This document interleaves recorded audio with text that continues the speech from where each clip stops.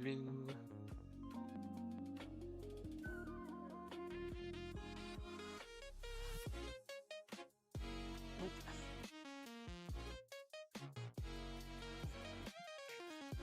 Hello, hello. Testing, testing. Can y'all hear me?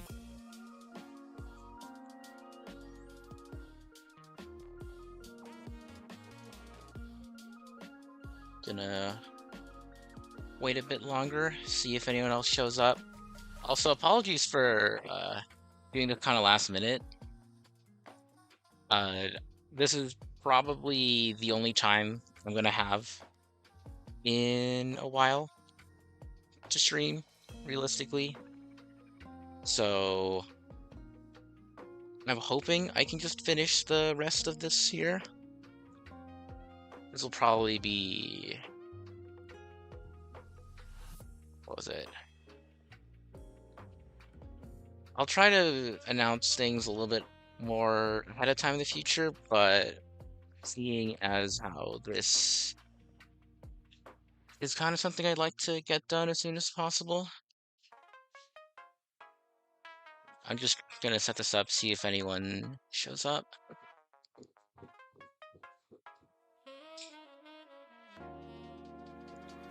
I'll probably get started around like 3:10ish.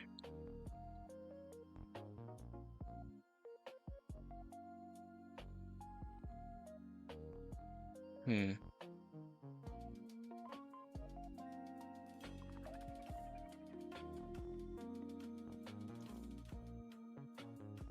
Yeah, hold on. Maybe I should send an announcement.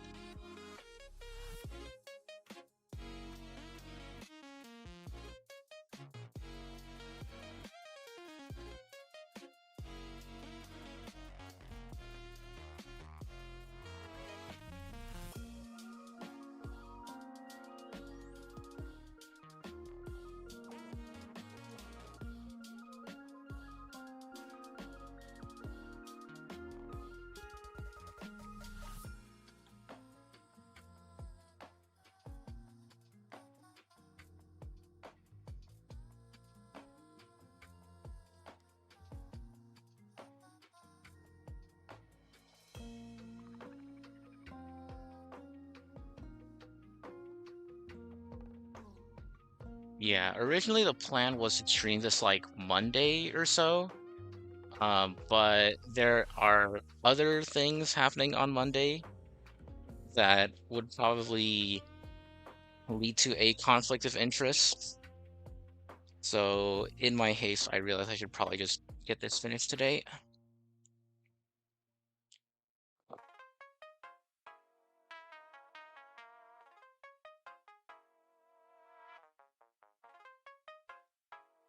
I'll probably start like 3:10ish. Let me see if I can hold up. Um I'll just pull up like a Google Docs or something. Okay. We'll be starting. Oh,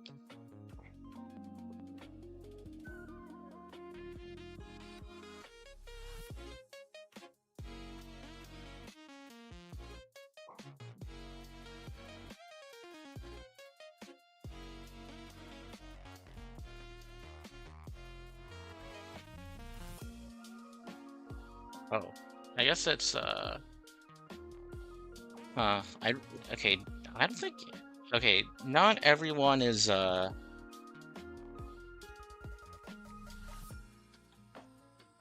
like I guess like in like 5 minutes probably. Yeah, that's probably better.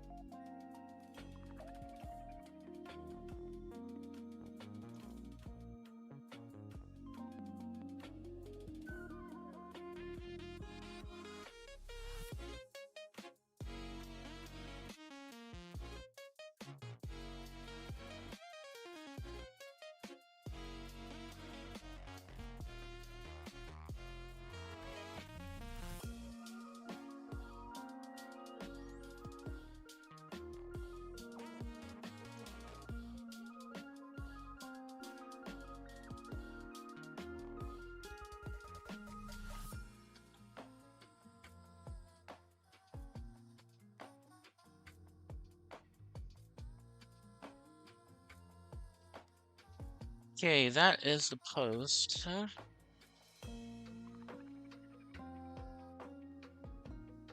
Should probably try to set things up a bit more elegantly next time. All right.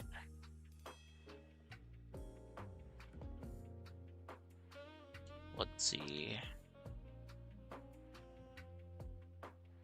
Probably try to set things up a bit more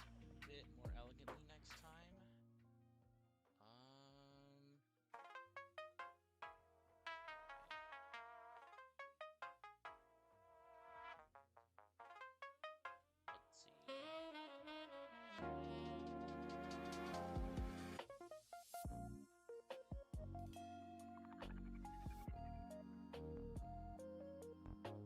Let's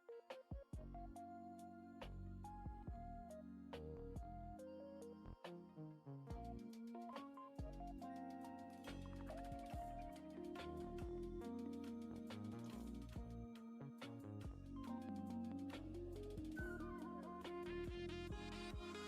Okay. Yeah, weighted curio options. Yeah, they're definitely a little bit less ideal. Hold up, let me set this up. Also, is the volume okay for y'all? I was listening back on the VOD last stream, and I think the background music sounded a little bit loud compared to my voice. So yeah, just let me know. Like, does my voice sound okay? Like, if the volume's too loud, I can turn it down more. Just let me know. I was listening back on the VOD last stream, and I think the background music sounded a little bit loud compared to my voice. So yeah, just let me know. Like, does my voice sound okay? Okay. Like, if the volume's too loud, I can turn it down more. Just let me know.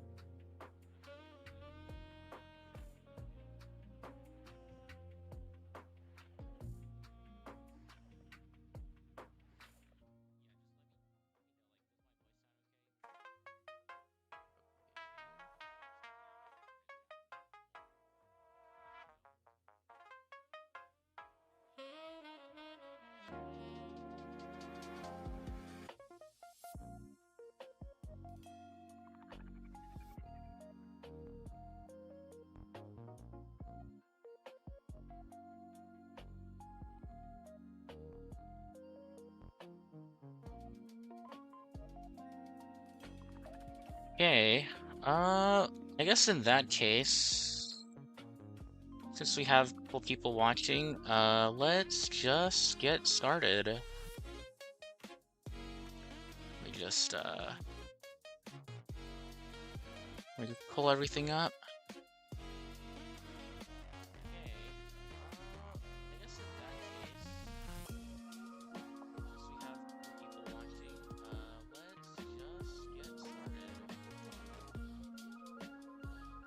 Okay, so first let's start with the warping compound eye. When choosing blessings after winning a battle, enhance all 1-star blessings that appear. So this one, I don't know, I feel like I always kind of take it. It's pretty nice. Okay, so first let's start with upgrades on a lot of 1-star blessings are nice, especially since they tend to be pretty generic. I'd say, like, they usually upgrade like your attack, defense, HP, damage, action forward, healing. Just something that generally a lot of different classes can use regardless of the run. So I feel like it's always nice to have this, especially kind of early on. Um, this one I'll probably put, yeah, generally happy to see, probably like right here. So I feel like it's always nice to have this, especially.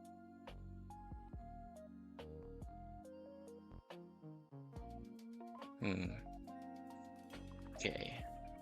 Yeah, give me 1 sec. I'm gonna try and see if I can pull up the chat somehow.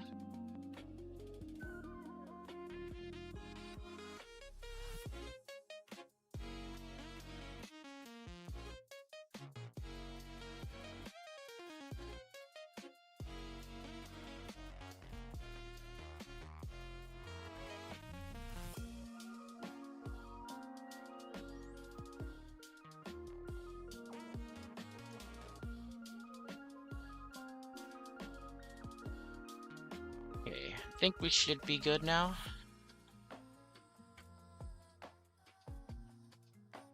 All right, so next we have the fruit of the alien tree.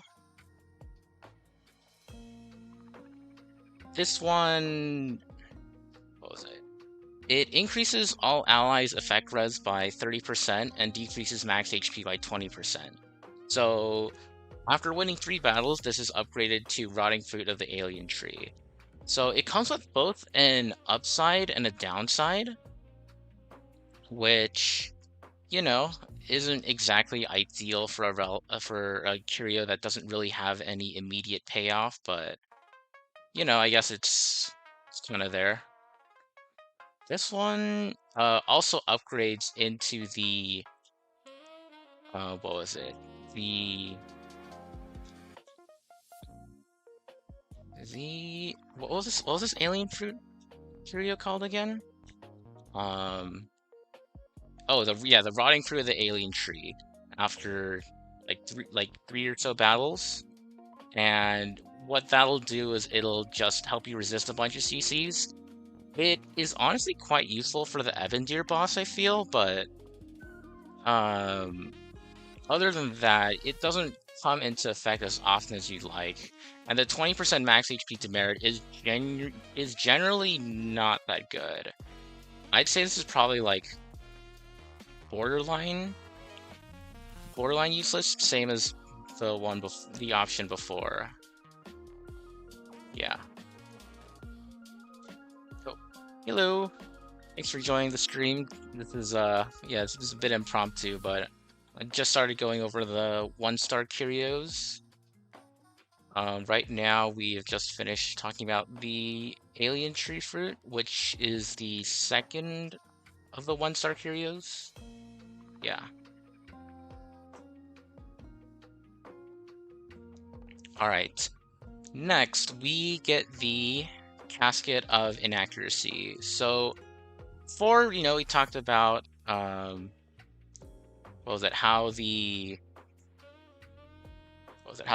Indecipherable Casket, which was like the upgrade that you get from this, after expanding to equations is pretty nice, since guaranteeing blessings is, it's always pretty powerful. But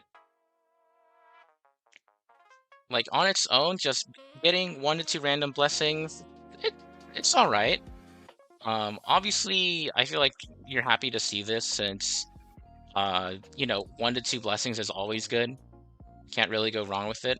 It's a nice positive effect. Probably like, I'd say here. But the upgrade does make it genuinely worth considering. Oh, Prism's chi should be higher, no downsides. That was, I mean, it really does depend on what team you're running. Like, it's usually almost always good. So I think it's like the definition of situational. Like, if you're running like a fully invested team with Eidolons, then it's generally not as good. If you're running like RMC, for instance, it loses some value. But yeah, I think generally I do agree, like for the average player, this will be pretty good to pick up, but sometimes, uh, older E1s might not like be as good. Like it's mainly the newer Eidolons that are kind of the real value. Well, let me full screen this.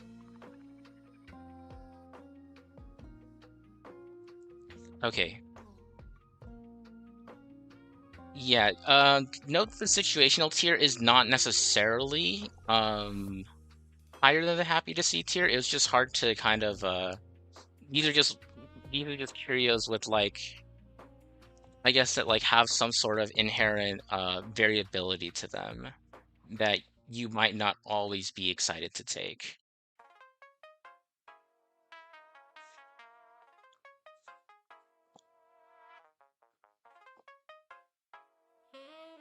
Yeah, I'll probably consider moving it around at the end though. I think once we get through this whole tier list, I will like I'll like do like a final rearrangement of things, and then we can kind of just leave it there.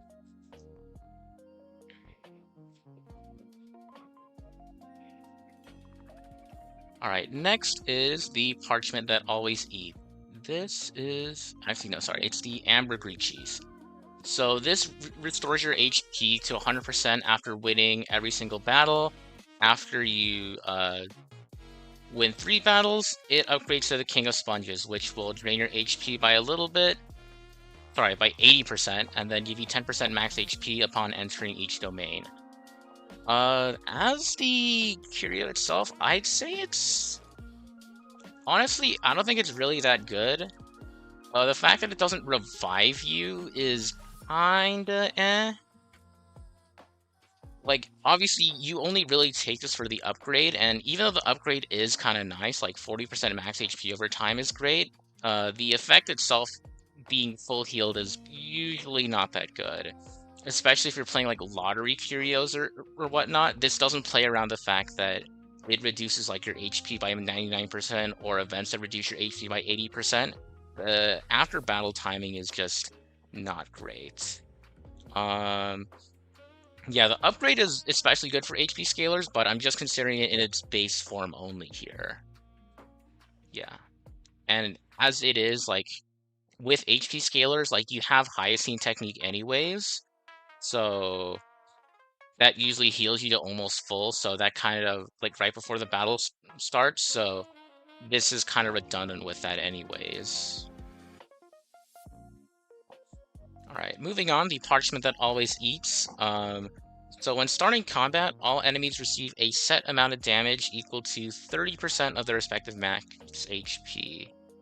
30% max HP, especially when you go into higher difficulties, is pretty nice. Generally, it's probably worth a good amount of damage. You can kind of think of it as like, what's it? Like, you only have to deal 70% of the damage, so that's like 100 divided by 70. That's about...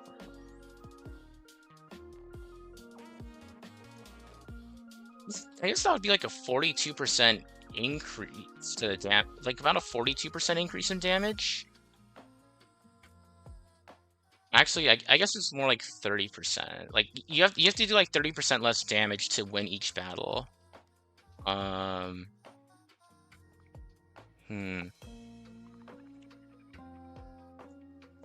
Yeah, it's definitely pretty good. Oh, wait. Oh, the fork ship here. Oh, right. Wait, this. Oh, yeah. Wait, this works with rewriting blessings. Wait, that's actually such a good point. I can't believe I missed that. Okay. Um. Yeah, this is definitely a lot better than it's not useless. Okay. Um. In that case, I'll probably put this. I don't know. Yeah, 50. Like, I guess the thing is like, rewriting Curio. Sorry, blessings is pretty nice. But I don't think it happens that often compared to the other options, especially when you kind of start off with like the 0 cosmic fragments option. Actually, I guess it's even better then because it gives you plus 50. It's like plus 50 every time you reroll. Okay, yeah, it's definitely definitely at least a minor improvement. Say probably value-wise, you might be able to get it like here. This one's like when losing a Curio obtains 75 cosmic fragments, so I'd say probably here. Maybe here? Yeah, I think here's probably good for now. Okay. Thank you for bringing that up, by the way. I completely missed that. Okay. I am going to go get some water real quick. I'll be right back. We got a lot to go through.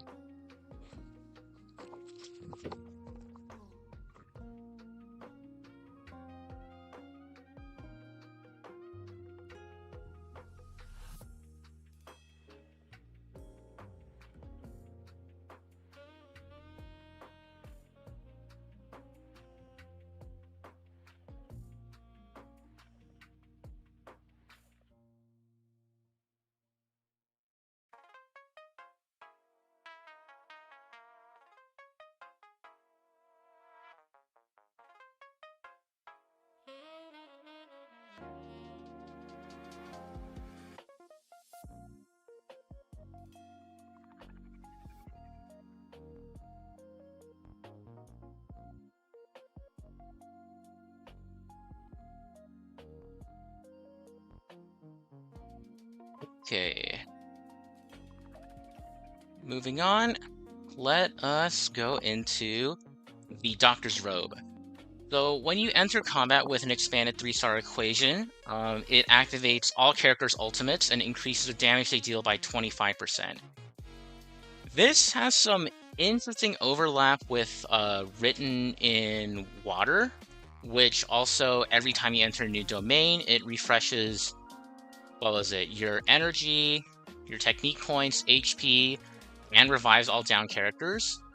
Whereas this one needs you to expand the 3-star equations and only activates ultimates.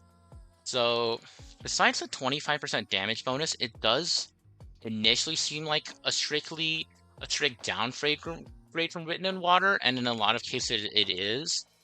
But yeah, the 25% damage isn't really that impactful. However, it does also activate special energy ultimates like Cyrene's, which is a pretty big deal for Cyrene teams.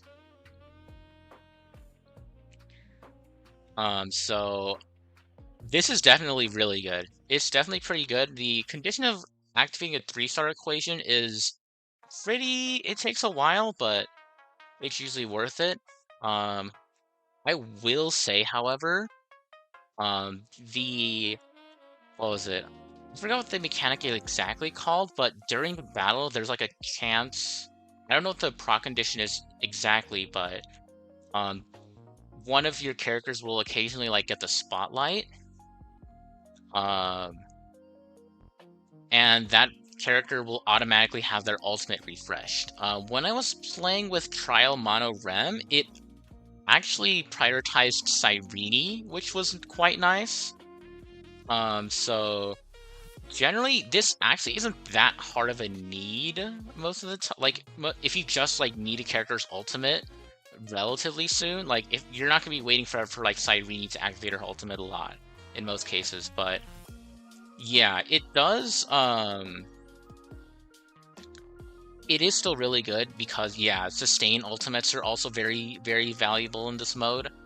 Like especially if you're running like Trial Hyacine, she doesn't get to her ult right away. There are ways to like counteract it, but generally, yeah, having everyone's ults always up at the beginning of each combat is really nice. I'd say probably like here-ish. Yeah. It's also nice for farming. And unlike the Written in Water Curio, it is a 1-star, so you'll be seeing this more often. But yeah, it's still not going to win the fight on its own. It just helps you get closer to winning the fight. Yep. Also, yeah, the Tavern team's kind of taking over. Yeah, this is our new Herta Space Station OST replacement. This is going to be the thing that just you'll be hearing this a lot for sure. At least until we get a new theme in like 5.0. Also, hi Deadfish, it's good to see you again.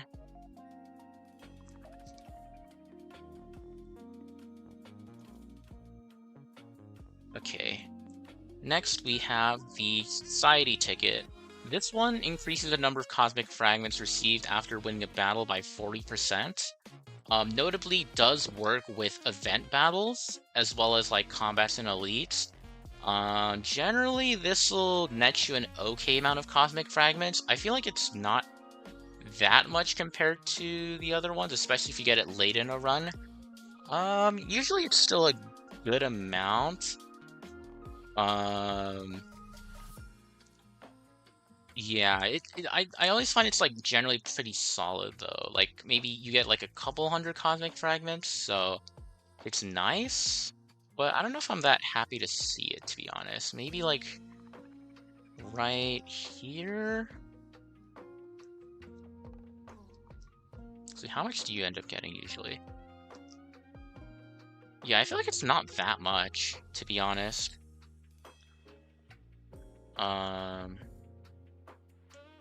Yeah, it's definitely on the lower end as far as Cosmic Fragment Curios go. I just don't know how much lower it is. Uh, Also, I think it's just in terms of this OST selection, it's just kind of everyone doing it. It definitely was not just Wave Man. I first actually heard it from Ada Gaming because he usually has the the version OST in his background music during all his videos. So like for 3.0, he had the 3.0 OST. For 2.0, he had the 2.0 one, and so forth.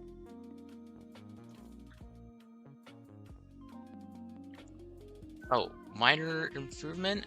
Yeah, okay, cool, cool. Alright, next we have Record from Beyond the Sky. So when entering combat, all ally targets resist all damage except DOT until they are attacked.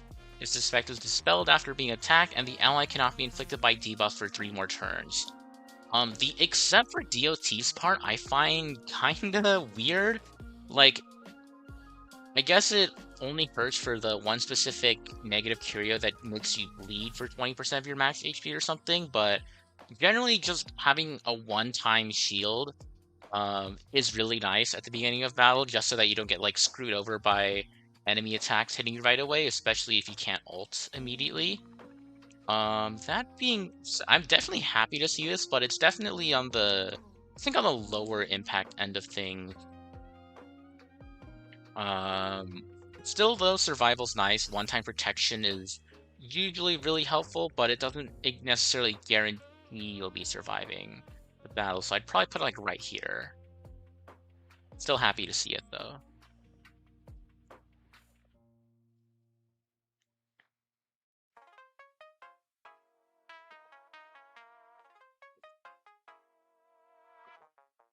Okay. Okay. Not good for HP scalers, but all of overall good save. Does not let HP drainers drain HP? I still think it does. I mean, even if it doesn't, it's like you just use like one minor HP drain thing and it's fine. I actually don't know if it works with it or not. I'll have to look into that. Oh yeah, since we have a couple more people watching the stream, is my volume relative to the music okay? It sounded pretty loud last stream, but I don't know how it sounds this stream. Like ideally, I'd like my voice to be like significantly louder than the background music, but I'm not sure if that's translating. Okay, you can still drain, but it only prevents attacks. Okay, yeah, that makes sense. That's how I thought it might work. Okay, audio's okay? Alright, yeah, someone let me know if the audio's not okay, and I can, like, adjust it. Yeah, also, for those that I haven't told, I tried using my previous mic, the one that I normally, did for recording, but that Rode mic that I use for recording is honestly way too quiet, like, it doesn't pick up anything. So actually when I like record my videos, I have to like set that thing up to the max volume. So obviously I can't live stream with it. So I'm just kind of using some makeshift headphones for the moment as my audio. So that's kind of why it might sound a little bit more scuffed. Okay, logistics out of the way, let's get back into things. Entropic die. So this one, when you get it, it'll enhance to random blessings. It's nice. Um, fact that you don't get to choose this means that it'll often be hitting a 1-star blessing. Sometimes you just end up with blessings that you don't really care about, or ones that you don't care about getting upgraded. So yeah, I mean the fact that you can immediately get its effects and then just discard it without having to worry about it is really nice. But honestly, if you really need an upgrade that bad, you can always use the heat at like the station before the like before each boss, and just manually upgrade it that way. Yeah, I think the fact that it's random is just it's kind of nice, but um generally speaking, I don't think this is that good. I think the best thing about it is that you can obtain it and then just discard it right away, but yeah, not really that high impact generally. Okay, next, Laurel Crown of Planar Shifts. The current exploration will not terminate if your team is defeated in battle. Basically, this just gives you a one-time revive, after which point this curio will be destroyed.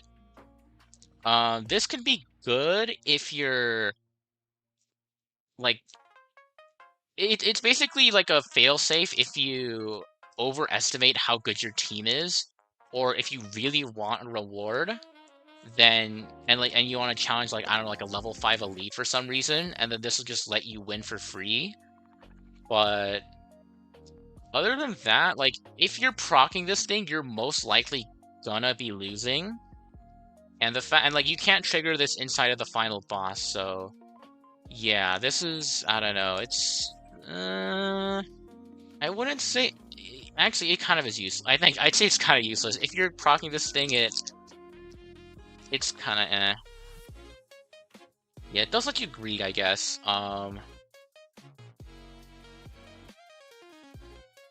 Yeah. Okay, yeah, it definitely has good use case for like challenges and stuff. Yeah, I'm seeing everyone in chat saying like it's a free phase 2 boss pass. Yeah, that is definitely the best use case. I feel like just cheesing through boss 2. I guess it does open up pathways for greeting. I don't know. Do you think this is kind of like probably like a minor improve? I don't know. How useful do y'all think this is actually? Like placement wise? Because honestly, in my winning runs, I don't really proc this that often.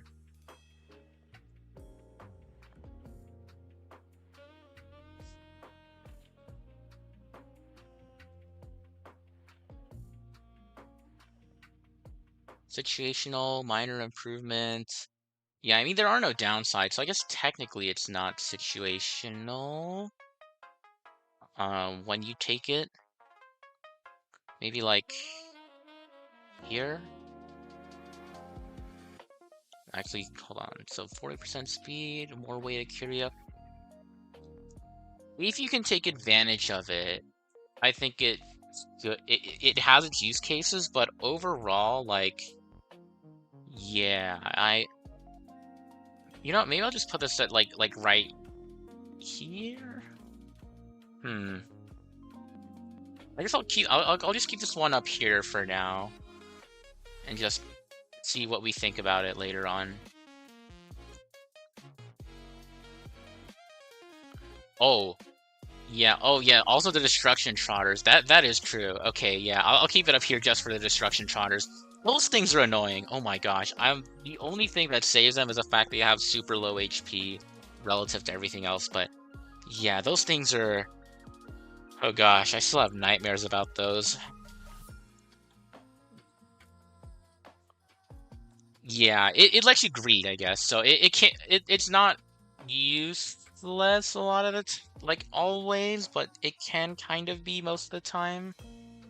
Okay, let's move on. Punk Lord Mentality. This one will guaranteed add one weakness of it'll add the weakness types of all characters on your team for 10 turns. And I believe these last between phases as well. Like if it even plants on a phase boss on phase 1, it'll stay for phase 2 until the 10 phases disappear. I think this one um eh,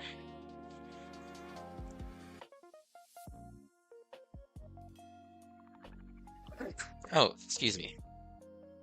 Um okay. But Yeah, this thing. Oh, they're unremovable debuffs? Yeah, they do? Awesome. Okay, so it works really well. I think breaking in general is just nice, especially for characters that can't do it. Because one, breaking delays the enemy, so it yeah, like basically you can think of this as like permanently lasting for the battle, even with how fast enemy speeds are. So breaks will delay the enemy. They can also interrupt certain actions. Um, And also, there are some equations that synergize with break. There's also just good break blessings in general, like breaks that can delay actions by like 30%. They can give you more. There's even like a 1-star blessing that gives you like 15 to 20% defense shred against weakness broken enemies, which is very, very good. You can think of like yeah, it's like free link to E1 in a 1-star blessing, so this can be good. Um, the downside, I guess, is that it also means that you're guaranteed breaking the TVs, which, if you like in Currency Wars, if you break the TVs, they will do their energy drain attack when they recover, so this can be really annoying in that one instance. Of course, though, you're not always going to be off elements, and a lot of characters have ways of just breaking anyways. Like Mono Rem has like if it's Ice or Quantum, it's definitely getting broken. Finon just breaks everything anyways. Yeah, yeah, you could use like a Trial Dahlia or Trial Fugue. Um, yeah, it does not. It also doesn't reduce resistance because it will typically tell you if it reduces resistance. So it's not a 20% red shred or anything like that. It's just the implant, kind of like with what like a Naxa Firefly boot he'll have. But yeah, I guess I'll put this as it's definitely somewhere in the minor improvement tier. Like you're not always gonna be able to make use of it, but when you can, it is pretty nice. Probably here, I'd say. Just because breaking generally has some good utility, but it's not the greatest. Okay, beacon coloring paste. Um. Oh wait. No. This Punkler Mentality Curio, it chooses all enemies. Sorry, it chooses your entire team. Um. So everyone gets a weakness break. You can it's effectively like an Anaxa alt's worth of weaknesses, since it implants the weaknesses of all your ally characters. Also, remember who remembers when this used to last 3 turns? Like, the fact that this Curio, on release, it only released for 3 turns. I think they were really scared of, like, cheesing weakness break, since you could interrupt a lot more actions by weakness breaking. But yeah, this used to be a lot worse. Now it's better. Yeah, it used to be 3 turns. The weakness used to last for 3 turns, which was really bad and made this like borderline unpickable. It might have also been yeah, I think it was also one random ally, but now it's your entire team. It is your entire team. So it is quite much better in that respect. Okay, beacon coloring paste. When choosing a blessing after battle, you randomly enhance one among the selection. I am actually quite happy to see this thing. Reason being that if you don't get a like it's a first of all, it's a 1 in 3 chance to hit the blessing you like, but also if this hits a higher rarity blessing that you don't necessarily like, you can just re-roll the blessing into something you like and retain the enhancement that way. Because rerolls are a lot more plentiful than upgrades. Upgrades are pretty scarce, so the fact that you get like one free upgrade every time you pick a blessing reward is usually means that this will hit some pretty valuable blessings, or you can make it hit some really valuable blessings through rerolling. Probably I'd say maybe here. Maybe actually no. I mean, still though, the value of upgrading over getting like a specific blessing isn't as great. But yeah, it is a lot of enhancements. Not as much as this probably, like getting 5 extra heat per what was it? Table of creation or whatever it's called. Not as good since it's like you can't choose it, but it's still quite a lot of upgrades. Maybe here. Probably here. Oh, also hello. Glad you could join. Joseph. We are in the middle of the 1-star Curios still. So we've gone through, I believe, 1, 2, 3, 4, 5, 6, 8, 9, 10, 11, 12 of them. Oh, if you have the one that upgrades 1-star Curios, it'll always land on a 2 or 3-star if one is available. Oh, that's nice, actually. That's cool. Yeah, because I was about to say, it does have some inherent anti-synergy with the goggles that upgrade all 1-star blessings, but if it works that way, okay, yeah, if it works that way, that's really good. That's really nice, actually. Very nice. I'm glad they thought of that. Okay. Moving on to the Medal of the Glory Blood era. After entering an occurrence domain, 1 occurrences will appear. This curio is destroyed after this effect is triggered 1 time. After being destroyed, occurrence domains will only contain 1 occurrences. There's a note here. Oh, it's 1 more occurrences, yeah. Hoyo wording, I guess. Yeah, that makes sense. Like, I don't know why this would be a positive curio if it didn't initially give you the occurrence. But yeah, no, it's 1 more. This is 1 more. Um that being said, if you're relying on a bunch of occurrences, this is still not that great. Like getting 1 extra occurrence up front and then just restricting your occurrences to 1 for the rest of the game is, yeah, this is really bad with camera mask unless you get it like as your literally like last curio.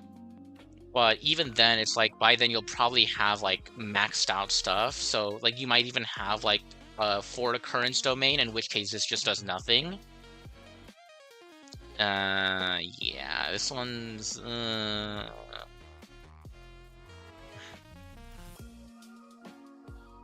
it's might, yeah, I think it's borderline useless. I don't know if I would not go as far as to say it's a run killer. Like you can just dodge occurrences after this, but yeah, actually it might be annoying low key. We haven't ranked anything annoying yet. Okay, yeah. I think generally the consensus seems to be that this is pretty annoying. Okay, I'll leave it here. Also, this used to give just 1 3-star blessing when you entered an occurrence and then made the next occurrence blank, right? Am I remembering correctly? This used to be a lot better to pick up. But then they just nerfed it to the ground. I don't know what happened to this.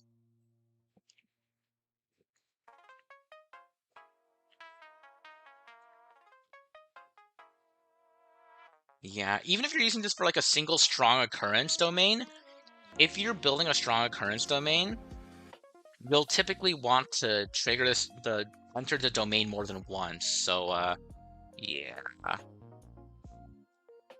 Oh yeah, also occurrence domains cap at 4 occurrences. You can get up to 4 occurrences per domain.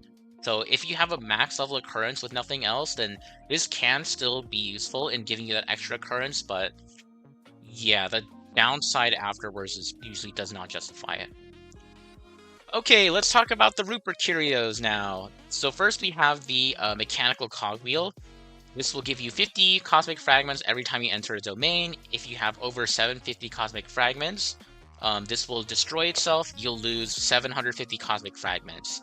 And if you obtain all 3 of the Rupert's Curios, Even if this is destroyed, you will lose all of them and obtain the best curio in the game. Okay, I don't know if it's just me, but this one is, I actually take this quite often.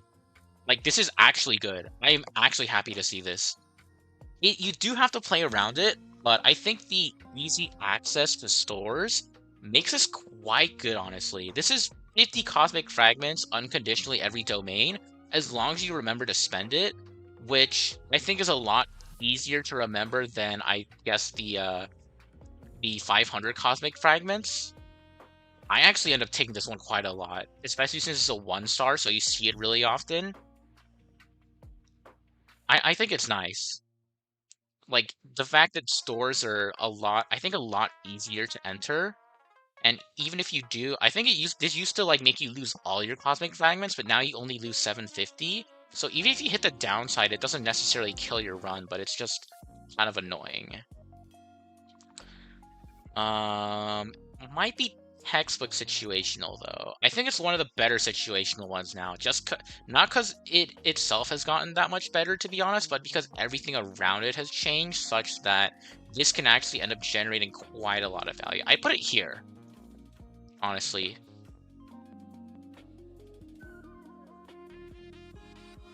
Yeah, you do get more than 750 cosmic fragments pretty often, but it's also at the same time you get way more opportunities to spend your cosmic fragments.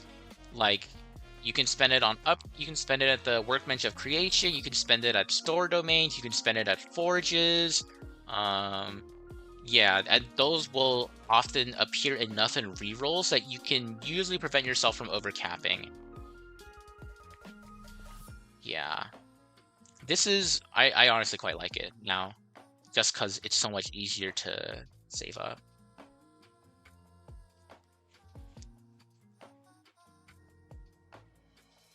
Yeah, it does prevent saving, which can be good for stuff like the I forgot what this is called, but if you spend 800 cosmic fragments in a store at once, you get 400 back. And the unit direction, the Minotaur one that gives you like a beacon, like a level 5 store beacon once you have 1,000 more cosmic fragments in collection. But I don't know, I just like it. It feels like it feels like a good steady source of income. Yeah, I think it's I think it's pretty situational.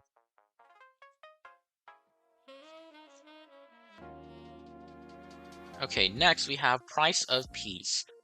This one will give you 150 fragments when you enter a store domain. Simple. Gives you cosmic fragments when you need it the most. I mean,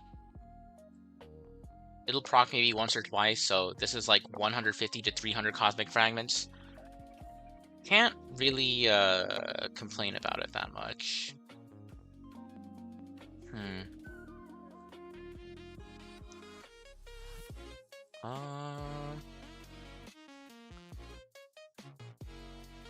Yeah, this one's always nice.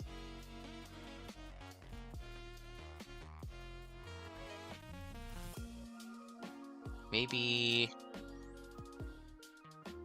definitely not. It doesn't feel as impactful as like some of the other cosmic fragment curios, but like you don't want to be just chasing down stores because of this. Like, yeah, definitely you do want to prioritize going to stores when you actually have a lot of cosmic fragments. But I mean, 150 it's a nice number. You can't go wrong with 150. Probably like here-ish. Probably here. Yeah, just more money. Also, what do you think about the Rupert Curio's current position? Should we move it down, or is it fine where it is? So I'm seeing... I don't know. I'm seeing some arguments that, like, the fact that it forces you to constantly spend so that your under limit isn't good. So that, because you want to typically save your cosmic fragments until you hit a really big store. I guess if you're going Gladiator Mask, it is a little bit better, yeah. Hog should move down. Maybe Maybe here? I'm definitely taking it over the Fool's probably over the Fool's Mask then, I'd say. Yeah, maybe here. How do we feel about, like, putting it here? I don't know, at least personally, I kind of value this, like, a little bit higher than the 500 Cosmic Fragments initially, but that's just skill issues, so... on my end. Over the mask? Yeah, okay.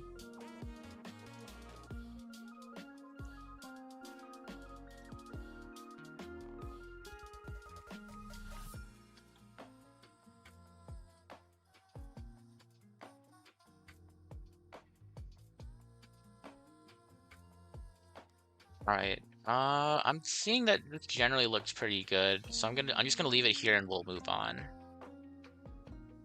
Okay, alright, self-consciousness relaxation.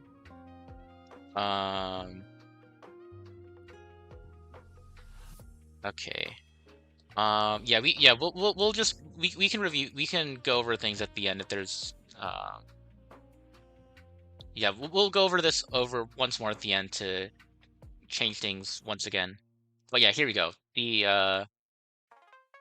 This is the famous forced auto battle curio, where if you take it and you try to like undo the auto, it says something like the consciousness is thinking or something. You do not have the right to or whatever. Notably, this does not completely remove all control. You can still choose the order in which you activate your ultimates. Like, since autoplay does not automatically press ults for you, you can actually, if if there are multiple ults up and they haven't all been used yet, you can actually choose the order in which you use ults. But yeah, the 30% max HP is nice, but the autoplay downside. Okay, how much does this matter? It's good for HP scalers. It's good for survival. Uh, you can mitigate its effects by turning off auto ult.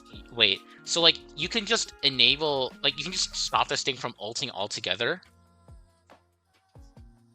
Is that what I'm hearing? Like you can just make it so that it never ults unless you want it to?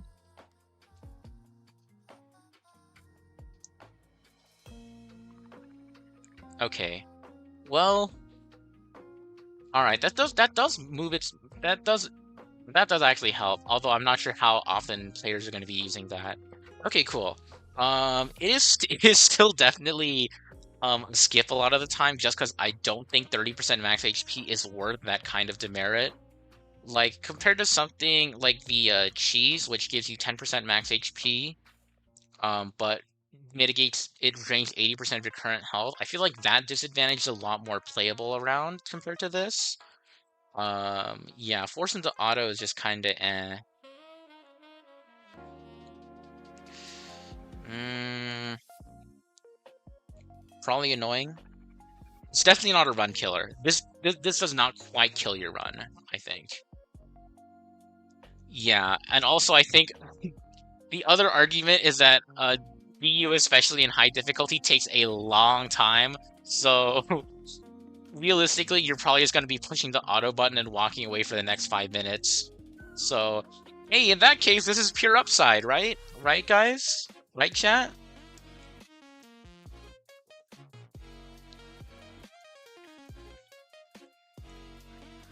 Yeah, Berserk does come up more often, I do agree.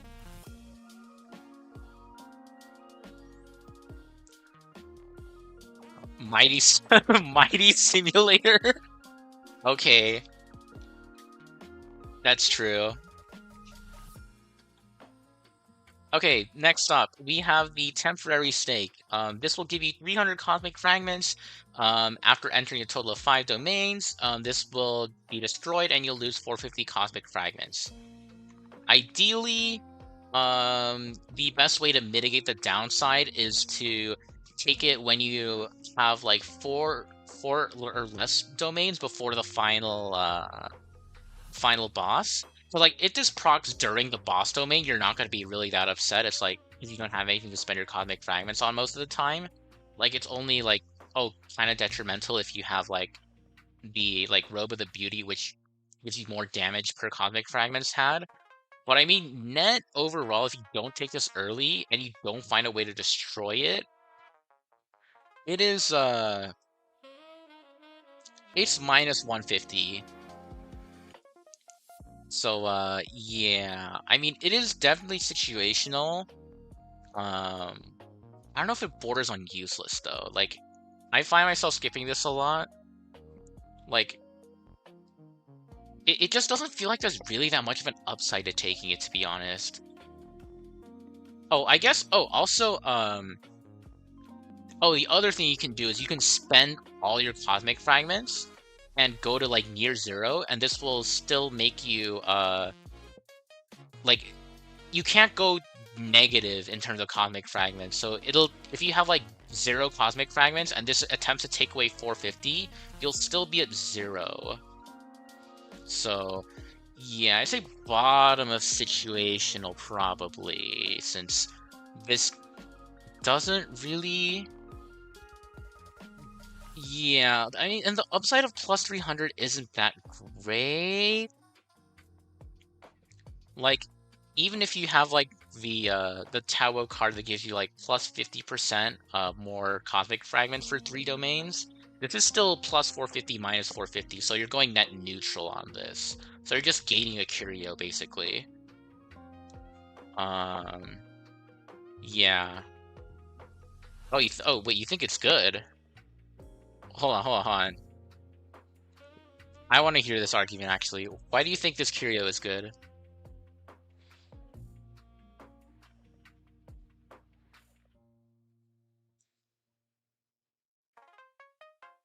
And while I wait for that, will there be a 4.2 Nova Flare and new Elation characters video coming soon?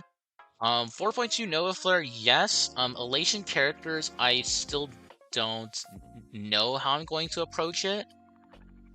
Um, I'll probably, oh, I'll probably be I'll probably be like covering it sometime. Yeah, I just don't know I just don't know how I want to go about covering it, because I think I want to talk about Elation characters and like how it relates to sustain, but I don't cover leaks officially, so yeah.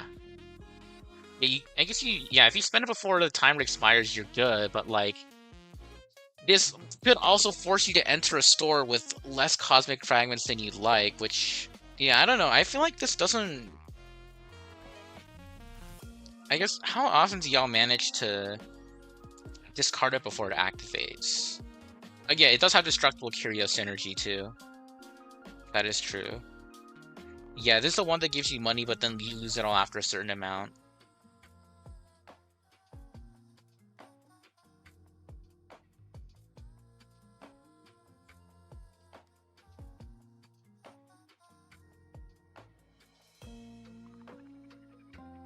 Okay.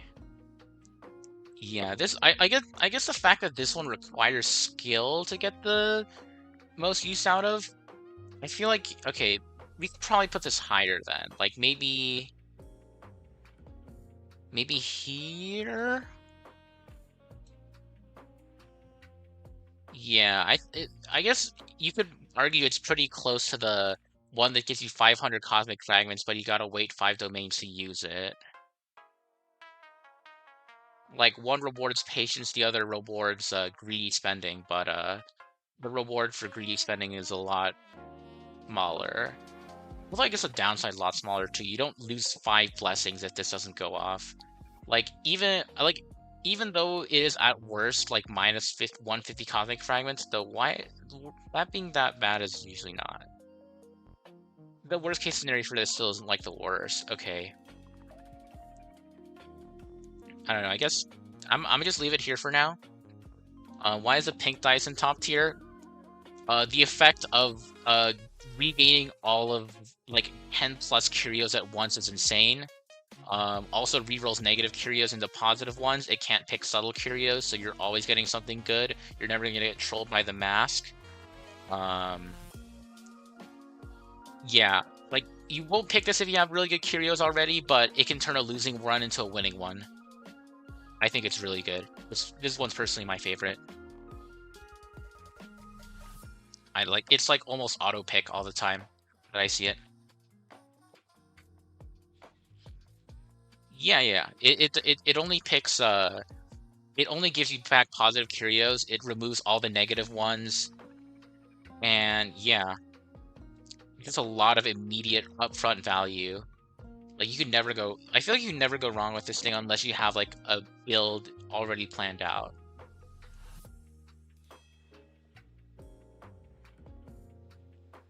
Yeah. Oh yeah, also and the fact that you always get a guaranteed absolute failure prescription negative curio, so this will re-roll that always.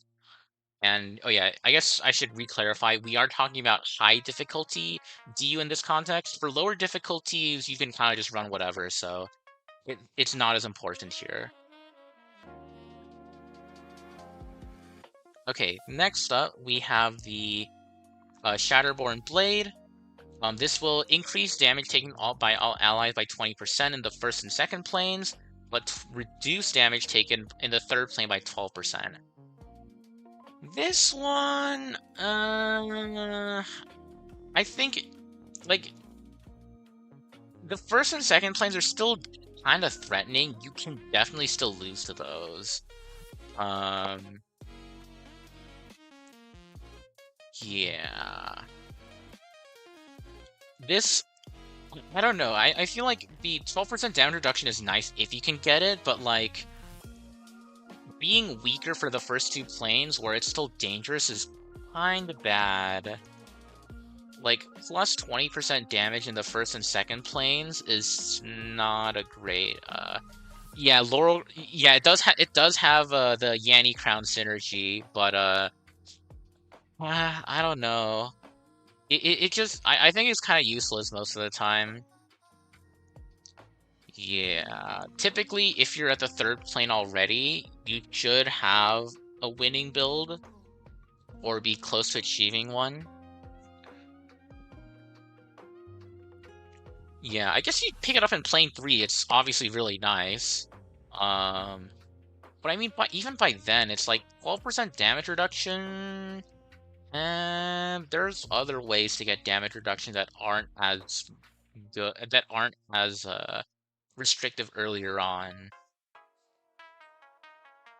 Is it okay, chat, do we think this is situational or like useless? Or is it like a minor improvement maybe? I think it's either gotta be situational or useless. Because yeah, you can just find this in plane 3 and it'll be pure upside, I believe. I don't remember if there's a restriction or not preventing you from seeing this in the third plane, but judging from what I'm seeing in chat, you can just get it in phase 3 and plane 3 is a pure upside. Minor improvement, but like it's sometimes it's a downside though. Like that's the thing. I don't think you can call this a minor improvement. It either evens out to be useless, or like there's just situations in which you take it and situations you don't. Place it right next to the laurel. Yeah, maybe I'll put it here for now then. Yeah, just put it here because it got laurel synergy. Sure. Yeah. Okay. Anyways, not very good either way. Dreams 0110. Um, I guess in binary that's 6. When entering combat, increase damage dealt by all allies by 50%. After 15 turns, increase damage received by all allies by 10%. 15 turns? I'm guessing that this works the same way as the Hunt Blessing that advances your turn, um, like every 12 actions, right? Like every 12 turns taken by allies, your ally advanced by 100%. So it doesn't this just increase the damage you take by 10% pretty quickly? It's like 50% damage bonus is okay. Like it's not nothing, but especially in like DU, it's kind of easy to saturate. Um, the 10% more damage taken probably can kill you in unexpected places. It just depends on how quickly the negative effect goes off. Because I think the negative effect makes this genuinely worth skipping.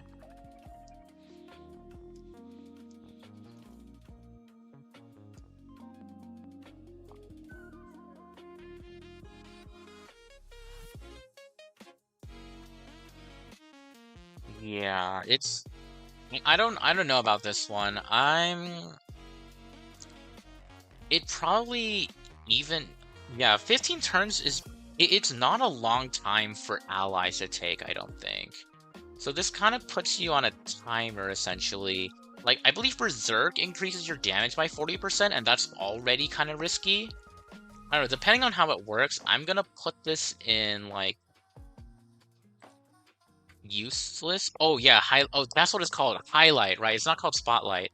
Yeah, spotlight turns also makes this receive the downside pretty fast. I'd say this is honestly like it's kind of annoying.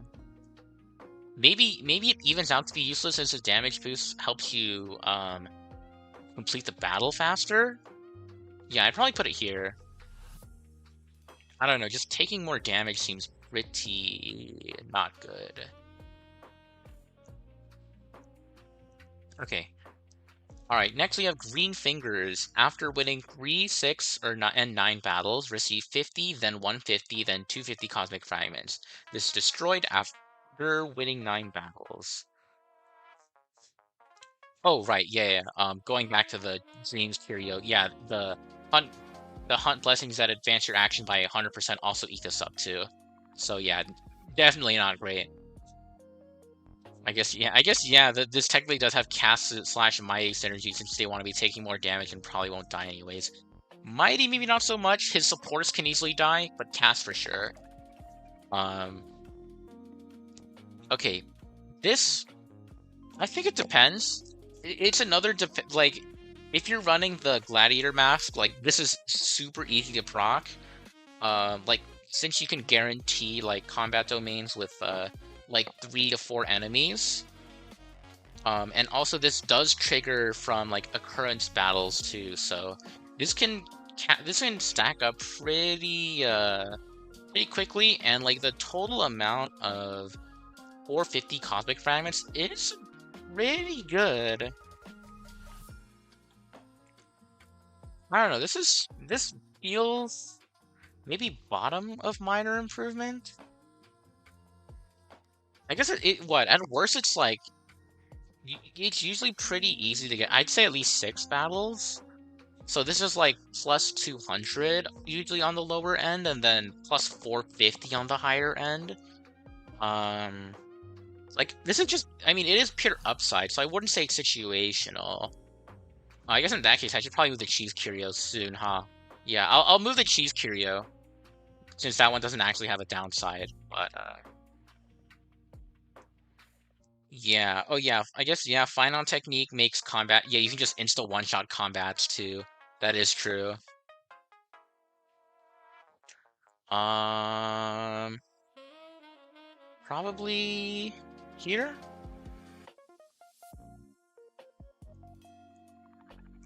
Actually, it's probably like this is probably here. Like it probably gives more than the fork on average. Actually, no, probably less. Maybe here. Yeah, probably here. I'd say probably here is about right in terms of value generation. This one breaks after this one breaks after 9 battles. Notably, if you enter a combat with like 3 enemies, then that counts as 3 battles.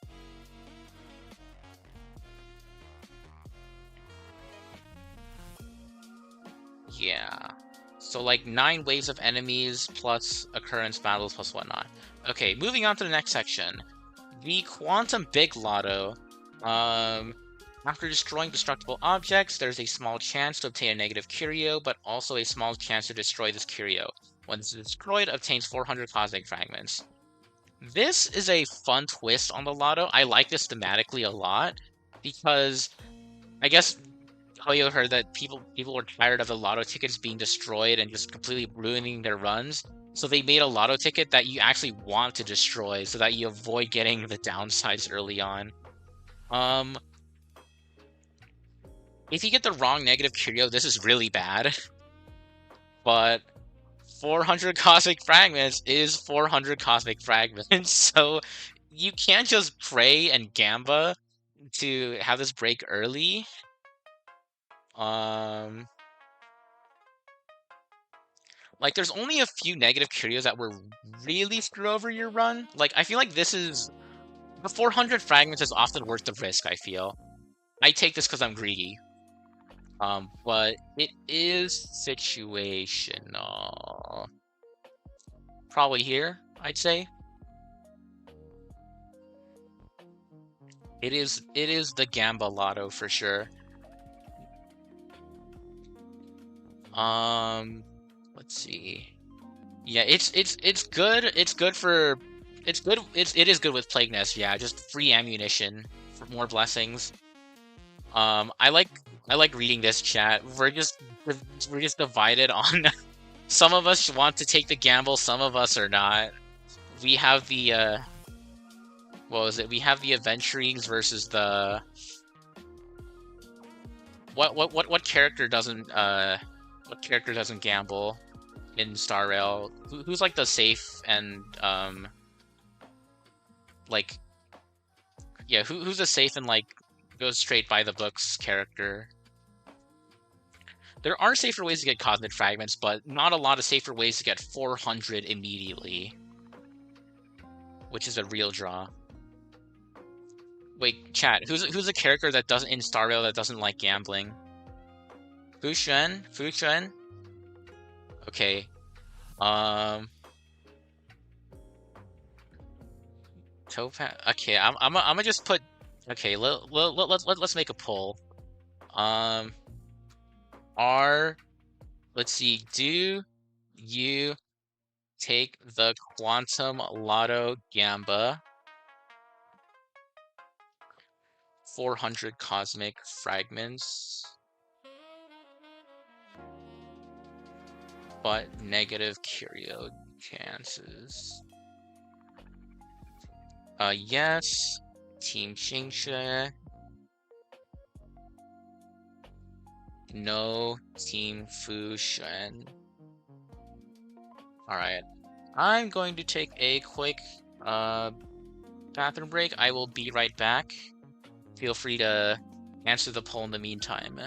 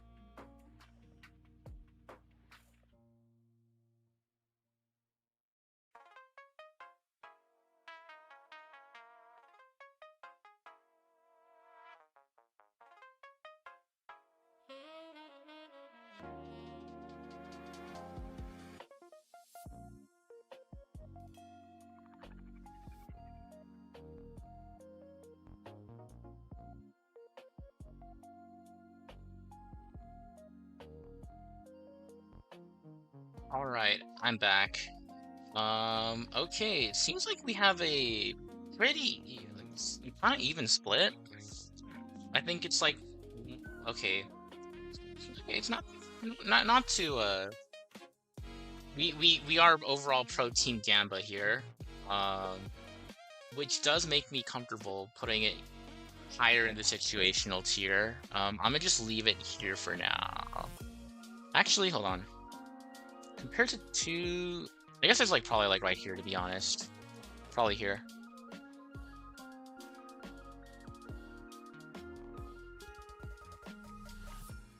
Wait, is this not considered subtle? Wait, this, hold up.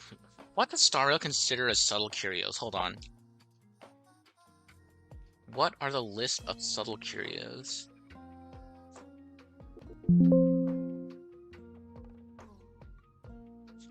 I might have to look up the pineapple red event.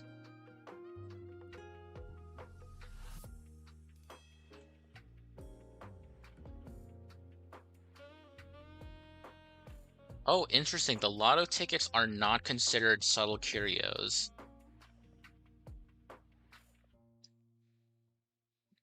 Um, okay. The sacrificial javelin is okay.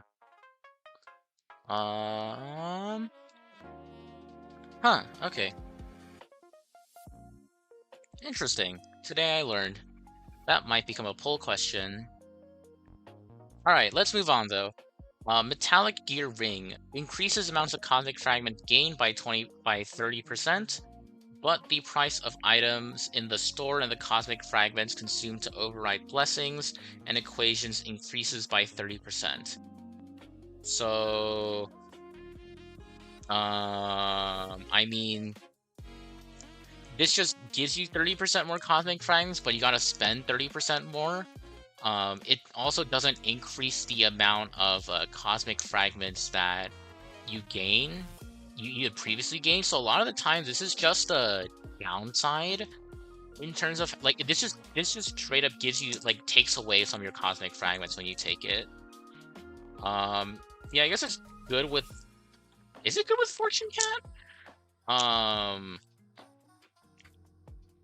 You need combo with the IPC ticket. Like, okay, like the only place I see this working is like with like Robe of Beauty, which just cares about the number of curios you like the number of cosmic fragments you have and not how you spend it.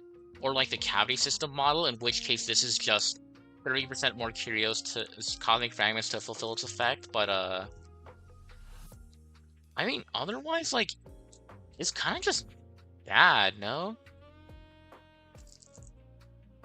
Like I guess technically you still spend the same number of cosmic fragments at events, but like that's such a small amount compared to hmm. The message only sent twice, you're good.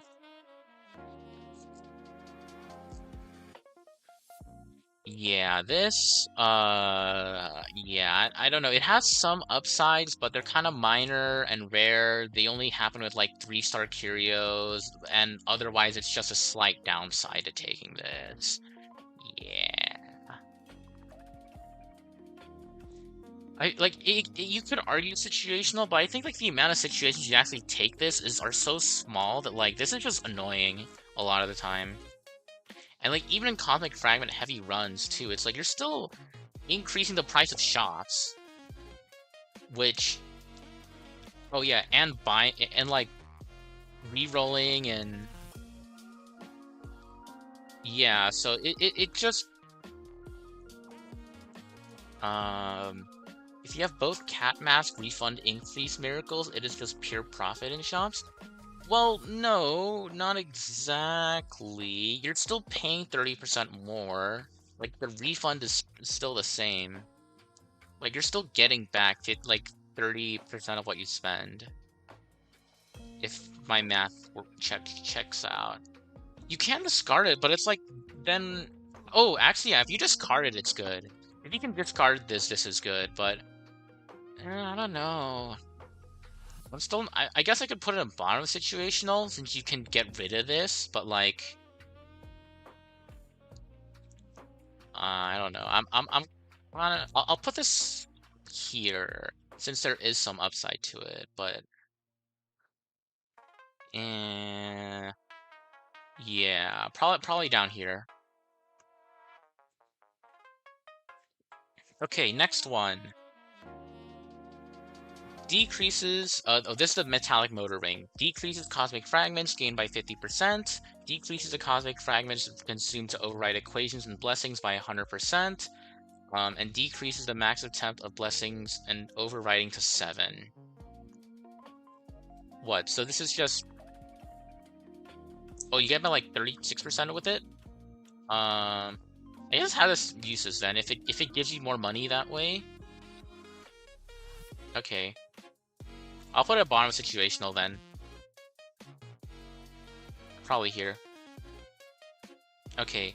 Oh yeah, this is okay. I guess you can just read this as this gives you 7 free rerolls for blessings and 4 to 5 free rerolls for equations. But you don't you like your cosmic fragment gain is slashed. So typically you just want to take this towards the very end. Rerolls are good. Like rerolling 3-star equations until you get the one you want is nice, but you can usually get that with your base without needing to make them free a lot of the time. Yeah, I don't know. This doesn't feel... I don't know. Having your cosmic fragment gain is not good. Yeah. Like, it might not... It's probably usually not worth trading the cosmic fragments for blessing rerolls. And... Is this one annoying? Do we put this one in annoying? What do we think, chat?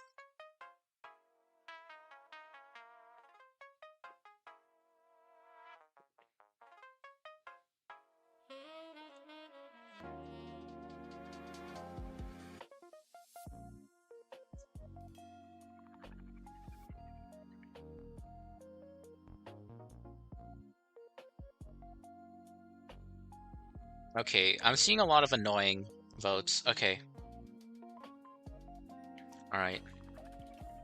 Alright, let's move on then. Hmm. Situational?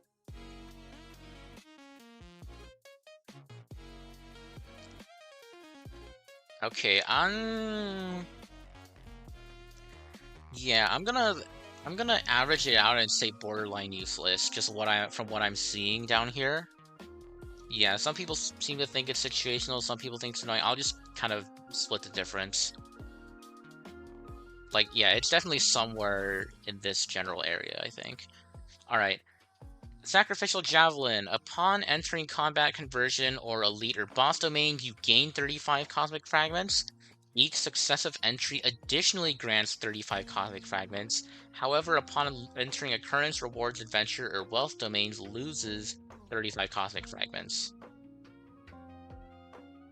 Oh, I did not read that second part, by the way, when initially looking at this curio. This can technically be more cosmic fragments.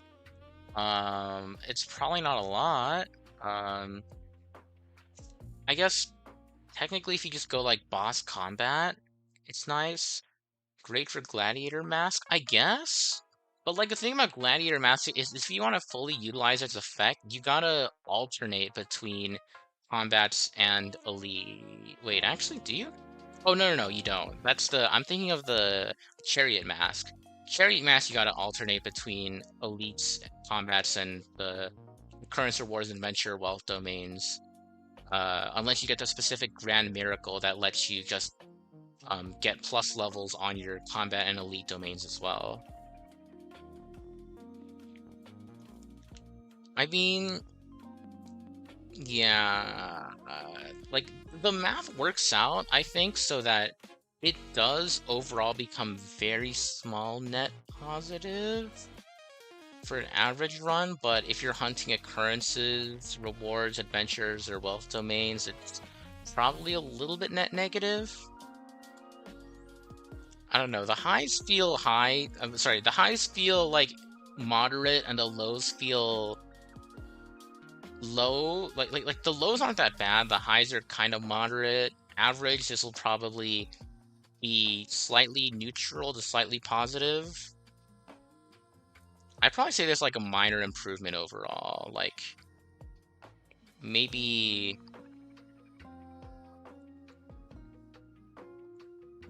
down here. Probably here. Yeah, the only thing that saves it from being lower is the fact that you can stack cosmic fragments by going in like consecutive domains, which is not hard to do if you like go from like boss to combat. Otherwise, it's eh.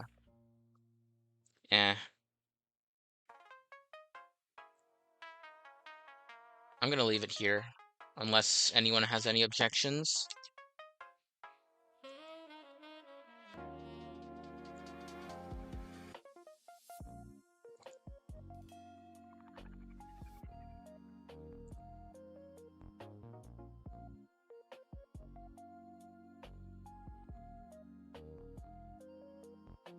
Okay, I'm not seeing any objections, so let's move on. Absolute self-destruction pace immediately gains 2 blessings required by equations and loses 2 blessings not required by equations. This one, I like this one. I like this one a lot.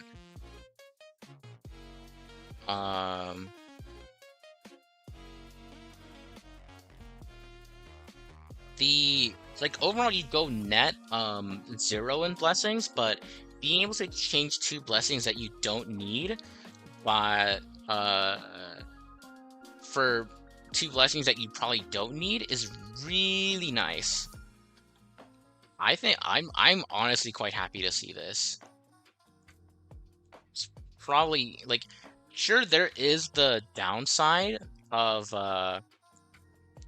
you know, not being able, like, sometimes, like, if you already have like blessings that if you already have like all the blessings required for like an equation, then it can still take away some of those. Like, let's say you have like, you're playing a break build, you have 8 break blessings and your equation requires 6 break blessings. It can still take away potentially 2 break blessings, but I mean, in those cases you just kind of skip this. I feel like it's overall pretty good. Like, you want to take a lot of blessings anyways, like just generically. And oftentimes the loss from this isn't that bad, especially since, yeah, like 2 blessings required by equations is really, really strong.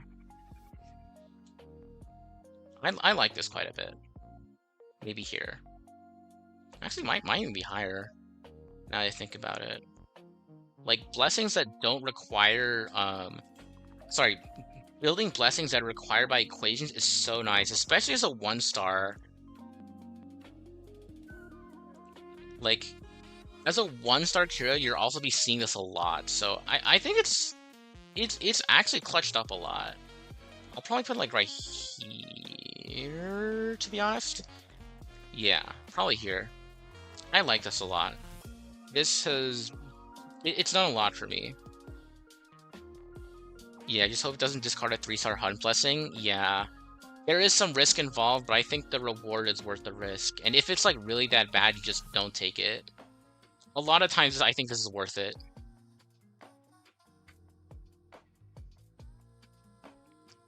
Yeah, maybe move it a little bit down then. I mean, it does have some risk. I'll put it like here for now, and then we can move on. All right, next, the Sealing Waxes. When obtaining the Curio, gain 1 random blessing of Harmony, Destruction, Elation, Erudition, Nihility, Propagation, Remembrance, and Hunt. Increase the chances for these blessings to appear more often when selecting blessings after winning a battle.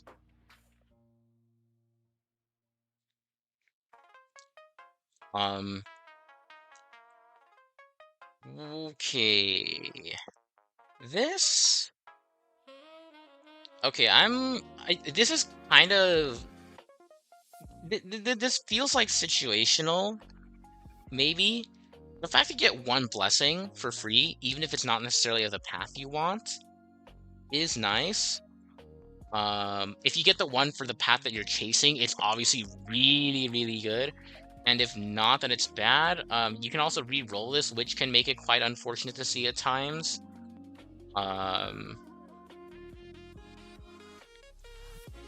Is this situational?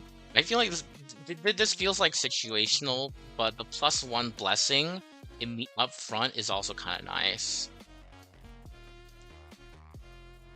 I think also in general, like these, like in terms of general applications, the different plats are not made equal. Like pretty sure we can all agree that Hunt is the most generically useful for everyone.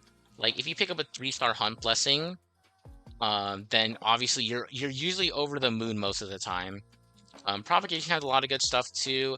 Elation has some pretty interesting generic ones too, like the 3-star one that increases all type res pen by 10%, and the 1-star one that it advances all allies by 30% every time you enter battle.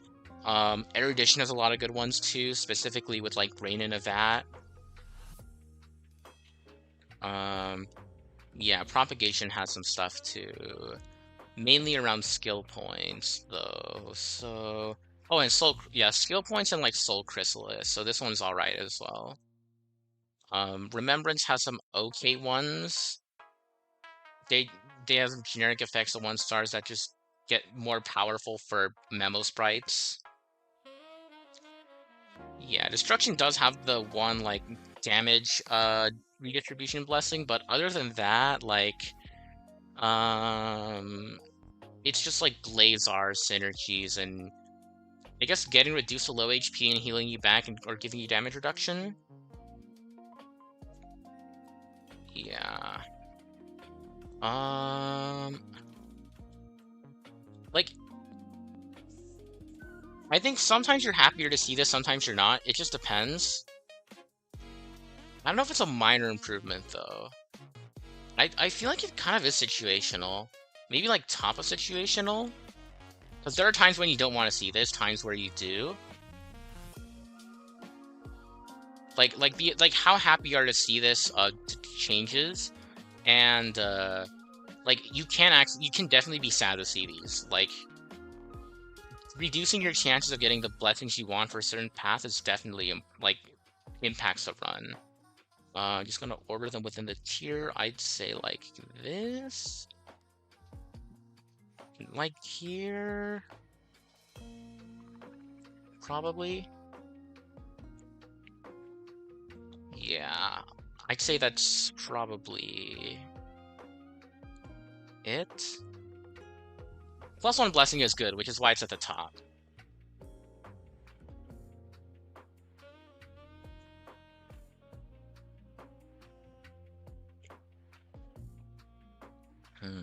Yeah, probably like this then.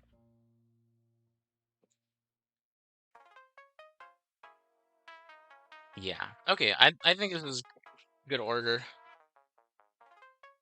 Okay. All right, next.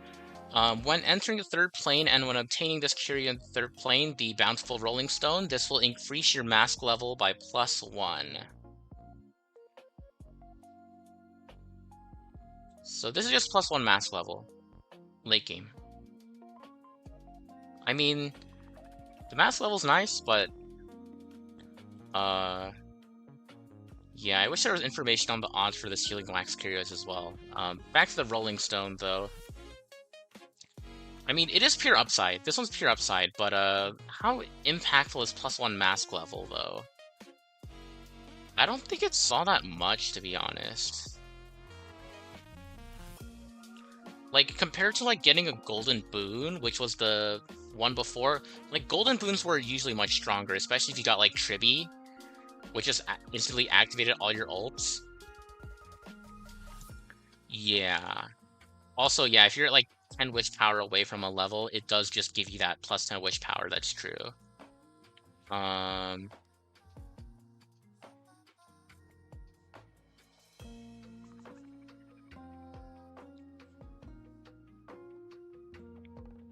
Hmm. Maybe I'll move these ones up to happy to see. How about that? We look. I'll just I'll just leave it at this for now. But yeah, I feel like this one's just a minor improvement. Like you're always happy to see it, but like you'll never complain about getting this. But oh well. It is also like one-time effect, so you don't have to keep it around. You can just pitch it, but you can only pitch it in the third plane or after. So yeah, not as great there either. Okay, next. Yesterday's Wait. When entering a domain gains 35 cosmic fragments. This will destroy itself after losing cosmic fragments 3 times. Um, if you play Slay the Spire, I feel like this kind of feels similar to Maw Bank, where you gain like money passively, but you like once you enter like a shop and spend your money, then like the curio breaks. So I don't know. Theoretically, this can become really good. It also encourages hoarding cosmic fragments, which is nice. But you can spend cosmic fragments on a lot of things, including in occurrences where it's often very... Oh, and amusement machines as well, like to get blessings and curios. So, I don't know, this usually doesn't end up paying out that much for me, I feel. Definitely like a minor improvement, I'd say. Probably like here.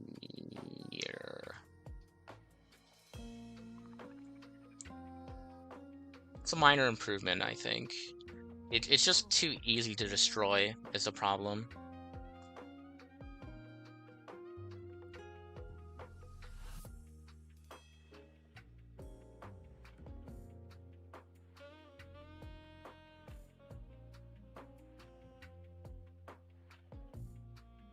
Oh, by the way, the downside on the Sealing Wax Curios, to answer that question earlier, is getting more blessings of the path that you don't want. Like, it makes it harder to complete equations and boundary equations as well, so there's that.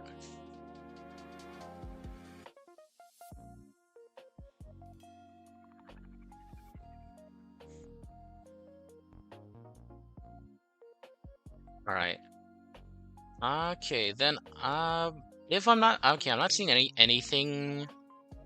anyone disagreeing with this placement, so let's just move on. Adaptive Gift Box. This will make you lose all your cosmic fragments, then you gain cosmic fragments back equal to either 10 to 200% of the amount lost. This one, this is the relic. Sorry, the curio for gamblers. How lucky do you feel? Like, I mean, obviously this is not that great, I think. What was it? It's not really that good.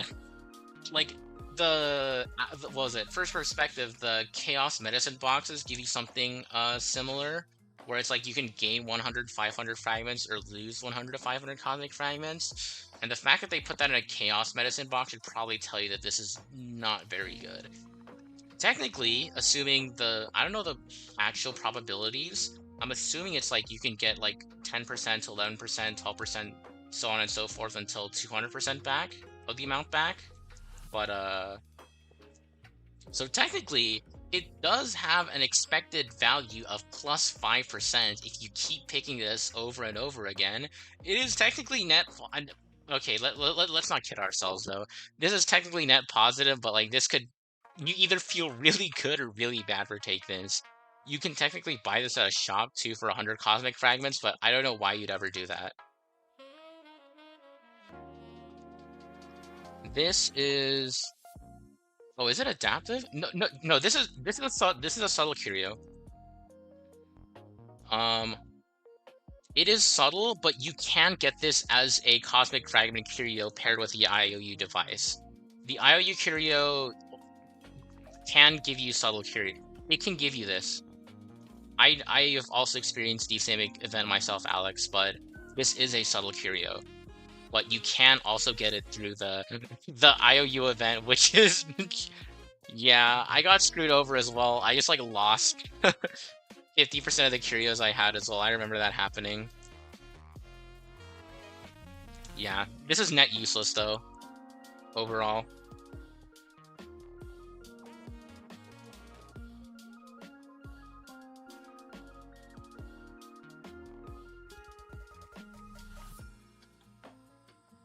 Yeah, okay.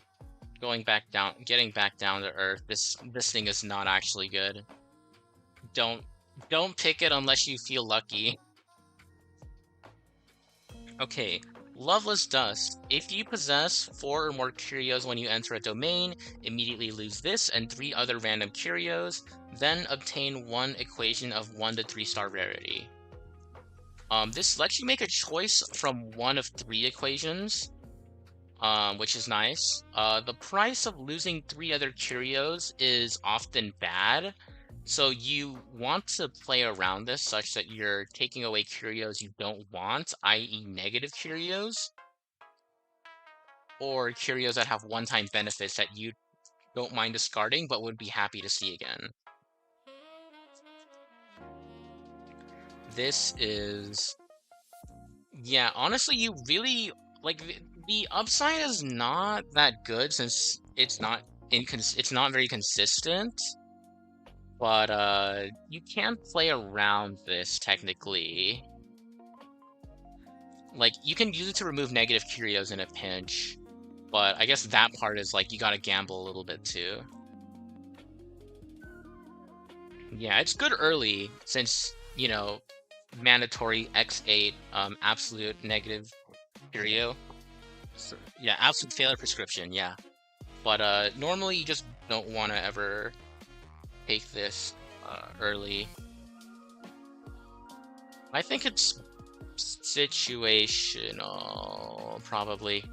It's not like Bono situational. Like, this can be good.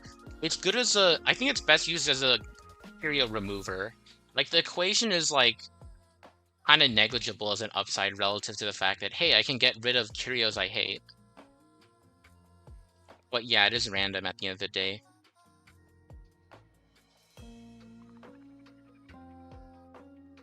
Yeah, if this goes bad, it feels really bad, but there are minor cases in which you can use it. Yeah, probably here.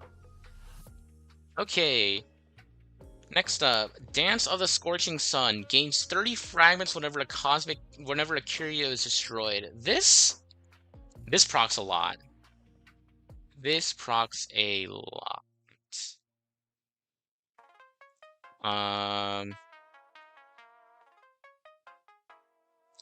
It's probably worse than this one. What was it? The Automaton of Truth, which makes you gain 75 cosmic fragments each time a curio is lost. Yeah, this one also has good dice energy. Haha. I think. Yeah, this one procs quite often, but it's not as good as the Automaton of Truth. Probably like here. You can break a lot of stuff. This one will you'll probably at least break like 4 to 5 curios, so it'll be like plus 100 about.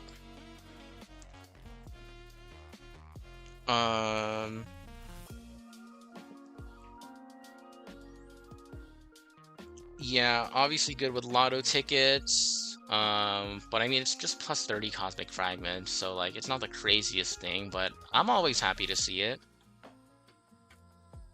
It usually makes its money's worth.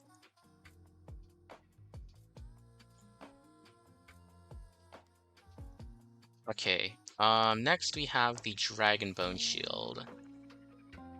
Attach a Curio or Blessing Trotter to one designated combat domain, then remove 1 elite domains with the lowest levels. This is... I don't know. The way I read this is make one of your combat domains a little bit better, and also remove an elite domain that you don't need. Because oftentimes, you don't even want to necessarily take elites, because just because they can get too challenging, or your build prefers occurrences or rewards or shops or wealth domains. Yeah, I read this as like 1 free remove basically, a lot of the time. It does it's how good it is does vary depending on which mask you're running, but generally I find this is pretty good. Like even in like elite heavy strategies like Chariot Mask, you can still take this. Like it'll get like since it improves your combat domains. Yeah, the free destruction is what makes this good, actually. Yeah, it's only like kind of a downside in Chariot Mask, but you can still take the buff combat domain as well. I quite like this. I just like it's like I like removes. Removes are good. Deleting domains always feels good. Probably here. I like it.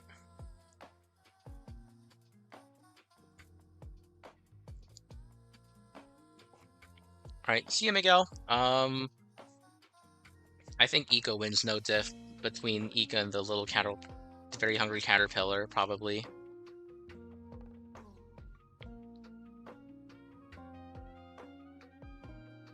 Okay. Next up, Sleep and Death. When entering a domain, if you possess 10 cosmic fragments or fewer, destroy this and obtain 400 cosmic fragments.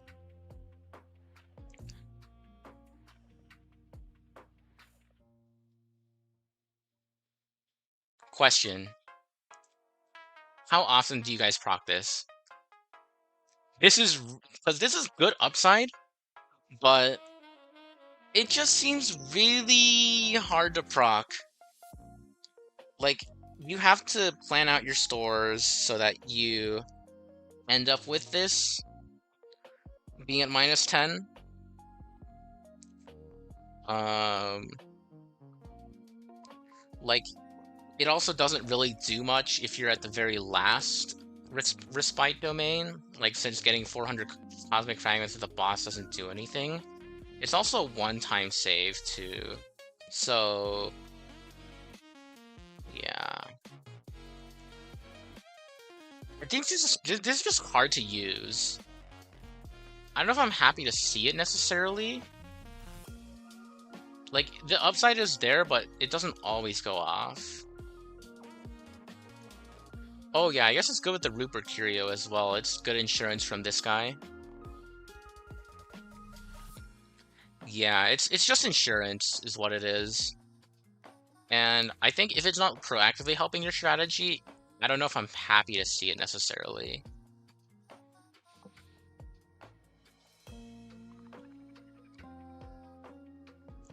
Yeah, I think it's minor improvement for me just because it's kind of hard to proc. If you can proc it though, it's pretty good. I don't know.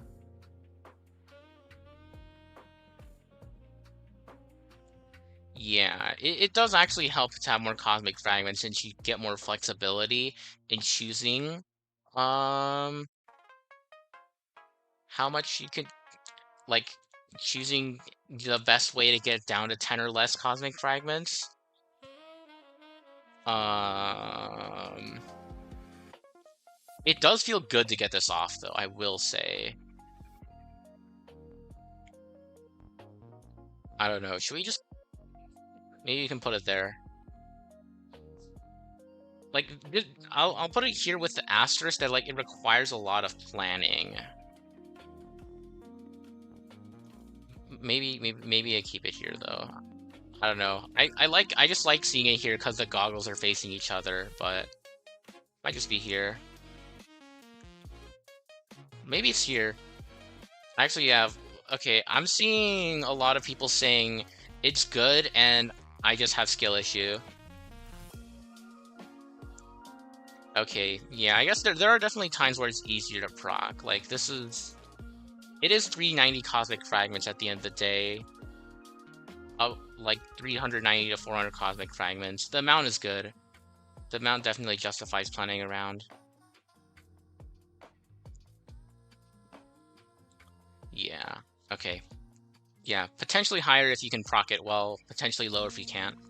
I'll just leave it there. Okay, next we have the quiz with no prize. Lets you battle Herta in store domains. And upon victory, you receive 3 items randomly from the Curio store and lose it. And then you lose this Curio. And that also makes the Curio store itself disappear. This one is fun flavor-wise, but you are taking a bit of a gamble depending on what Herta store domains you see. Like, you can always just choose to not fight. If it's really that bad, you don't want to take the risk. And you can also, like, buy the rest of the curios so that this will guarantee hitting the 3 2-star curios in the shop. But, yeah, this one is... I mean, overall, 3 curios is always good. Like, I don't think... I don't know. Does the risk outweigh the reward? Like...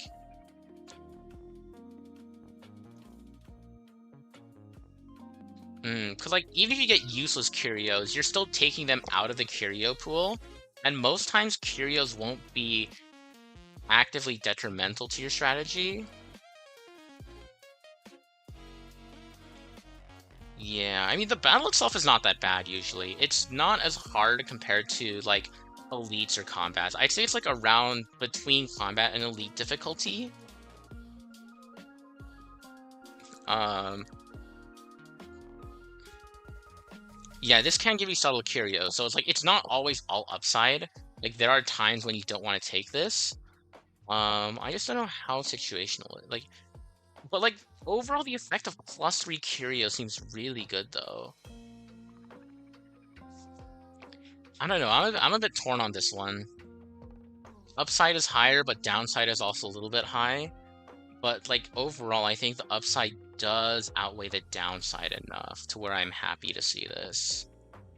Maybe here?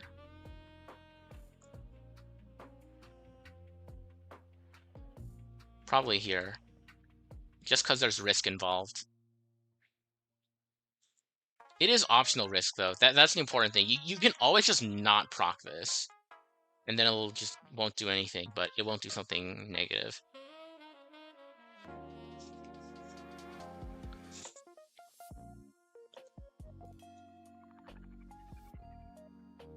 Okay. Yeah, I just don't think the downside justifies it being situational. It's just too good. Yeah. All right. Next we have Dark Sea Bait Chunks.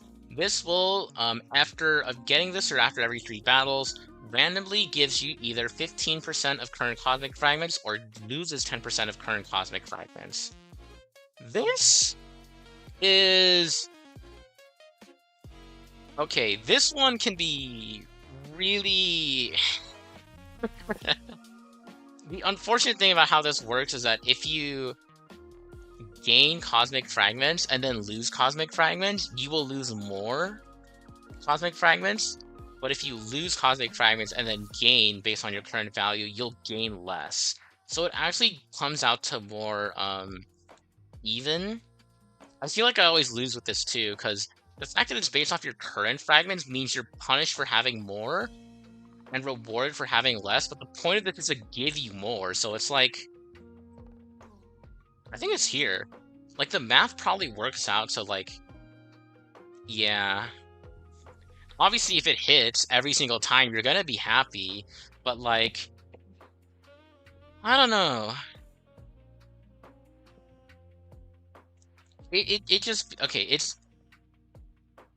I don't think it's as bad as these other ones, since it's such a small amount to gamble on.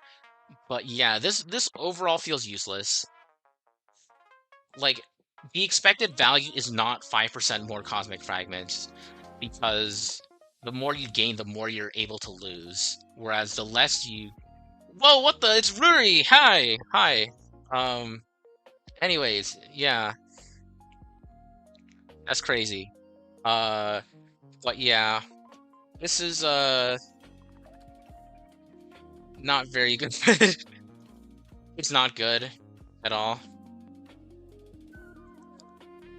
Um, alright, moving on. It's funny timing for this curio to appear. Cosmic Big Lotto, the classic Gamba curio.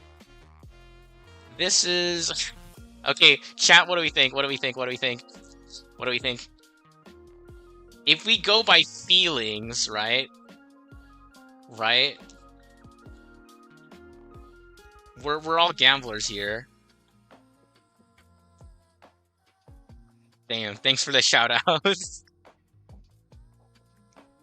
Yeah, like and subscribe, I guess. I don't know. YouTuber stuff. But yeah, this is the downside of losing. Okay, realistically speaking, the downside of losing 99% of your max HP is like nothing nowadays because you get Trial Hyacine for free. So yeah, what then? This is pure upside. This is just pure upside. Like this will also not give you subtle curio, so you can't get screwed over by it.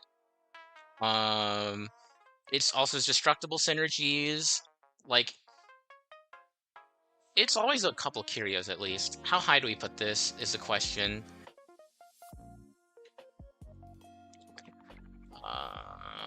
Like this is always take, I think.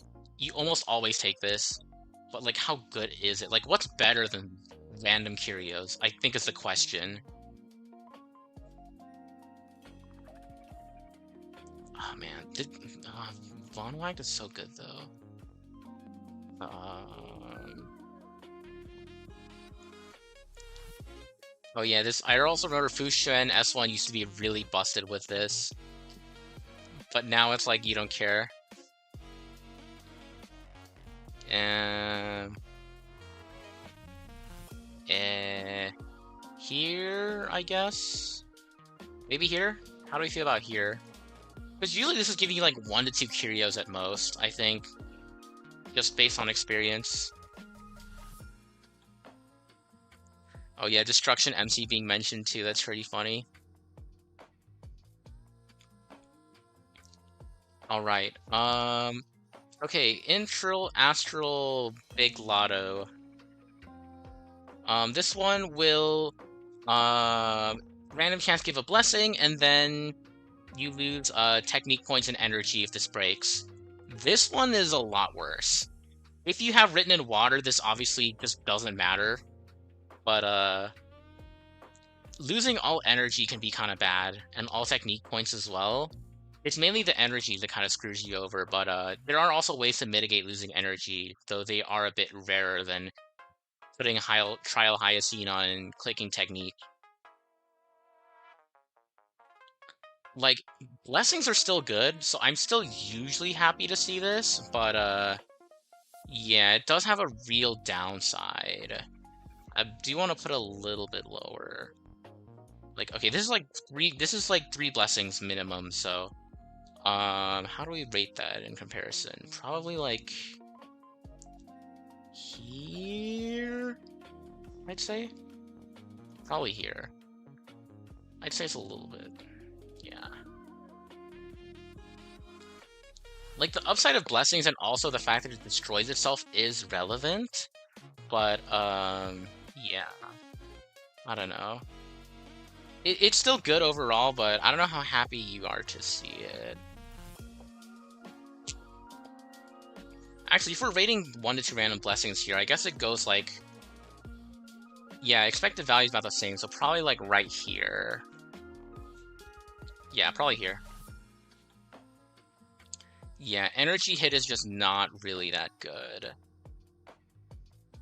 Probably like here. Yeah, probably. I think here seems good. Um.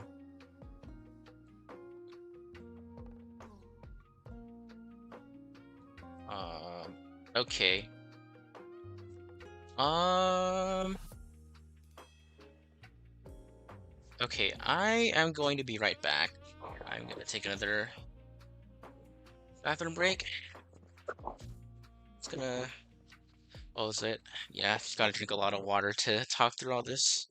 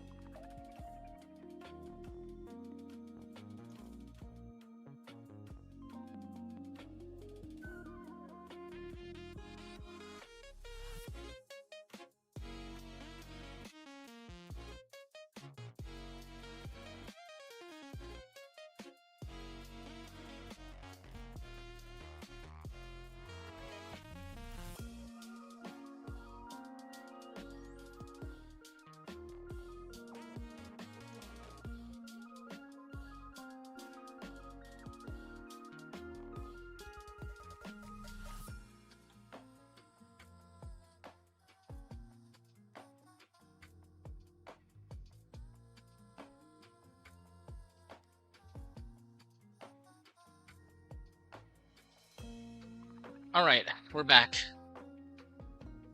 Okay.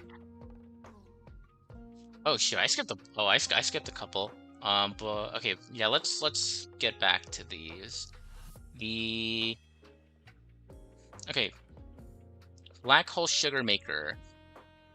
When successively entering identical domains greatly increases the chances for additional treasures to appear. This does not proc often unless you're running like Mechatron mask when you can force same domains, I feel like, or like camera mask where you can like run consecutive occurrences. Um,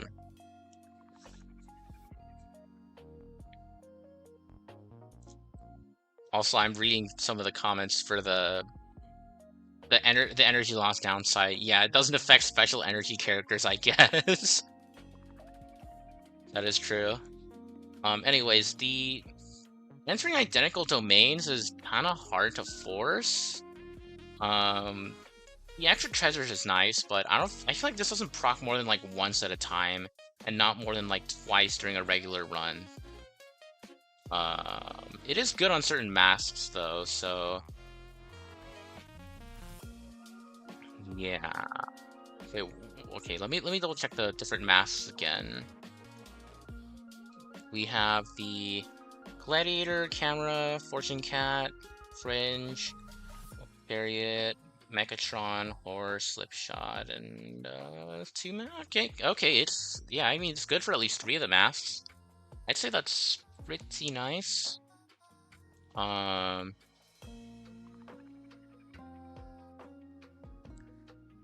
was it?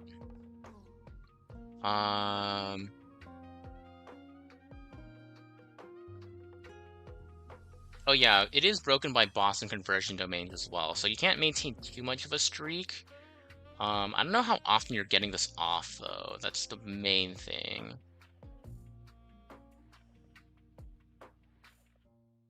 Yeah, it's good when you start thinning out the deck. Like it starts off okay. Like definitely get you something with like chance to get even better as you go along. Um.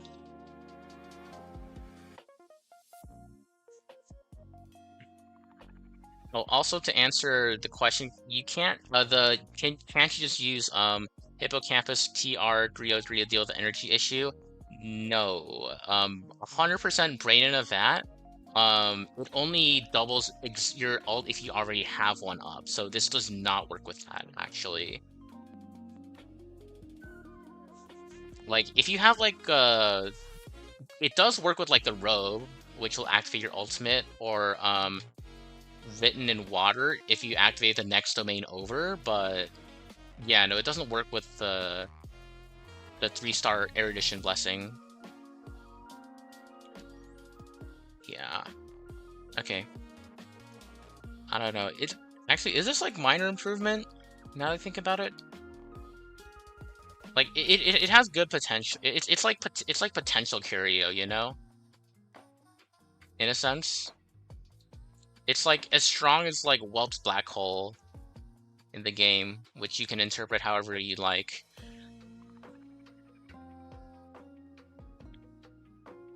I'll just leave it here for now. Okay, next. We have the Transform. Upon entering combat, this will give you 40% more crit damage, and it is destroyed after winning a battle, and will repair itself if you consume 4 technique points. This is just, what was it? This is just meant for destructible Curio synergies. It can be annoying since it will like consume your repair usages as well for destructible Curios, like with the this Curio and the wick trimmer, but yeah, I mean it's only 40% crit damage, which is not nothing, but it's not really that much. It has good potential for more synergies though, so I guess I'll put it here. Probably here. Annoying for the constant jump scare? Okay, but like it's not that bad, is it? Yeah, it is good. It's definitely pretty good. Actually, might maybe here probably better than like a random couple blessings. Yeah, it just synergizes well with like Curio Destruction. Speaking of synergy with Curio Destruction, Eye of Overseer. When you enter a domain, loses 50 cosmic fragments. But if you lose this, you obtain a random curio of 3-star rarity. Now, worst case scenario, you get this run-killing fraud of a 3-star curio. But in like almost all other cases, you get something really good for what you get. It is a subtle curio, so it's harder to get through conventional means, or arguably easier if you take a bunch of subtle curio events. But um, this is probably like it's situational for sure. Like if you can't get it off, it is just minus 50 cosmic fragments per domain, which is like the opposite of the Rupert Curio. And you know how like you already know how easy it is to overflow with the Rupert Curio, so kind of imagine this in reverse. Probably like upside. If you can get off the upside, it's really good, but otherwise, it is kind of annoying. Like like losing curios in general is not that bad, but losing a specific curio is also harder. And then like this doesn't really factor into the calculation, but if you do roll this as your 3-star curio, just say goodbye to your run. It's over. Oh, it does work with escapade curios though. That does help a lot. Yeah, if you can use this, if you can like get rid of this in your curio escapade, then yeah, it pops off. It's then again, like you can also just synthesize 2-star curios for a random 3-star curio as well. So this is just +1 2-star curio for the cost of its downside in the context of the Forge escapade. Sorry, the curio escapade. Okay. Alright, moving on. Shattered Starbait, another OG one, increases overworld movement speed by 40%, increases character speed by 10%. Back in the day, this used to be really good for completing adventure domains, but now we get Trial Fei Xiao, so yeah, you get a lot of trial characters that you can just cheese adventure domains with. So this is like, it does feel nice to run very fast though. Like it feels great. I feel like right here, 10% speed is not nothing. So this is like realistically, it's just 10% speed plus go fast, which just feels good but isn't actually good. Yeah, you go zoom. In terms of fun, it's very fun, but it's not actually that good. 10% speed is 10% speed though. All right, next. Rupert Empire Mechanical Lever. Every time you enter a domain, you obtain 1 random blessings needed for equations and discard 1 random blessings not needed by equations. So it's like the cheese, but you can't stop it. If you don't have any blessings that can be discarded in this way, this curio will be destroyed. That actually makes this pretty good? Question mark? Wait, that actually makes this pretty good. It just removes itself as well. And like, keep in mind, destroyed Rupert Curios can still contribute towards getting the ultimate Curio, so I don't know, I feel like it's a good trade overall. I'm hearing a lot of this Curio is bad though. I mean, it is true that you do take a lot of blessings that you don't need for equations, like either because like you've already taken enough like blessings of the path you want and now you're just going overflow, um, or you just get a generic like I don't know hunt or erudition blessing or something, and then you just lose that and it just feels bad. But like the fact that it kills it kills off itself before like when it doesn't do anything good.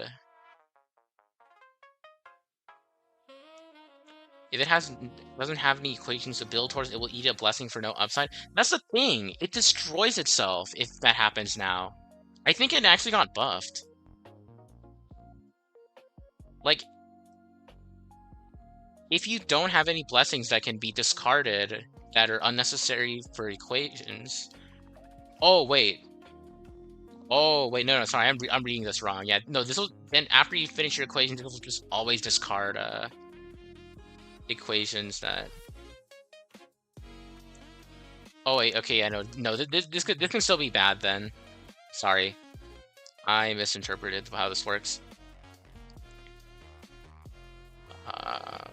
Yeah, this actually does kind of punish you for overcapping, and it's usually hard to get exactly the amount of blessings you need so this gets destroyed. Yeah, that does put it a lot lower.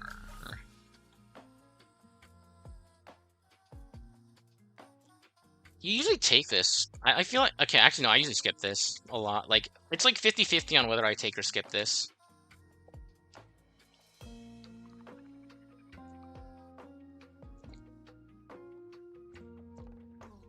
I mean, it does have real upside. That's the thing. Like, while it's active and building your equations, it is still real upside. Like, finishing equations is really, really powerful. So even if you do lose like a generic Curio blessing you don't need, it's still usually a net benefit overall. Yeah, I'll just say it's annoying though. Okay. Alright, next we have the Angel type IU dispenser. Cosmic fragments are not received upon winning battles. After triggering this 5 times, this Curio will be destroyed and the amount of cosmic fragments currently held will be doubled. Okay, this one is hard to trigger. Like, I know I said earlier that the, what is it? This one is, like, the 9 battle is easier to trigger, but this one also requires, like, a specific event. Let me see. What event is this? This is the... Yeah, you can get... Okay, you can get this through 3 events, the IOU Dispenser 1 and 2, or the IBC Promotion Saga 4, but... It's, I don't know. This is... I don't know. Like, triggering 5 battles is kind of hard, and then, like, because the fact that you lose... You've effectively lost out on the curios you would have gotten by winning battles, it's not that great. Like you got, like, if you want to make the most out of this, you gotta dodge battles, which means you're also delaying the reward, which can be kind of awkward to play around. It's definitely better now, I think, just because you don't have, like, you can, like, have more flexibility around which domains you take instead of being forced to take battles that you don't want and just having this be wasted. And you can also get more cosmic fragments in general, especially with wealth domains being, like, pretty easily accessible. Yeah, it just requires a lot of thinking, though. So I think this belongs in situational. Probably here.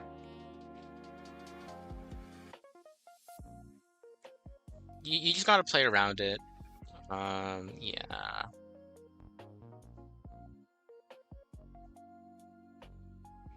Yeah, probably situational. Okay, next, Celeste Comet Alloy. Upon obtaining this curio, you get more of this curio. Specifically, you get a Celeste Comet Alloy Type 1, Celeste Comet Alloy Type 2, and Celeste Comet Alloy Type 3. 1 and 2 don't do anything, but they are 1-star curios, and the 3 does nothing and is a 2-star curio. So, obviously, nice synergy.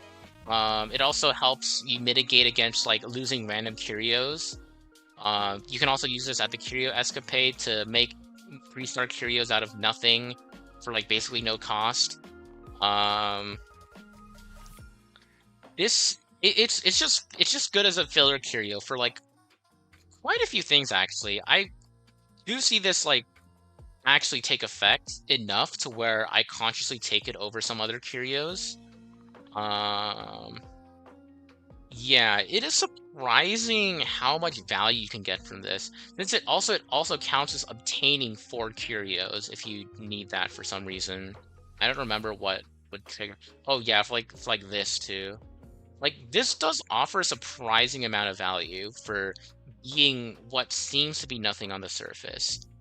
That being said, would I say I'm happy to see it? Like, it's good fuel for the top tier curios, but um, like you can just do with it. Like, you can do generally like other stuff with like the same like just 2-star 1-star curios. Like, it does generate surprising amount of value, but it can be useless a lot of the time as well. Like, on base, it's useless.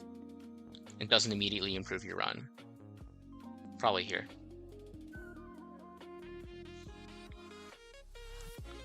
Okay, this one. Last Rupert Curio. Obtain 2 random curios with a possibility of gaining negative curios, and discard 1 random curio each time you enter a domain.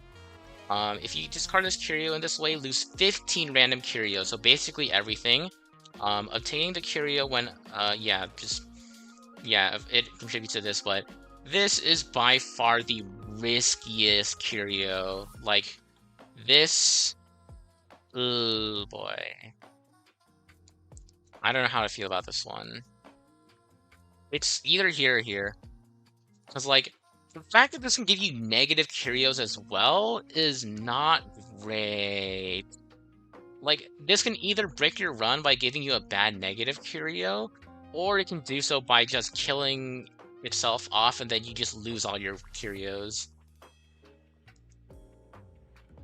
Probably here. It is definitely a potential run killer. Yeah, if you obtain this, yeah, this is the hardest one to take out of all the Rupert Curios by far. Like, this one's okay to take.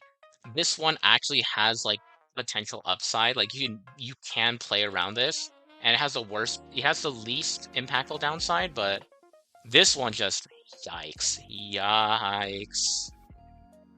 This is what makes obtaining this so hard. Yeah. Okay. Yeah, I think we're pretty dead set on Run Killer. Okay, next.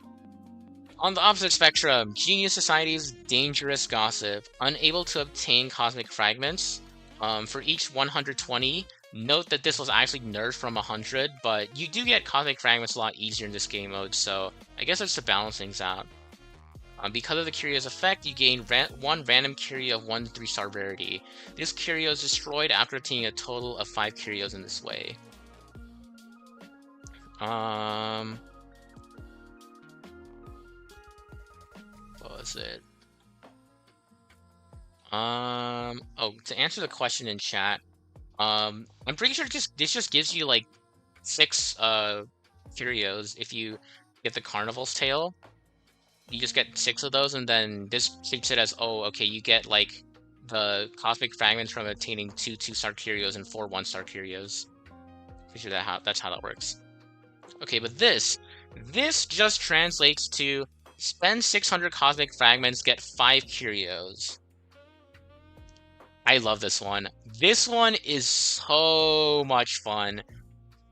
Like, I'm 100% of the time taking this trade.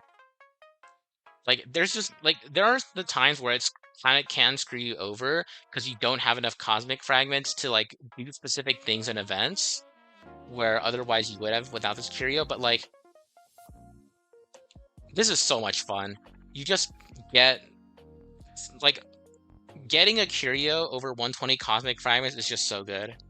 And then if you can refresh it, like, by, like, preventing it from being destroyed or repairing it from being destroyed, this is a lot of fun.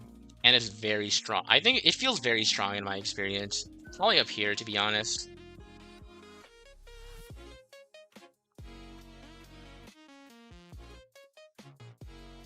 Yeah, I'd say about here is appropriate.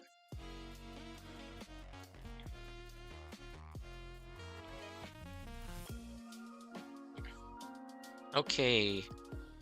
Here, all right, let's go down to the 1-star here. Okay, let's talk about the codes. So this time we have the 3 codes. This one increases all allies max HP by 20%. This one all defense by 20%, and this one is all attack by 20%. The effect does double on 4-star characters, which is kind of funny. The 4-star characters are actually a bit stronger in this game mode. Like, they do have buffs, but unless you really like Xue Yi or Qingxue or like one of the 4-star DPS or something, you're probably not using 4 stars just for the codes alone, but it is kind of a nice bonus if you do. And if you get all 3 of them together, then like you get the you get the big code, the elegant code, which just increases your defense by 35%, HP and attack also by 35%, and adds extra damage equal to like 350% of your attack after each attack on a random enemy or something. I discussed this earlier. The actual elegant code itself is pretty underwhelming, but like unconditional 20% defense, was it 20% unconditional HP and defense is really nice. Like, I feel like you're always happy to see this just on base. Like, it's just good. Like, honestly, like I might be more inclined to take this like over the actual error code itself. As for the attack buff, it's easier to replace. And survival is a lot more important, and 20% attack is going to do a lot less than like 20% defense and 20% HP. So this one's probably like down here as like a minor improvement, I'd say. But yeah. Also Gallagher sucks in this game mode. Please don't use him. You get Hyacine for free. You literally get Hyacine for free. There's no reason to use him, I don't think.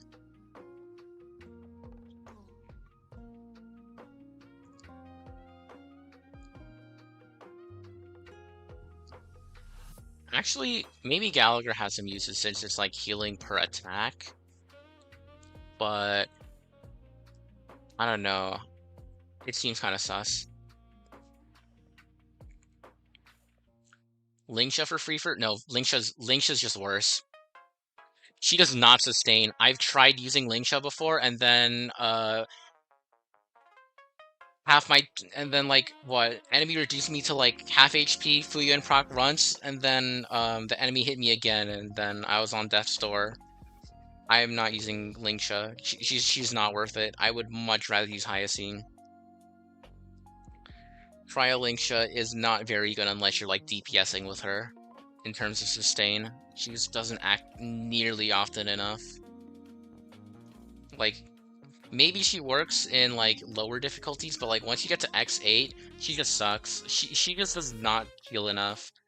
I remember I had a whole like rant about this last stream, where like Currency Wars Lingsha was brought up, and like Currency Wars Lingsha is genuinely insane. Like, the fact that Currency Wars Lingsha exists just shows how much better Lingsha could be as a sustain. Anyways, before I get off track, let's go to the next one over, which is the Insect Web.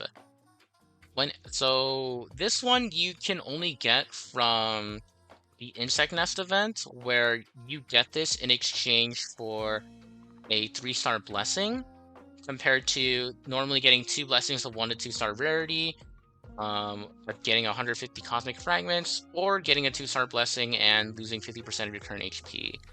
I think the trade-off for a 3-star blessing does usually make this worth it.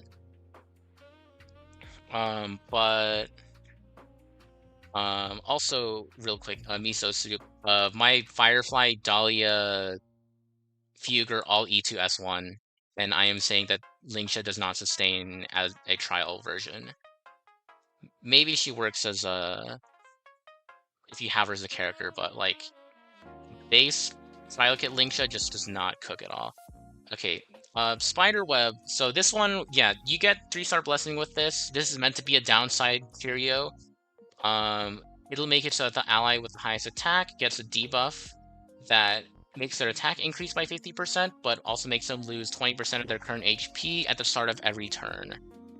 And if they're knocked down, this transfers to a random ally target, which doesn't matter since if you lose one character, your run typically is close to over anyways. The upside for getting this is nice, like 3-star blessing is fine. It's certainly pretty good. It's better than all the other options and probably does justify taking this curio. This actually with Hyacine is not so bad. And you always kind of want to take Hyacine anyway since she's the trial character. I guess it does prevent you from gaining that much HP if you've already lost it. This is... yeah. I mean, obviously HP drain teams like the drain, but don't benefit from the attack debuff. The Curio itself is... oh yeah, if we're putting the Dreams one down here, I guess this one's kind of similar. I'd probably put it a little bit above, but yeah, probably here. The 3-star blessing does make this worth taking, though. Oh yeah, if you're playing a Glyer or Sela, this is a bit suspicious too. I mean, you can just run Hyacine, though. I don't see it being that much of a problem, but maybe it is. I don't know. Okay. Yeah. Alright, Punklordian Balance. This one will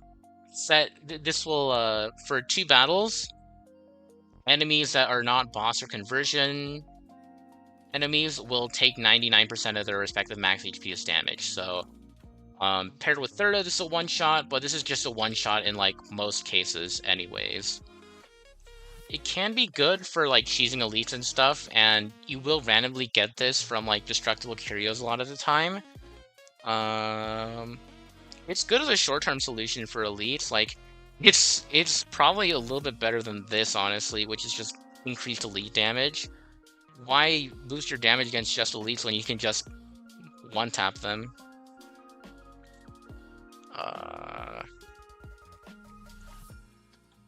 Useless because you can bring further Acheron. I mean, not really. Like, I'm not thinking about triggering this in, like, a traditional combat. Like, obviously, with combats, this is kind of useless since you get Trial Fight on for free, but... yeah, I mean, it just does help. It does help, like, with specific elite domains, which can be good. Like, but, I don't know. Probably, like, here. It is better than this, but probably not by much. Alright, this one. When entering a domain, increases the chance for additional treasures to appear, and the additional treasure is guaranteed to be a Chaos Medicine box. I usually don't get treasures. A chance for additional treasures is usually not that, you usually don't get many additional treasures anyways, so this will usually guarantee an extra treasure, but the Chaos Medicine box is very rarely worth taking. Yeah, Chaos Medicine box is the treasure chest you take that has like an evil aura around it. It usually gives you a downside in exchange for an upside. So like it can give you 100 to 500 cosmic fragments in exchange for losing that much, which is basically just Gamba. It can also give you an absolute prescription failure in exchange for something, which is usually not worth it, in my opinion. Yeah, the Chaos Medicine boxes are usually almost never takes unless you like gambling with your run. Yeah, so you weren't really getting a chest before this. Now you're getting a chest that does nothing. You don't take. This is definition of useless. Like, this genuinely does not do anything of value. I check just in case it's worth it, which is like through like 5% of the time at most. But yeah, this does nothing. This is a nothing curio.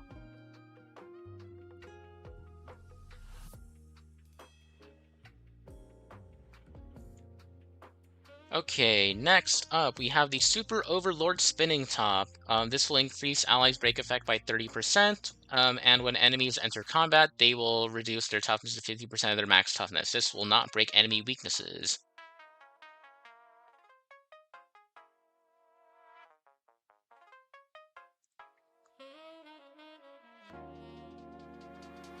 Um,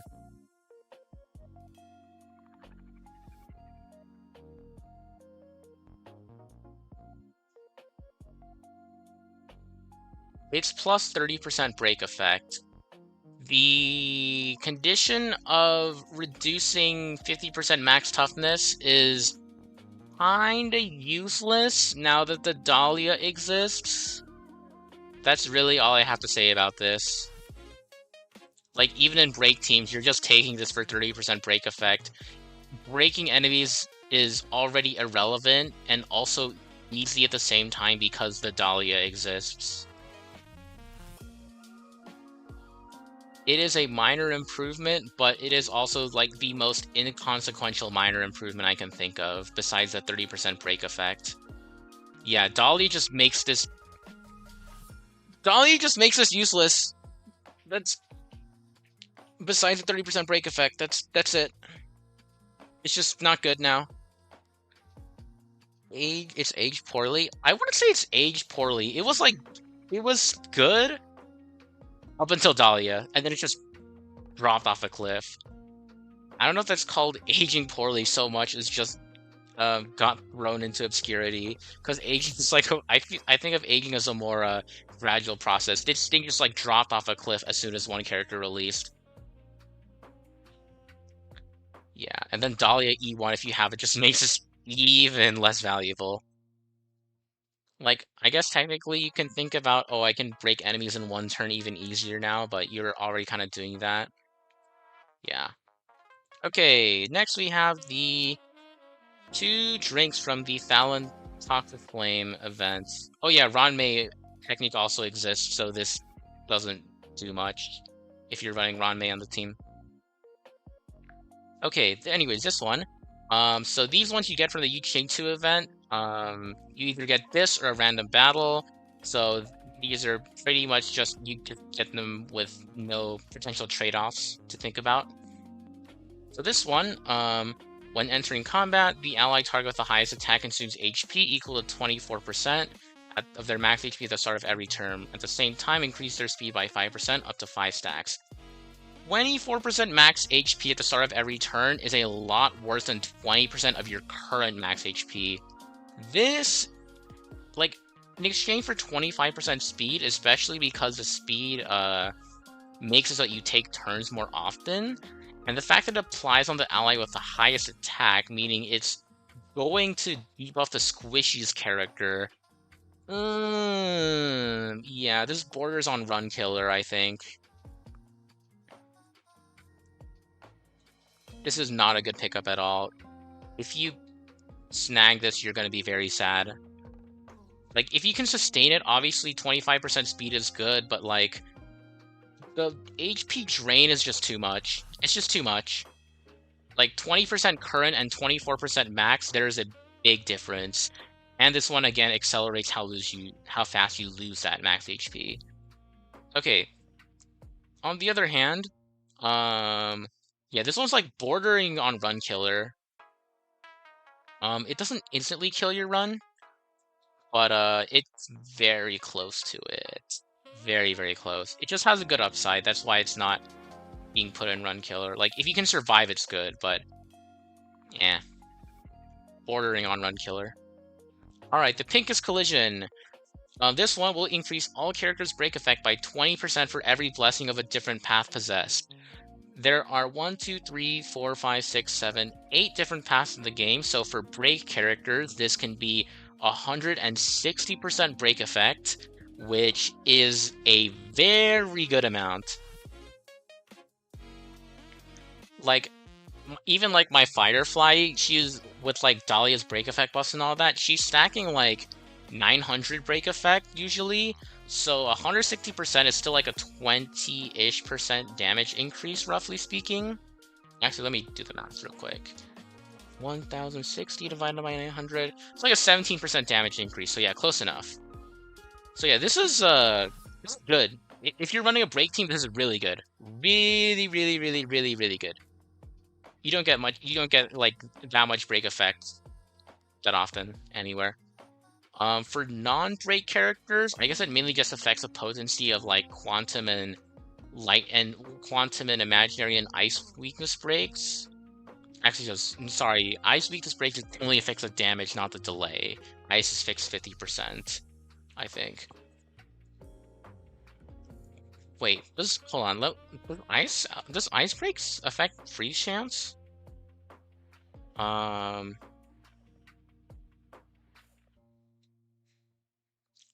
mean, there's also like there's like break equations too, so this has like good potential.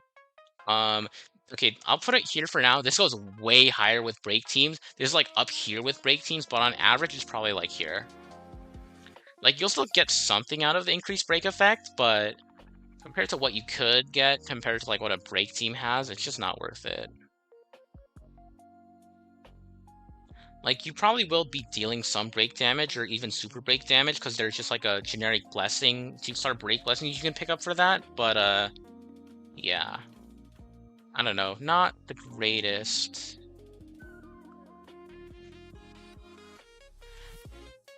Yeah, this only increasing break effect only increases the potency of the delay.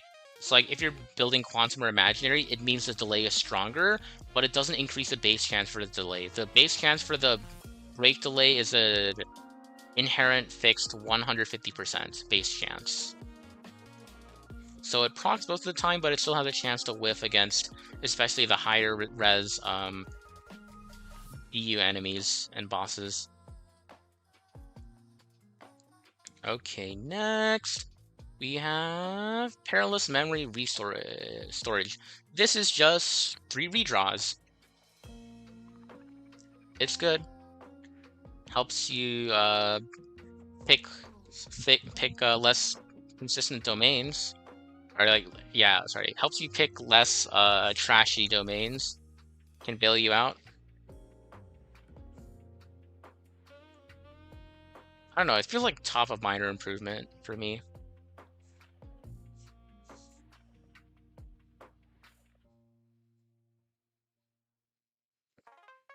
I mean, it is a consistency increase. Maybe it goes higher?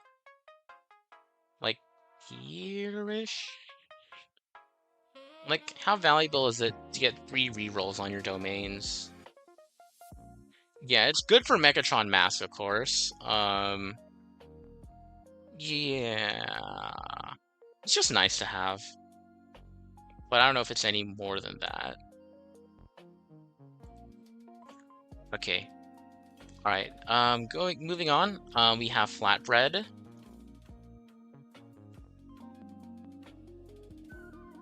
This one is when a domain is leveled up, gains 1 random blessings of 1 to 2-star rarity. This can only trigger 1 time per domain, and this Curio is destroyed after it triggers twice. You are most likely leveling up domains at least twice in your run, no matter when you get this, and this adds extra incentive to do so. So this is just free 2 blessings of 1 to 2-star rarity. And also has destructible synergy, so like here. This is 3 free blessings, by the way, for the cost of 100 cosmic fragments. And this is technically can cost 100 cosmic fragments too, but most likely you're not paying to get it, you're just getting it for free. That's really about it. I feel like it's kind of straightforward. Just good. Okay. Now we get to the upgradable one. So this one, immediately obtain 1 random beacon. If you possess 10 or more beacons, upgrades to Armed Archaeological Shovel Advanced. So what the Advanced Shovel does is that this will Oh yeah, so instead of yeah, the upgraded version of this will let you pick a domain twice every time you and so every time you enter a domain, it'll let you pick the domain and then put a random beacon on it. Can't be negative, and it will trigger twice. So overall, this tends to be like 3 free beacons over the course of a run. How much do we value 3 free beacons? That's the real question. I think it's good. I don't know how good, but it's like what? One random beacon on a place you don't know, and then 2 beacons on a place that you do know. If you compare it to like the Forge domain, where it's like 50 cosmic fragments replacing a random beacon, then this is like 100 cosmic fragments worth of value. But also it's just additional. You can just think of it as additional beacons too. Like it's decent for sure. Like the effects are real. They're all really nice. Maybe like here. Like it's good. Don't get me wrong, it's good. How good it is just kind of inconsistent sometimes.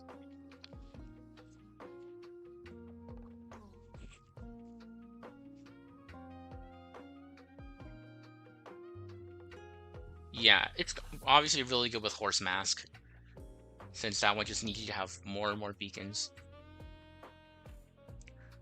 Okay, next we have the Aberration Dust, sorry, the Mining Dust Collector.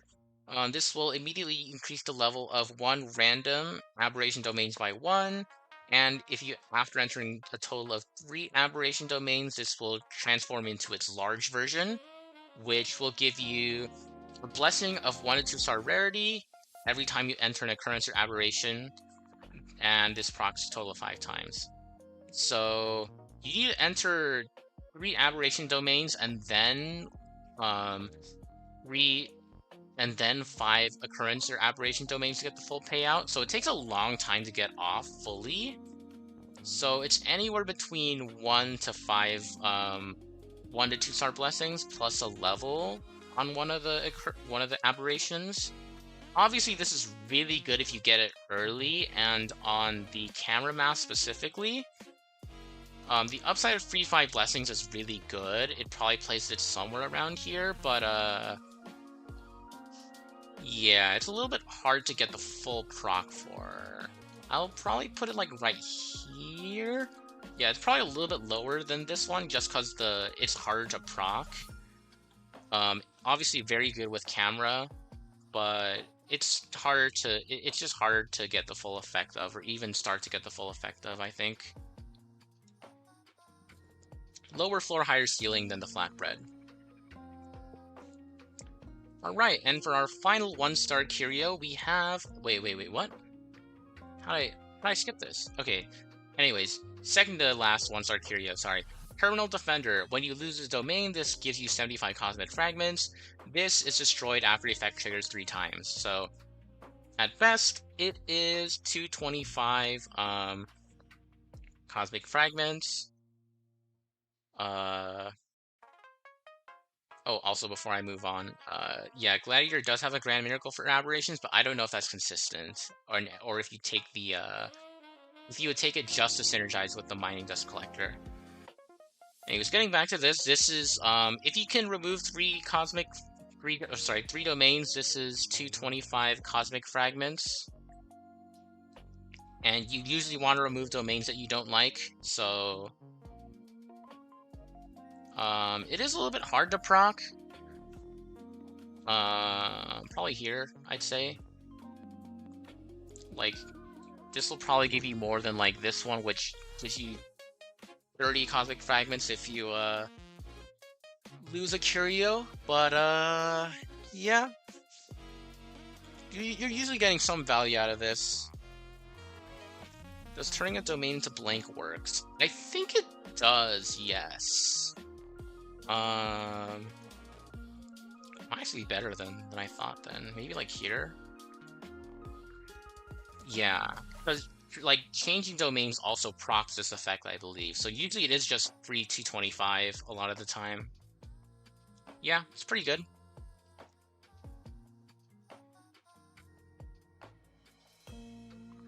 Good value. Great value. But nothing too crazy. It's not quite Von Wax souvenir level where this is just 300 free for like literally no condition at all. All right, now that is all of the 1-star curios. Goodness gracious, how long have we been going? Like 3 hours. Okay. Well, now we get into the fun stuff. The negative curios. Oh shit, I forgot to replace the wishing nickel. Where was this thing at? Hold on. I'm just gonna double check where that was supposed to be. Wishing nickel was...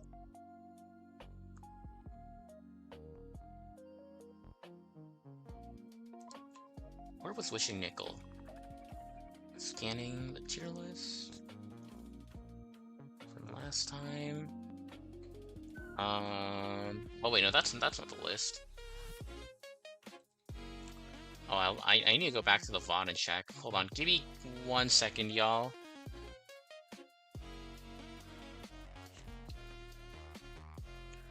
Where are you?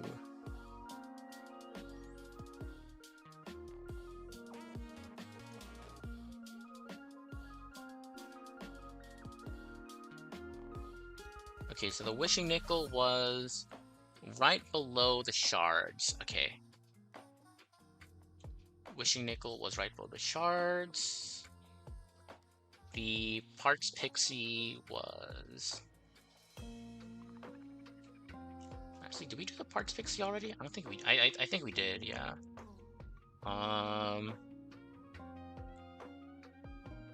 Did we? Hold up. What does this do again? Parts pixie. When losing a domain, obtains 1 random blessing. Yeah, we should have done this already. This is...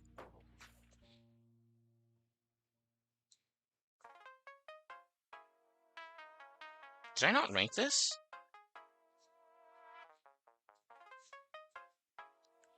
I don't see it for some reason. Oh no, there it is. It's right below the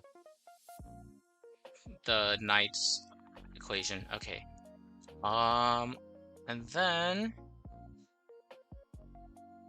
I believe...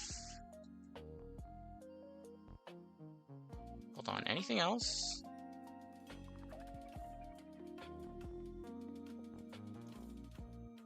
Anything else before we move on? Okay, I guess not. In that case, oh yeah, oh wait, we need to finish this one too. Okay, so this one, when obtaining the highest tier reward in an adventure domain, attaches 1 random beacon to 1 designated domain. This curio is destroyed after it triggers 2 times. So, I mean, if you don't get the highest tier reward in an adventure domain, that's kind of skill issue, since we do have a lot of trial characters now, but even then, the upside isn't that great, and from what I've been hearing, adventure domains are not the greatest anyway, so it's like, probably here, along with all the other adventure-related stuff. This is a continuation of last stream. I only got to rank the 3 and 2-star curios, because there's just so many, and that stream lasted like 5 hours, so... Yeah. This should be fun to rant about. I mean... I don't know if I'd rant about these curios per se. They're all just fun. It's just fun examining them. Like, there should be an imbalance, I think. And the fact that most of these are just kind of eh. Oh, actually, yeah. This one sucks. This is the fact that this is a 3-star curio is genuinely such disrespect. 3-star and 2-star equations are so valuable, so taking them away is not worth any cost. Yeah, I mean, I fail on the laser domains too sometimes. Just because I say it's skill issue to lose doesn't mean that I don't also lose from it. occasionally. All right, I think let's move on. We can finally get to the negative curios. That should be everything. There's a couple of other miscellaneous curios here that did not carry over. Okay, first, Swarm Videotape increases the amount of cosmic fragments consumed by Blessed Dreamy Slots and Curio Wheel by 25%. So, reminder that each time you spin, it is 50 cosmic fragments. So this will make it cost an extra 12 or 13 cosmic fragments per spin. Yeah. Keep in mind that these are all negative curios. So usually the highest it will get is borderline useless. So this is relatively inconsequential. Like, oh no, I lose like 40 to 50 to maybe 100 cosmic fragments. Oh no, what a terrible demerit. Yeah, it's like nothing. Okay, this one. When entering a new domain of the same type, loses 25 cosmic fragments and 1 random curio of 1 to 3 star rarity. This does not rock that often, to be honest. Like, if you have it, like, you can just play around it and not get it. Because there isn't like, besides, like, Black Hole, like, you're not forced or incentivized to take the same exact domain twice in a row. Like, you can just play around it. Like, what was it? The Gladiator has combats and elite, same for the Chariot. The Camera Mask has occurrence, aberration, and reward, and it's not so bad to switch between them. Like, this, correct me if I'm wrong, but this is just, yeah, this is easy to play around. You can just dodge the negative effects.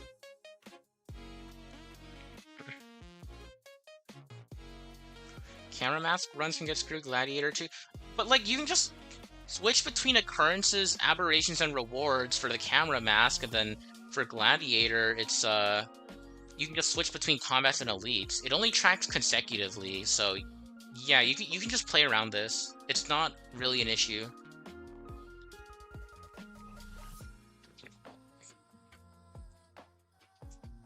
Okay, moving on. Sky High Model. This one you get from the Marshmallow event, where you can get progressively more and more rewards, but the consequence is you get, like, for each successive reward tier you take, you get one more of these, and these will stun your character in position 1, 2, and 3, I believe. In position of so the first one stuns the character in position 2, the second one stuns in position 3, and the third one stuns in position 4. And in exchange for it, you get the first one gives you 3 random blessing. Sorry, you get 2 curios of 1 to 2 star rarity. The second one is 3 random blessings of 1 to 2 star rarity, and the third one is 1 equation of 2 star rarity. This is, yeah, the rewards are not worth it. This is a really, really bad curio, especially because the stun is unremovable. That is not good at all. Is it annoying or is it a run killer? Like, if you take 3 of these, this is obviously a run killer, right? Unless you can get rid of it right away. Like, how bad is it? Like, okay, actually, in comparison to this might be worse. I'd probably put it here.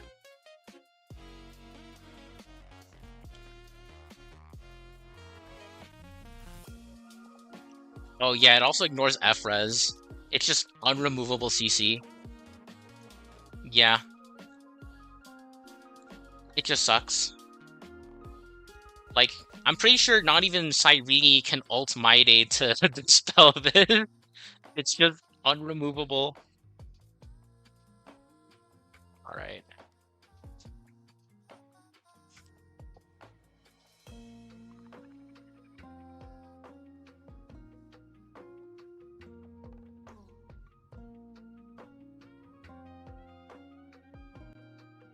Okay, give me 1 sec. I will, hold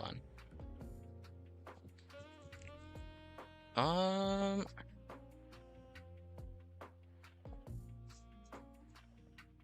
is it displaying the be right back screen for y'all?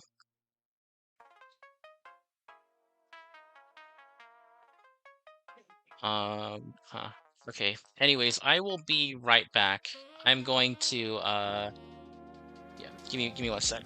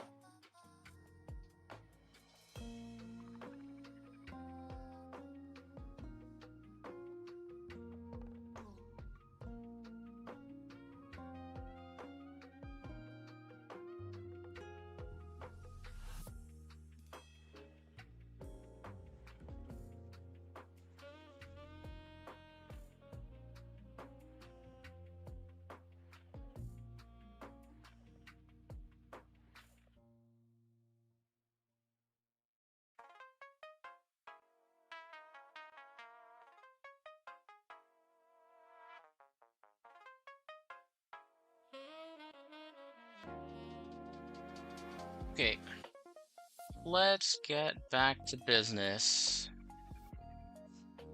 Okay, yeah, after thinking about it, this actually no, hold on.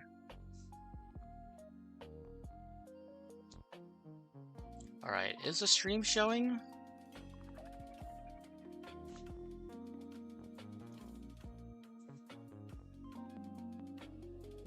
Um,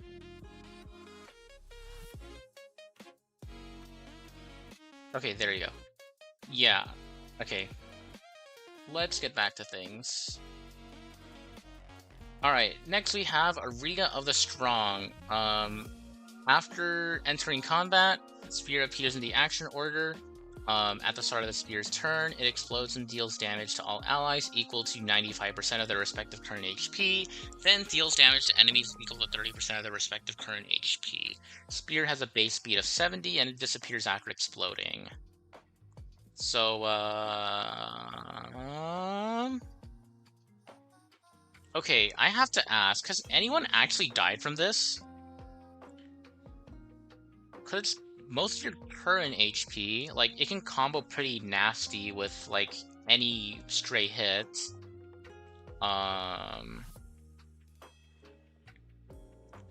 Yeah, it's good for casters. It's also kind of slow. Like, sometimes you can just finish the fight before this goes off. And it's only a one-time thing, and it also reduces 30% of enemies' current HP, so it's kind of nice in that regard, too.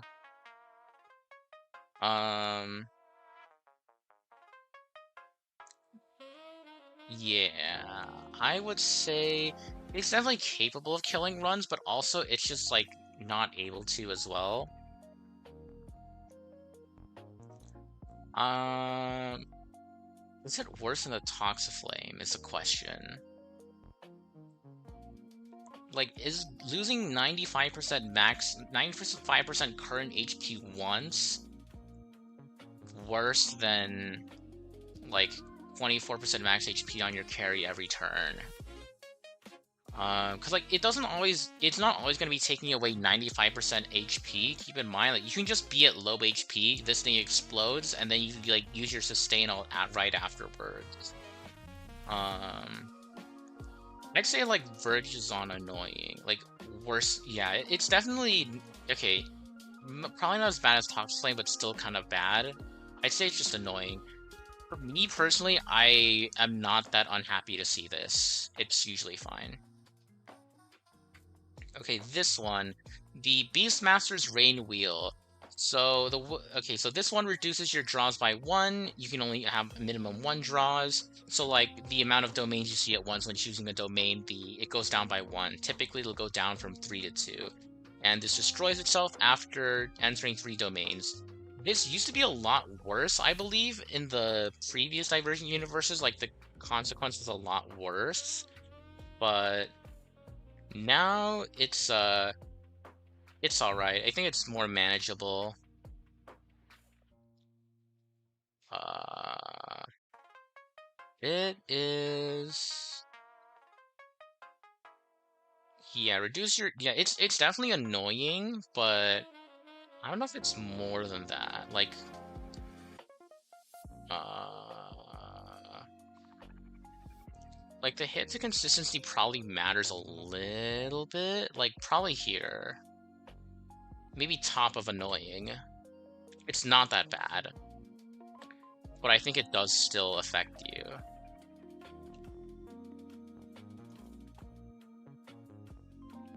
Yeah, the trade-off for this is you can either choose between the option in the occurrence for getting 100 cosmic fragments and 2 random curios, or you can obtain 3 random blessings of 1 3-star rarity. So getting both will net you this negative curio. So in other words, you're asking yourself, is this curio worth 3 random blessings of 1 to 3-star rarity, or is it worth 100 cosmic fragments and 2 random curios? And honestly, for that, I'd say it's worth it. In context of the event, it's definitely not as bad. I could probably see it up here, to be honest. It's a run killer for Megatron Mask. Wait, what's the condition for Megatron Mask again?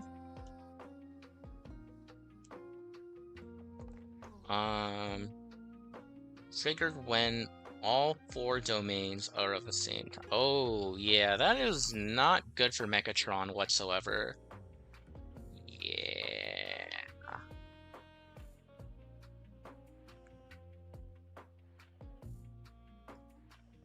Okay. I guess just for the Megatron. Yeah, okay, I guess since it's bad for Megatron, like, I'll put it here. Based on how the wording is.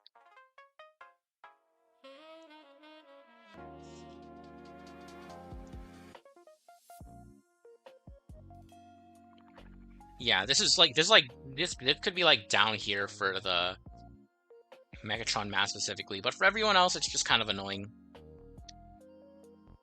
Yeah, and also you don't. Yeah, worst comes to worst, just don't take this. All right, absolute failure prescription.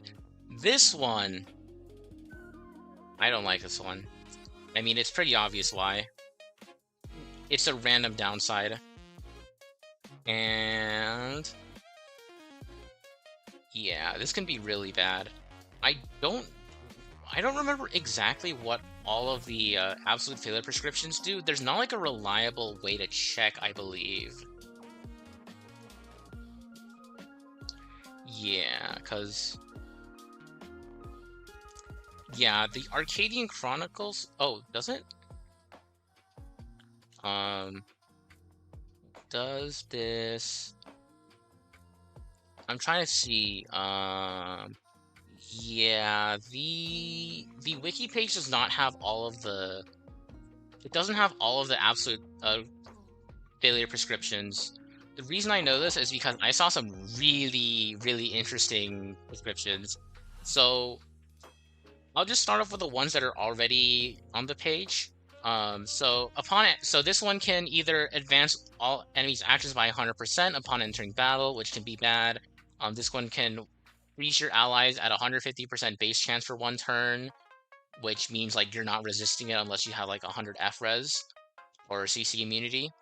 That one's really bad.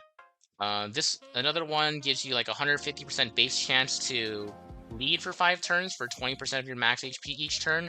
This one's not so bad, since you can dispel the bleed and you can technically also resist it, but yeah, easy to cleanse, usually a non-factor. Let's see. This, what was it? After allies are attacked for the first time, additionally consume HP equal to 50% of the character's current HP. Yeah, I don't know about that. That seems kind of nasty. Um, was it? Upon entering battle, all allies consume HP equal to 50% of their current HP. No. I mean, that one's annoying, but probably not the worst, depending on how it interacts with Hyoscene technique. Upon entering battle, damage dealt by all allies decreases by 99% for 1 turns. Annoying, but not that bad. Upon entering battle, all weakness break efficiency decreases by 100% for 1 turn. Also not bad. It's like you can get more than 100% weakness break efficiency on dedicated break teams, and like break teams can take their turns really fast, so this is not that bad either. Upon entering battle, all allies lose all their energy and consume all skill points. This one can kill a run. Losing all energy means no access to immediate sustain ultimates, and all skill points means it's hard to get those ults back. Oh, bleed also has its damage affected by defense? Nah. Yeah, just non-factor. What else is there? Okay, just repeating the same ones. But yeah, there's also, yeah, like Joseph mentioned in chat, there are ones that advances forward an enemy based on skill points used. Let me see what this one is. I actually did encounter this one. Okay, so when a character's turn ends, cause a random enemy's action to be advanced by 20% for every skill point consumed in the turn, taking up to 5 skill points into account. So this will, at worst, if you consume 5 skill points in a turn, then it will advance a random enemy, like, it will advance a random enemy by 20% 5 times, I believe, is how it works. So yeah, skill point counter. It's very similar to the Currency Wars debuff of the same kind. Then yeah, there's also the one that increases max enemy toughness by 50% and increases their speed by 100% when their weakness broken. Obviously meant to be anti-break, but bigger max toughness means they take more break damage as well, and recovering toughness faster means you get more breaks faster, which could actually be good if you're like Boot Hill or Rappa, or if you're like a counter unit and you want them to keep attacking you, like, or, I don't know, like Mono Rem, Mighty, Yunli, Finon, whatever. That one's kind of also a non-factor. And Dahlia just lets you deal super break damage without breaking anyway, so it's kind of eh. There's also one that I didn't take a screenshot of it, but it says that shielded allies take 50% more damage. So if you didn't want to run Hyoscene before, that's even more reason to run her, so that you don't get screwed over by the shield absolute failure prescription. Reminder that you also get like one of these mandatory at the start of every run. So you will be seeing these, and these are intended as very negative effects to your run. Yeah. Highest potential to be a run. Highest potential for immediately killing your run. I usually almost never take these if they are offered to me. Alright, Negative Curios. This one, it decreases your attack by 5%, and then it has a chance to split into a clone of itself, up to 4 concurrent clones after winning a battle. So at worst, it'll reduce your attack by 20%. Oh yeah, facing Judge of Oblivion with a shield prescription? Oh, that's gotta suck. Yeah, goodbye. I mean, you can just reroll Toad cards to not pick it in that case. I guess that's something to consider. Also, anyways, back to this. This, in my opinion, is easily the least impactful negative curio in the game. I think it's a buff to get this. This is a buff to get. Because it is just a weaker version of this curio. And getting more curios is good, and losing more curios is good. It's only minus 20% attack. I would take this. I think this edges out to be net positive. I don't know if that's a hot take or not. Oh yeah, and HP scaling teams don't care about the demerit, so yeah. It's good. Imagine that. A negative curio that's actually good. That'll be our only one, though. Yeah. If you get a negative curio and you receive the fishing cuckoo clock, you're often very happy because it's better than any other negative curio option. All right, this one, Broken Cuckoo Clock. This reduces cosmic fragments after winning a battle by 25%, and it will be destroyed after one equations are activated. It destroys itself after you activate an equation. Oh yeah, and it unlocks the Cuckoo Clock Fanatic event, I guess, which is nice, yeah. Replace your Cuckoo Clocks for something better. But yeah, this was a non-issue. Like, what? The IOU Curio reduces your cosmic fragments obtained after winning a battle by 100%, okay? 25% is nothing, and it destroys itself after you activate an equation. This is like the most nothing burger. Second, like, this is like one of, yeah, definitely top 3 nothing burger negative curios. You're totally fine with getting this. Yeah, even the star, I feel like it's not that bad. Okay, old skin. This one reduces your reusable heat by 1 in the workbench of creation. It's annoying, but you can still kind of play around it. It's not that bad.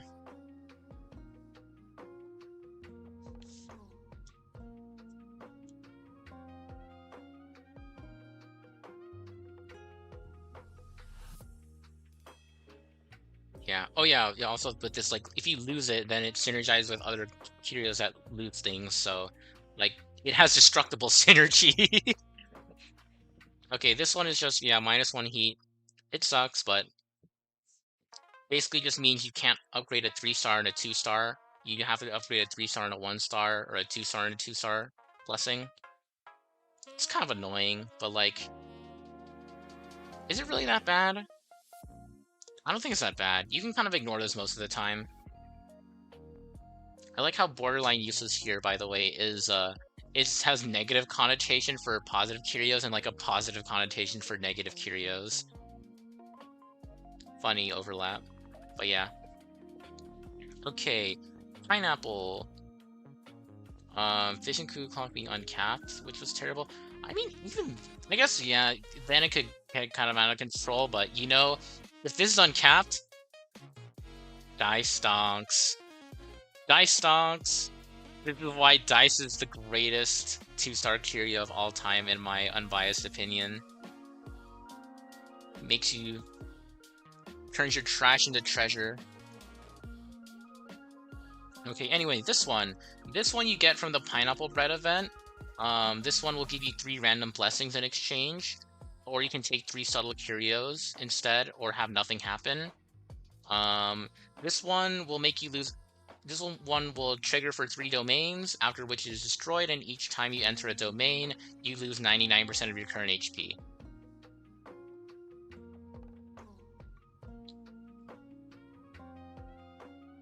Hyoscene exists.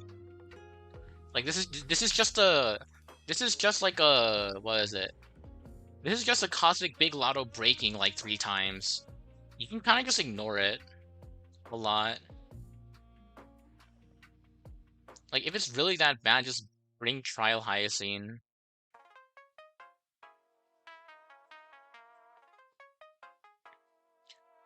Yeah, Destructible Synergy as well. Non-issue. Okay, this one.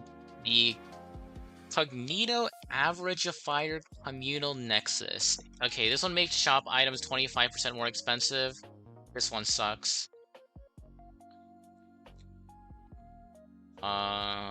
Probably by that much. Actually, probably here. Yeah, here. Not as bad as this, because this one has actual upside, but this one is, yeah. I don't know. I don't like this. It's not very fun. Is it worse than the Auto Battle Curio, actually? 25% is a lot. It is quite a lot. Might be worse than... I mean, this one actually has the potential to kill a run. Maybe... Yeah, This one actually it might be worse. Yeah, probably worse than this. Yeah, this one sucks to take. It will not kill your run, but it is it saps you out of a lot of cosmic fragments. You feel it for sure.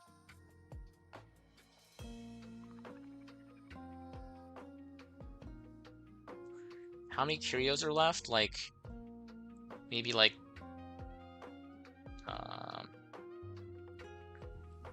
like 15 to 20, and then we got to go through the weighted ones. Weighted one there's only 17, so it's not so bad. But yeah, this is yeah, shops are very valuable, especially in this game mode, so this is annoying. Okay, this one, Cognito Invalidator Code Builder. This one makes you lose your all max energy when entering combat. This, yeah.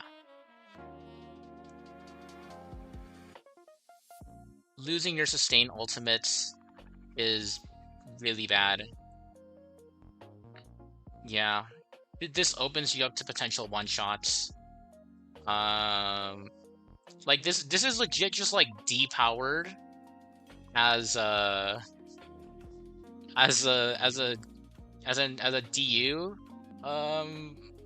negative curio. Like yeah. Honestly, just thinking about this curio makes me wonder why they put depowered in endgame. It's so bad. I mean, if you're running Firefly, she always sets her energy at 50%, or Aglaya, or like if you're running special energy characters, this doesn't affect them, but like, it affects their supports, so... Eh. Oh, I guess it gets negated by Robe. But yeah, at the same time, this also necessitates getting a Robe, or like... Yeah, it also counters Written in Water, because this applies after Written in Water. Yeah, it used to be countered by Boon, but we don't have Boon, which activates your ultimates. Yeah, not very good. Okay, this one. Bringing this Curio into an adventure domain will decrease the time limit by 30%. You can just not take adventure domains. Like, they're not very powerful in this mode. Like, we ranked all the adventure domain boosting ones down here because you don't really have to take them. And just because you decrease the time limit by 30% doesn't even guarantee a loss, especially if you have a Wish Upon a Star, which cancels it out. This might actually be the... Yeah, this might actually be the least, this might be the most nothing burger. Negative Curio. This one has, like, potential positive upside, but it's not nothing. This one is literally nothing in this mode. Okay. Wild Minder Machine Cell makes you use 1 extra technique point when characters use their technique.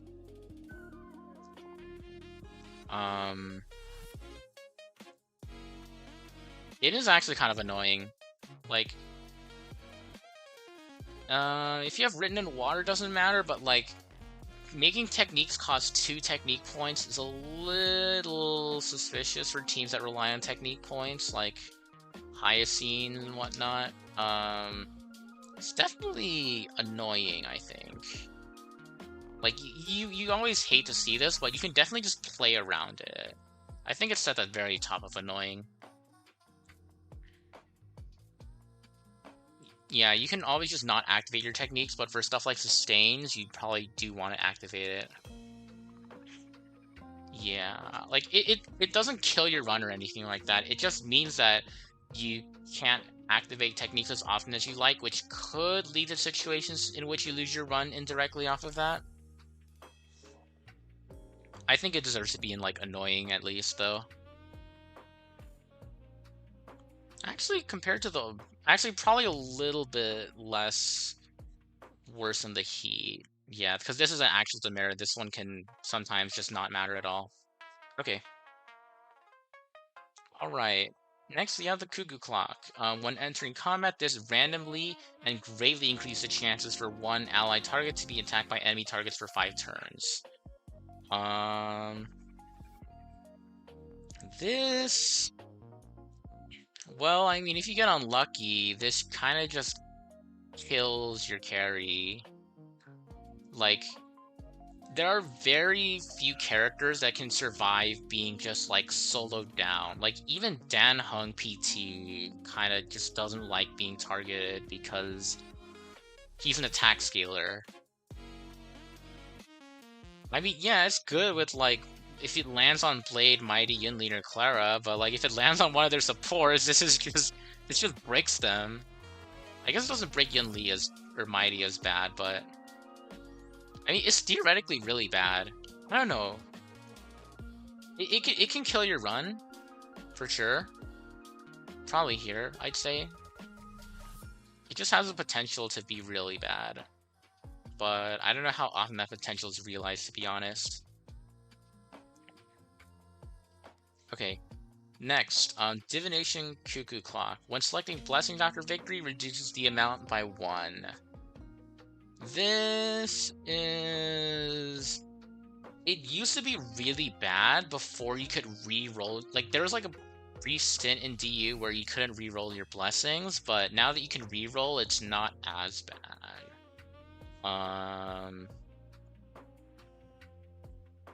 Here, maybe? Like, there's a downside, but... actually, compared... Yeah, no, yeah, this is definitely worse than the technique point one, because, like, it does affect the amount of blessings you can see.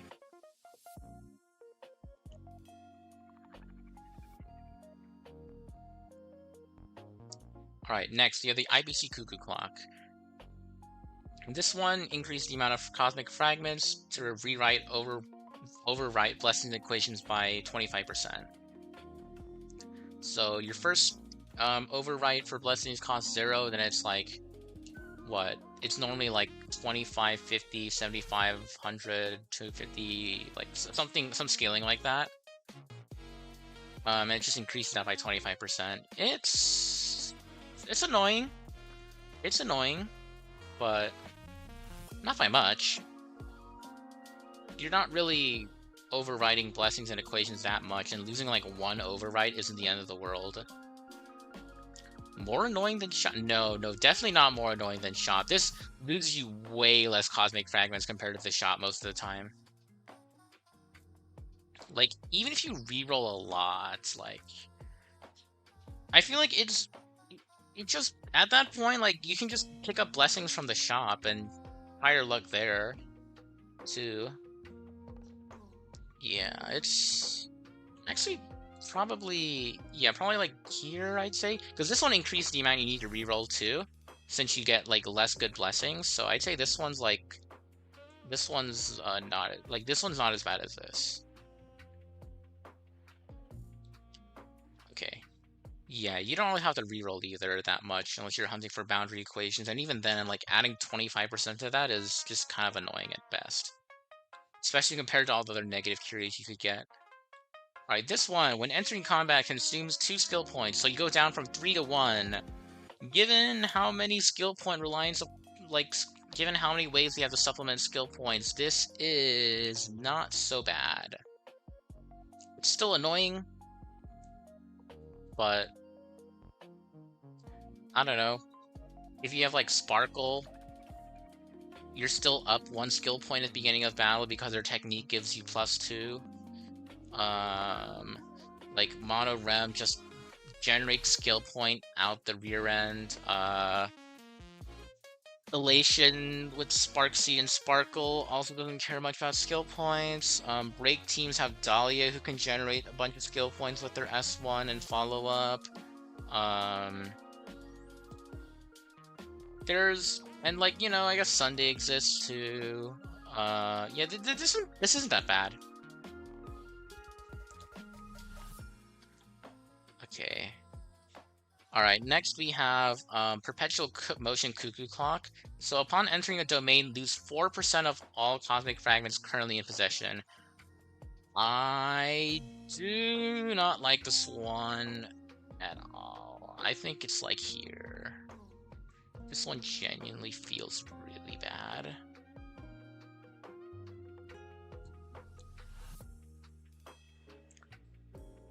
Okay, so 4% of like, let's say you're at like 500. 4% of 500 is like 20.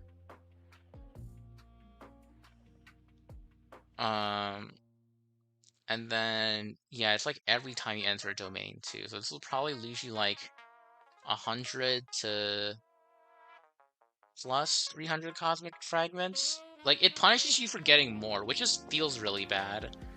Honestly, this might be a case where like the actual effect is not as bad as it seems, but if you get this early, this feels really bad. Like this is like definitely a top remove target.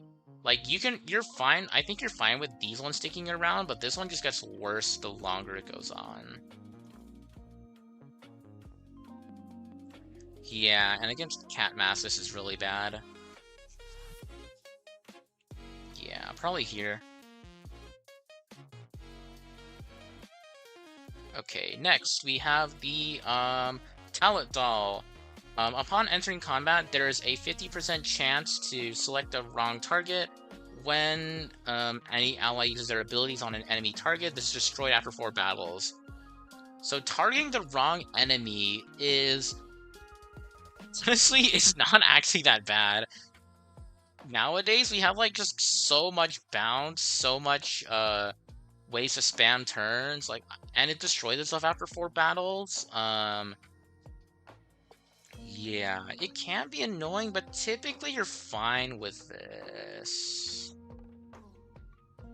Right? I don't know. I think I'll need chat for this one. What do y'all think, chat? Like, who's like really bad on? Um,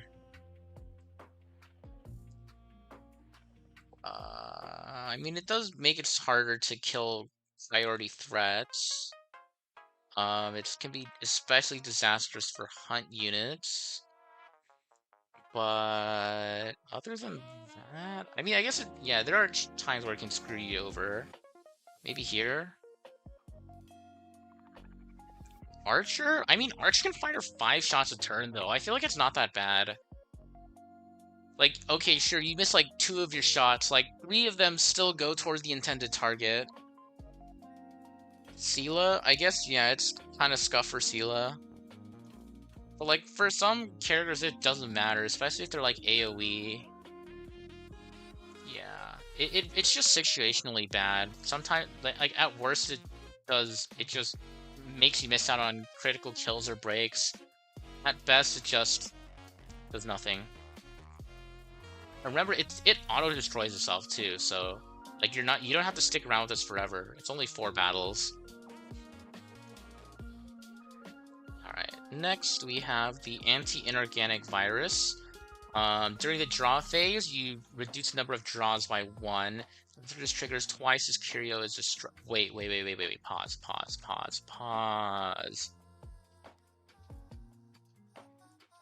This is the same thing as the Beastmaster Rain Wheel.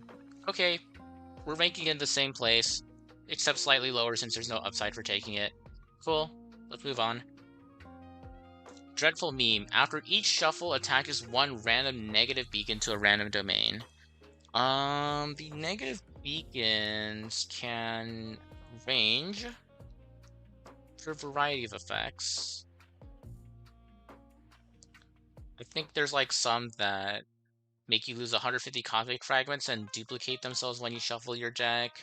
There's some that decrease a level by 1. There's some that like delete the domain after you click it.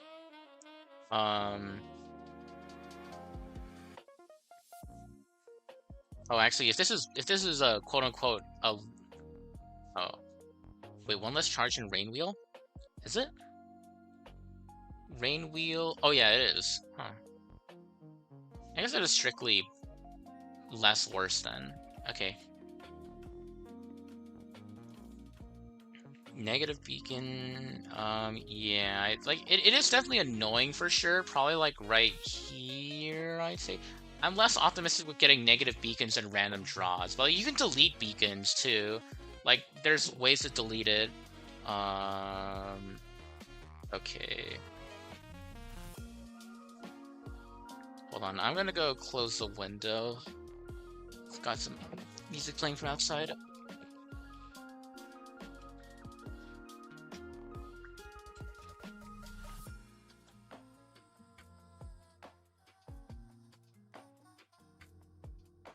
All right. Yeah.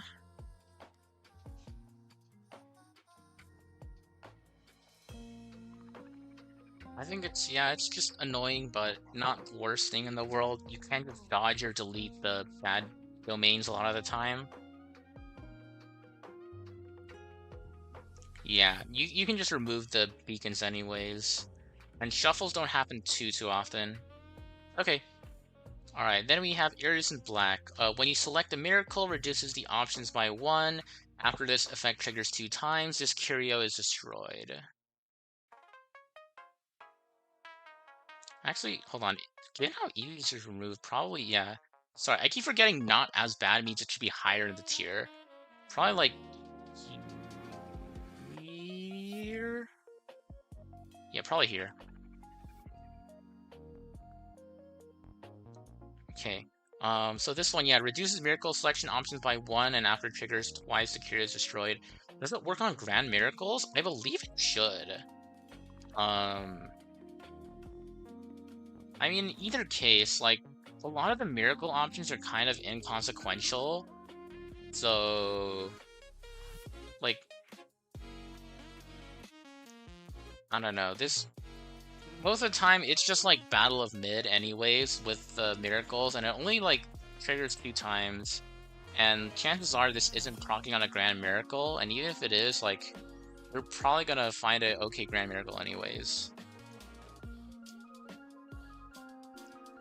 Yeah, probably not too bad since it's just temporary. Okay, and then, finally, the Perfecting Humans Protocol. Upon entering a domain, the domain's level is considered 1 level lower, minimum of 1. After this triggers twice, this curio is destroyed. So this just downgrades your good domains by 1 level twice. It does something. It's annoying, for sure. Probably here, though? Like, it's just annoying.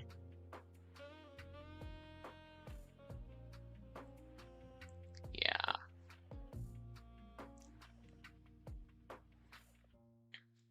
Probably like this, I'd say. Okay.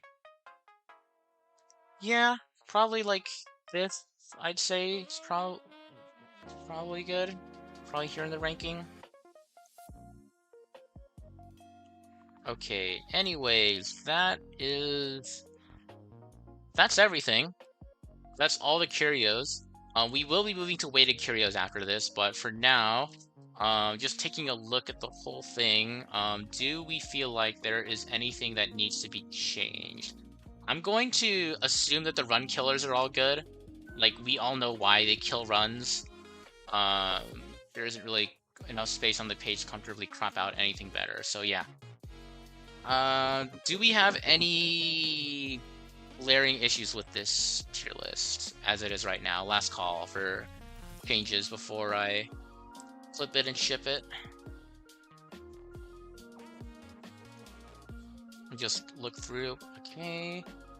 It is kind of heavily weighted in the happy to see tier, but curios are benefits, so that's fine, I think. I'm just not 100% sure about the value generation curios. Oh, the Eidolon cheese needs to be moved. Yes, the Eidolon cheese should be moved. This one should be moved. Where? All right, chat. Where do we move? Where do we move the cheese? Where do we move the cheese? This needs to be moved.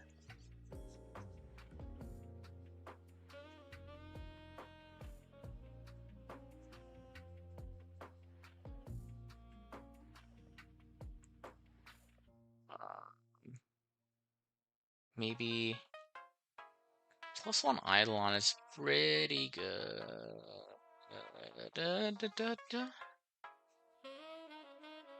Here, maybe? Yeah, probably somewhere in the middle of happy to see, I'd say. Like, here-ish? as much as I want to put it next to the glowy cheese, it's definitely a bit better on average than the cheese. Probably here. Actually, no. I mean, given how much they weight +1 Eidolon and Currency Wars, this has to be good, right? Yeah, probably like here-ish. Yeah, probably here, I'd say. I think this seems at about a good spot. The robe? Which robe would be moved to run defining? Is it this one? Because, like, okay. I can see it. Like, this can definitely be a little bit higher. It's probably the best robe out of the three, I'd say. Maybe here. Like, Written by Water is here. It's definitely a good bit worse than that, since it needs some build-up.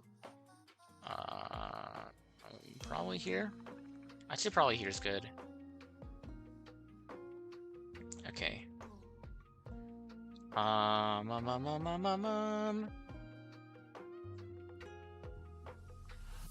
crown should be in Happy to See. Crown. Which one's the crown?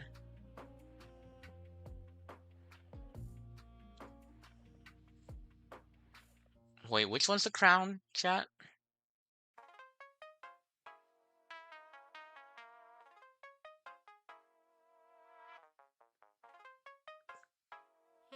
Which one is the crown? The Laurel Crown. Oh, the Laurel Crown? I mean, it's, yeah, you get to skip a boss, but, like, if you're already strong, you don't need it. And if you're skipping a boss, you're already kind of in trouble for, like, stage 3. It doesn't make you stronger, it just lets you be more greedy, which sometimes doesn't always pay out.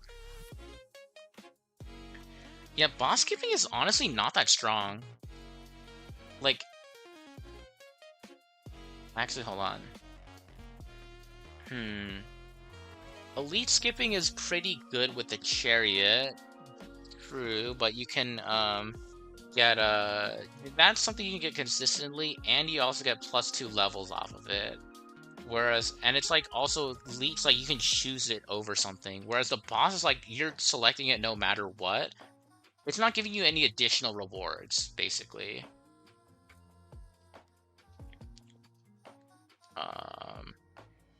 No, the Laurel is the same as it's been for a while. It just lets you die once, and then it treats that death as a victory. It does not work on the final boss domain, but it works on the second boss domain and anything else.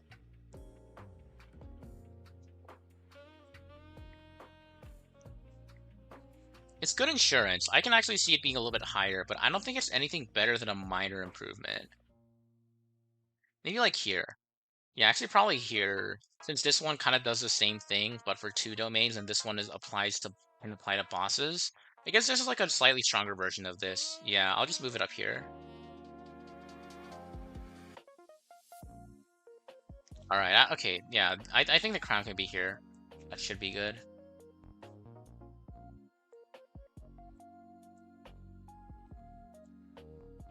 As for the wax curios, do we think they're good enough to move up to the Happy to See tier? Because they are +1 blessing, even if it means, like, you don't get the exact, even if it means there's a chance you don't get the exact, curios, sorry, the exact blessings you want. It could decrease the chance that you don't get the blessings you want, but,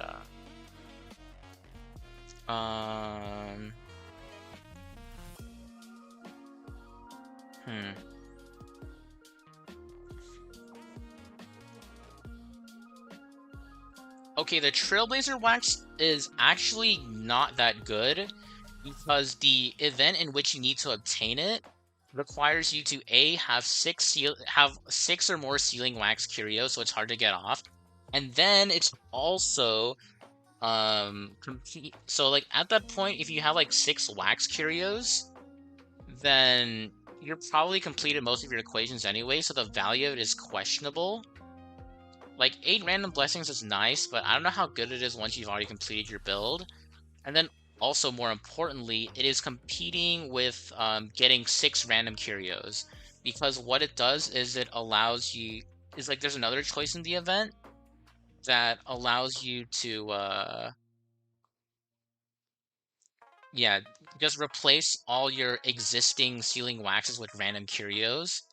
So you're essentially trading this wax for the value of 6 random curios. So that's why I think it's 6 to 8 random curios. So that's why I think it's situational. In a vacuum, it's strong, but in the context of when you get it, it's not that good.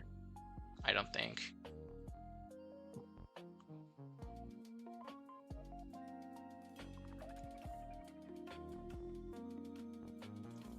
Okay, any other changes? We've already talked about the curio that like sets auto battle to you that you can manually turn off ults, but like you still can't choose your skill or basic targets, so that could be bad too. Like it's a Mighty situation, you know? Like can you play around Mighty's auto battle? Yes, but is it pleasant? Not really. And even then you still get flexibility on like who to skill with Mighty and stuff, so it's more restricted than that. Uh, okay. I am pretty happy with this tier list. I'll just zoom it out one more. Hold on. Yeah, okay, Google's kind of being a little bit annoying. Okay. Oh, there you go, actually. That's perfect. Now you can see everything. So, okay, it is ordered by tier, but I think if we don't have any glaring objections, this is the final tier list. Don't be too, I guess, if there's like some misplacements, like um 2 or 3 positions within the tier, I wouldn't worry about it too much. Like that's personally up to your own interpretation. But yeah, this is the overall Curio tier list for every single Curio in the new 4.1 Divergent universe. The just note that the all the Tao cards are treated the same, and all the failure prescriptions are treated the same. They're just grouped together as like in terms of the average impact. And also for the shard event, the shards are treated just evaluated individually on how much you would take them. They are niche, they are situational technically, but because you get a choice of one of 3 twice, you can usually pick the shard that's best for you. And then the one that's only gives you damage for elite fights is where is it? It's down here because it's not that good. But if you get the event itself, like, you know, Cyrene also gives you, like, a bunch of other stuff with it. So it's just an auto-win event. The event in which you get the shards themselves is just, oh, hey, Cyrene, you're the new Ron May, I guess, and then you just win off of that occurrence. Typical gossip in situational. Which one is it? Wait, where did it go? Oh yeah, the fact that this one prevents you from getting blessings after combat is not great. Like losing blessings after combat can be quite impactful. Like sure, you can get more blessings from shops to compensate, but it's generally not an always take. Okay, it is kind of low for what it is though. It's definitely, I think it's better than this for sure. It definitely should be moved up a little bit. Probably here. Here? Yeah, it's definitely better than this, actually, now that I look at it. Move the Rupert position up. Most of the really bad negative curios aren't available to it. It can discard negative curios, but it can get you negative curios as well, though. And if you discard itself, it just gets rid of everything. Like, it can pick up negative curios. So the fact that arguing that it can discard negative curios, I feel like isn't really valid here. Especially since it increases the curio pool, so you're less likely to hit it. and you're more likely to just add a negative curio instead. I don't think it's that good. And again, losing all your curios can just end the run right there. It's a massive loss in your power. All right. I'll wait another minute, see if we have any final changes, but if not, this will be the tier list. If you disagree, feel free to make your own in the description. Unfortunately, I cannot save this tier list because, well, I don't know how to make it so that, like, if it has, like, an image that I've imported, then it automatically saves as such, but you can find most of these in, like, the HSR Curio 3.3 tier list maker. Like, if I try and save this, right, it doesn't give me an option to save because I've added a bunch of images here to compensate for the curios that are missing, unfortunately. But yeah, if you disagree, feel free to let me know in the comments. Make your own tier list. Yeah. Feel free to tell me how the space-time prism is actually the best curio in the entire game.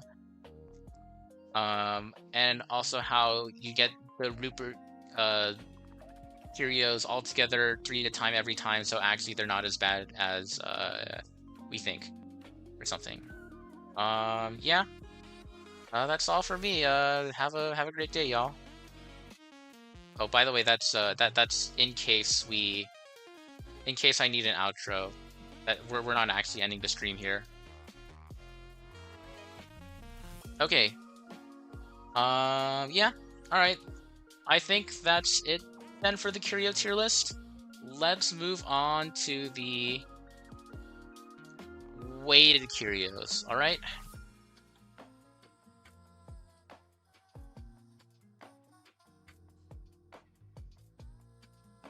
Okay, so this one, okay, they're all going to be situational, right?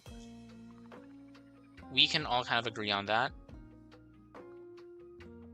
But just because all curios are niche, some are more niche than others, right? So what do we want to call these tiers actually? I think something better than S, A, B, C, D would be nice. Like maybe you could call it like shill tier. You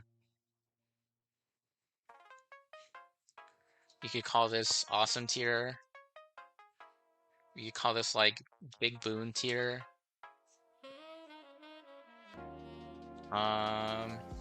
This one could be like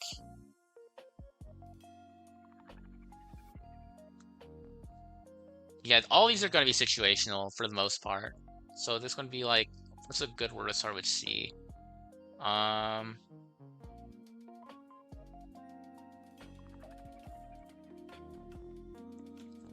um,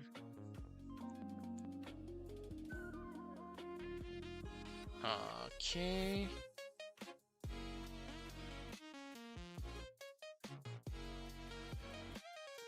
I guess I'll just call this a curio of all time. Like, it's a curio that exists.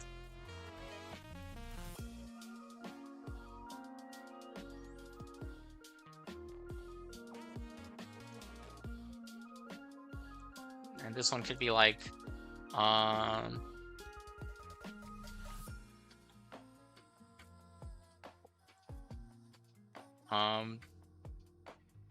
don't pick usually.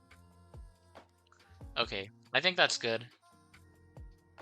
We still have S, A, B, C, D tiers, but now they have, yeah.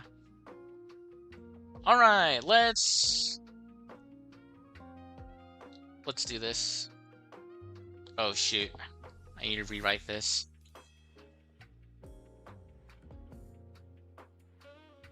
Awesome, big boon tier. This one is curio that exists here. This one's don't pick tier. Okay. Alright, let us start. So, first we have the Revitalization 310. This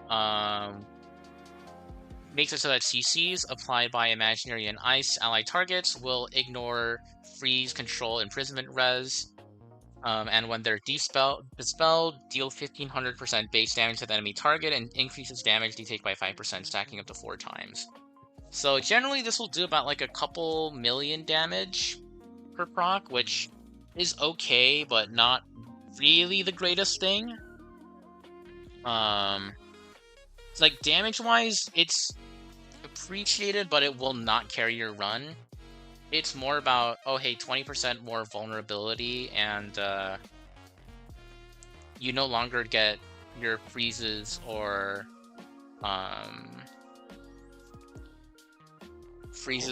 entanglement, or what was it? Freezes or imprisonments ignored as often. I've tried making this work on a mono rem team actually. It does help in those instances, but yeah, it is kind of negligible to be honest. It is a curio that exists for sure. Okay, next we have Genius's Confusion. After any quantum ally gains skill points, you apply 2 stacks of excitation to all allies. After any ally target uses basic or skill to attack, consumes 1 stack of excitation from all allies to deal quantum additional damage equal to 250% of their attack to their attack targets, with a 50% base chance to inflict entanglement for 1 turns. Funny enough, this is best. This is like best with Archer rather than Sparksy, because Archer's skill points refund a skill point. Sorry, Archer's follow-ups refund a skill point as well. Oh yeah, it's good for Seela too. Sparksy doesn't actually benefit that much from this since her attack scaling is not that crazy. I guess it still does apply Entanglement, which is nice, but 50% base chances. Yeah, this is a Sparkle Curio. It is quite good. I think for the characters it works on, like mainly Seela, Archer, Sparkle, and anyone that synergizes with them is pretty good. I'd say it's probably here.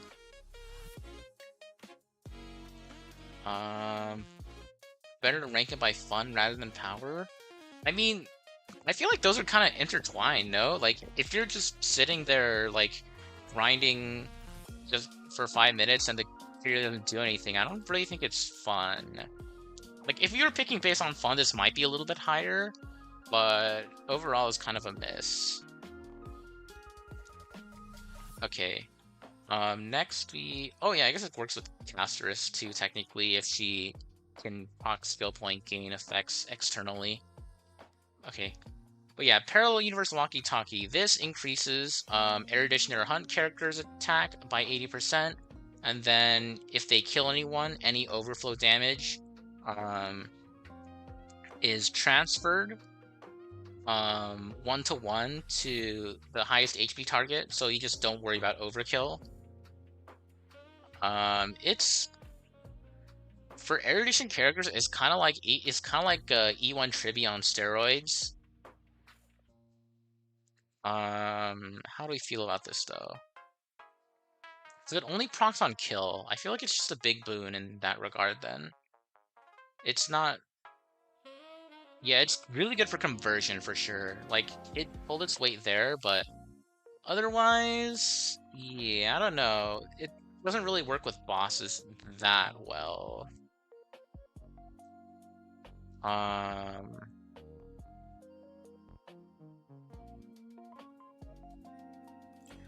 80% attack is still decent. Like, that's how much the Herda gives to other erudition characters for perspective, so...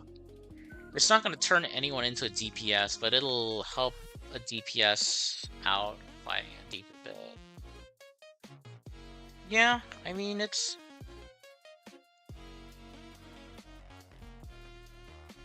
I don't know. It's definitely good. I just don't think it's, like that good. Like it's still positive on the whole. Like this is neutral. This is like positive. This is like very positive. This is like extremely insane. Yeah.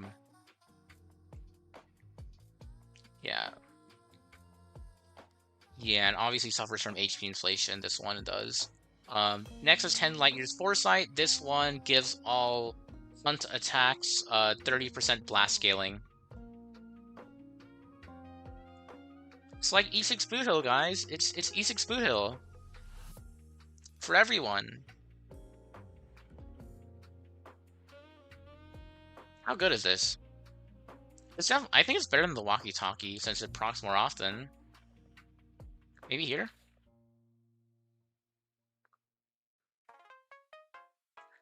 Like, there are definitely lots of scenarios in which this applies. You're never really fighting one enemy at a time for a lot of these DU battles. Yeah, good with Sela, good with Archer, with Boot Hill, just any hunt really. But yeah, I guess especially good for Sela since it lets her build towards kill thresholds easier and oh oh right, she has to execute in this game mode too. I forgot. Yeah, that seems really good with Sela. Hold on. Yeah, it's just Sela upscale. Man, can't wait for her Nova Flare, man. She's gonna be even more busted. Okay, next we have Silent Song. This one makes it so that if any Harmon uses their basic skill or ultimate on allies, realistically just your skill or ult, it provides a shield that can equal to 35% of the ally's max HP for everyone for 2 turns. I don't think this stacks,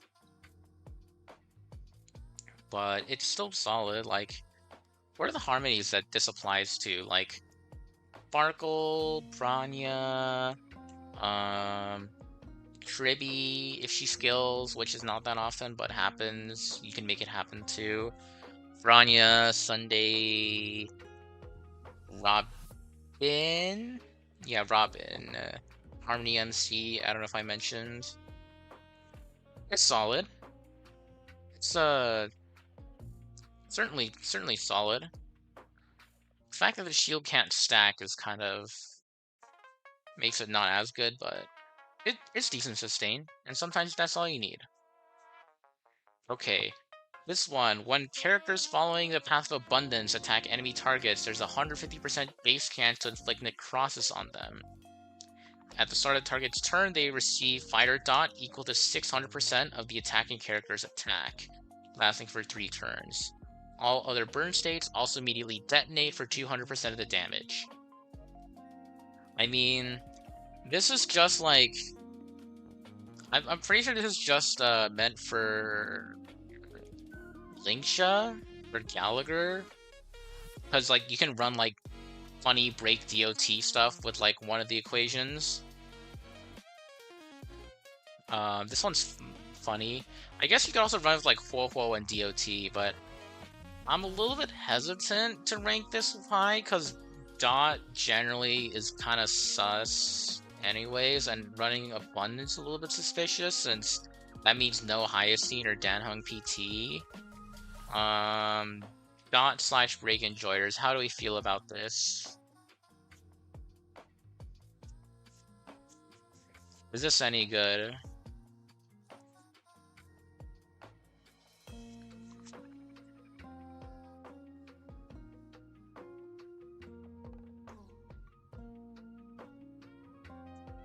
Because me personally, I feel like it just exists. Like, I'd rather take, like, increased sustain rather than a bit of extra bonus damage. Like, I've tried taking it a couple times, I just feel like it doesn't do enough. Like, you gotta build too much around it, I feel like. Maybe it's good, but I don't know. It's probably pretty good with DOT, actually. Maybe... Does DOT have anything else, actually? Oh, they have the most Raukuas.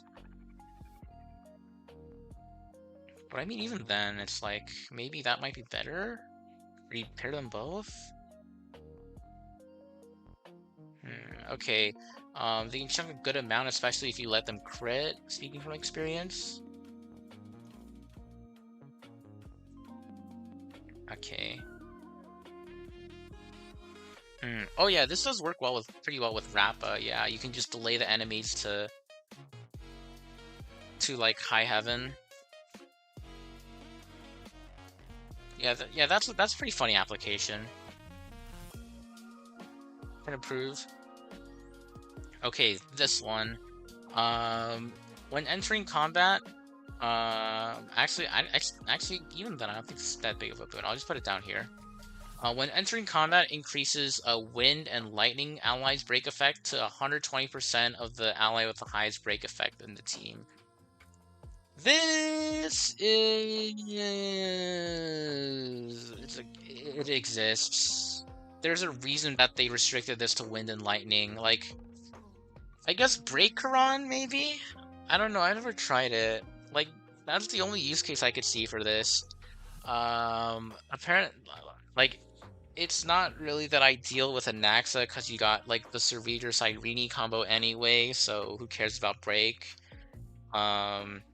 With Hyacine, it's pretty dog water. Since the way this works is that the break effect only applies to Hyacine herself. It does not apply to Ika because it's an entering combat buff. So what'll happen is I'll run Firefly on this team, right? So that she provides a bunch of break effect. And then what'll happen is I'll check Hyacine stat screen because like my Firefly has like 700 break effect. My Hyacine will have 900 break effect. And then Ika will have like 200%. And then Ika's doing all the damage. Well, supposed to anyway. So then I use Hyacine Basic. She deals like 10 million. Actually, no, more like 2 million. And then like Ika against 5 targets deals like the same amount. It's just not very good on Hyacine. Break Sampo? Maybe. That could be funny. I mean, also means you gotta run Sampo though. Like, breakdowns are good. But like Wind Breakdown is actually pretty decent, but like, how good is it really? That's the question. Yeah, probably like, okay, yeah, it's probably decent with like Sampo, Black Swan, Kafka. I mean, yeah, Sampo like reprocs Wind DOTs, but it's Sampo at the end of the day. I don't know how good that is.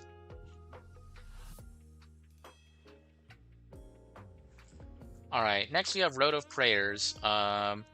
Increases max HP by 60% for Erudition or Nihility characters, and when their turn starts, consumes 15% of their current HP and gains shield effects equal to 25% of their max HP. I think this is pretty good. Like, it's really solid sustain. 60% max HP and a shielding effect is nice, especially since you compare with Hyacine to remove the 15% HP drain demerit, I believe. But yeah, this is solid. Good amount of tankiness. Like, there's nothing to take offensively for break, so I often take this for like my Dahlia and my Fugue. I found good use out of it.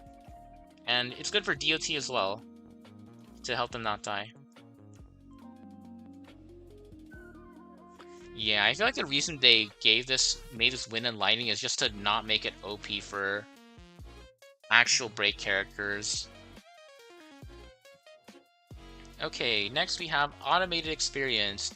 After Destruction or Nihility characters use an attack, the attacked enemy's target action advances by 20%, and the damage they deal decreases by 30% for 1 turn. This is risky. Like, I guess it's fine with fine on its no downside. But with Yun Li and such, like, your allies are still gonna take more damage due to the enemies being advanced more. If you try and use this with like anyone that's not countered, the team just dies because they just take more attacks. Like, this speeds up boss phases as well. Like, it makes them do their big threatening attack faster. So I would say this verges on don't pick depending on your team, but it can also be kind of nice for other characters. I'll put it at the very bottom of it exists.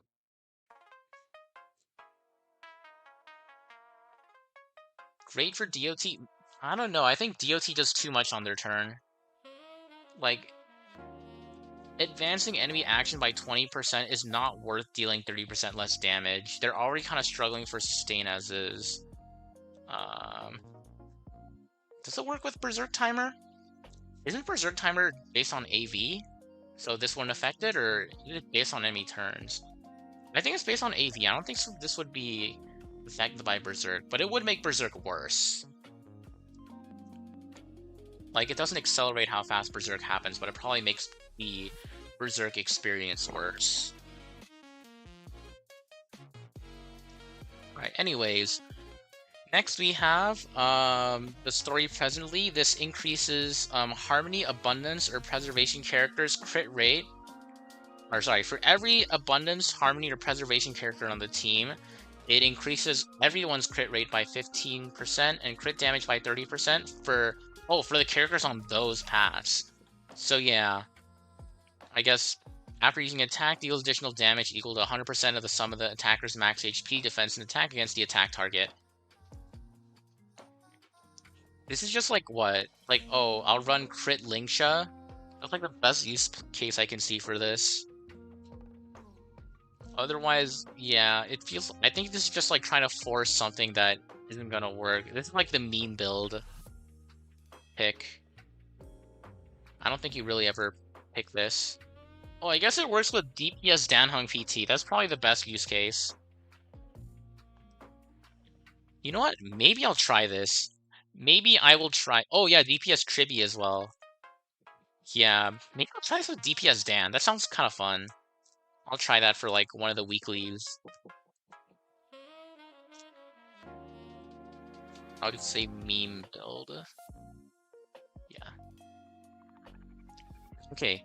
Footstep of the Gods next. For every 50% of max HP lost, characters following Destruction or Remembrance gain 1 skill point, and each time a skill is used, increases damage dealt by 8% and can stack up to 10 times. I mean, you're just meant to stack this with Mono Rem, but I mean Mono Rem. What does Mono Rem have? It doesn't have that much. It's like 80% more damage or something, and like skill points, but Remembrance doesn't need skill points though. It usually doesn't have any problems thanks to Evernight existing. Yeah. Awesome one for non-E1 Firefly. I mean, Firefly consumes like 40% of her max HP when she skills though, right? Like, this is just kind of not... And she doesn't even use damage percent. Or is it... Wait, what is this increases damage dealt? Is that vulnerability or damage percent? I feel like it's damage percent. Otherwise, it would just be... That seems way too OP if it's vulnerability. I'm assuming it's damage percent. Because 80% vuln is just too crazy. So yeah, I think this one's also kind of a dumb pick. It's a bit redundant. Like... Actually, if we're rating in comparison to this, then... Probably here. Maybe here? Yeah, actually, this doesn't force you to do anything bad, so I guess it's kind of fine. Okay, next. Self-amusement. This increases physical character's chance to be attacked. And when attacked, it deals additional damage to the attacker. So it just deals damage back to the enemy equal to 400% of that unit's attack. Non-lethal, but who cares? It'll leave them at 1 HP, so you just kill them next turn. 400%'s a lot. Like, Yun Li on her ult? How much does Yun Li do on her ults again? I forgot.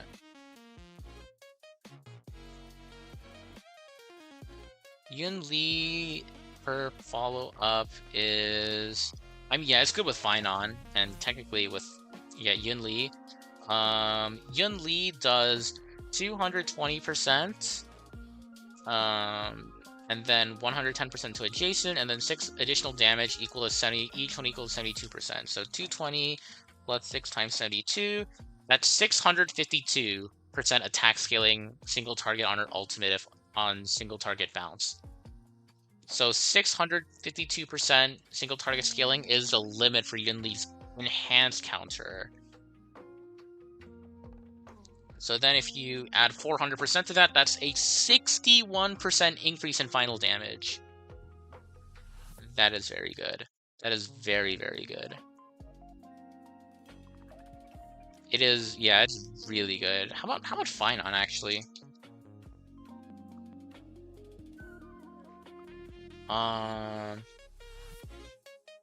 Finon, he does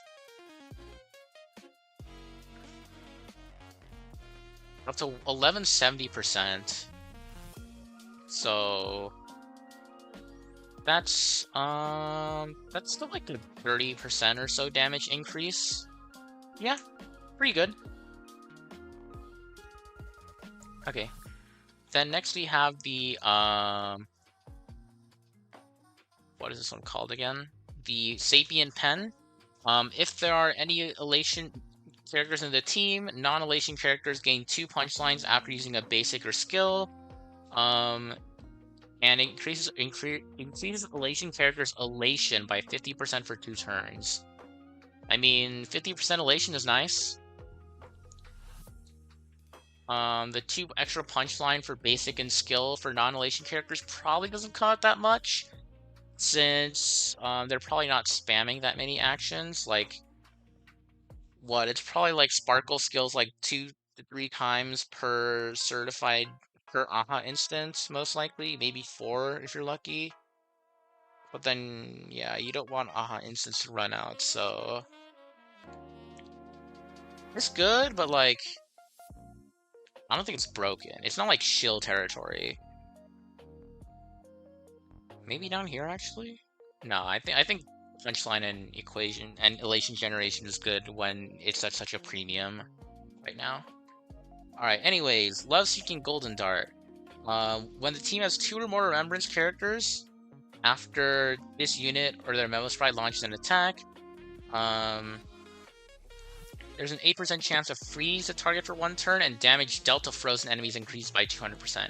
This has really funny synergy with this Curio, by the way. 8% base chance starts becoming a lot better when you start ignoring control res. I mean, damage dealt increasing by 200% when on frozen enemies is the real reason you take this. I guess it's to make up for the fact that Mono Rem technically loses damage by CCing enemies, but it's pretty good. I'd say it's pretty. It's just held back by a low base chance, but if you get it once, then it's, yeah, it can be moving. All right, next is the Dignity and Passion. In this one, if there's any preservation characters in the team, all allied targets get a special shield, and if attaining other shields, the shield will increase its shield effect by 75% of the attained shield effect. So yeah, you get shields, this shield becomes stronger. At the start of the turn, you lose 90% of the shield effect that goes over 30% of the unit's max HP, and restores HP equal to 10% of lost shield effect.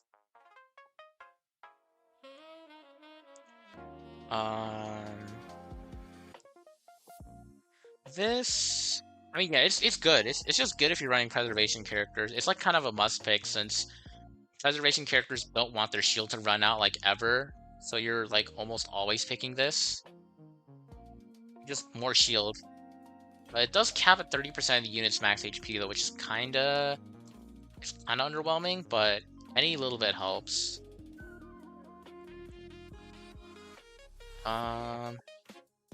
Yeah, I guess it's like Danhung PTS1, but it works on shields instead of HP. So it still doesn't heal your character's HP back, like Danhung PT's ult does. I'd say it's solid. 30% max HP just feels kind of underwhelming for a shield cap, but... Actually, no, it's up, no, it's, it cuts you down to 30% minimum at the start of every one of your turns. I'd say it's good. Probably like here. Then... Okay, Most Raucous. After the enemy is attacked by a fire-type character, they enter the deflagration state for 2 turns. While in the deflagration state, the enemy target is also considered to be burned and takes fire dot, equal to 200% base damage at the start of each turn. Additionally, all other burn states will immediately detonate, equal to a percentage of the original damage. I don't know how much, probably 100%. When a team has 1, 2, 3, 4 fire type characters, oh, the detonate percentage is 50, 100, 150, 200%. Ironically, the best place to use this is, actually, it's probably, like, best with, like, a fire sustain plus dot, but, like, mono fire, aka Lingsha Firefly, Fugue Dahlia can use this to pretty funny effect. Yeah, dot fly. It's funny. It does an okay amount of damage too. Probably here. Like, Firefly still isn't a dot character, but like it does okay damage. Yeah. Maybe here. Like, I find at like higher investment levels, you just don't really care about this at all that much.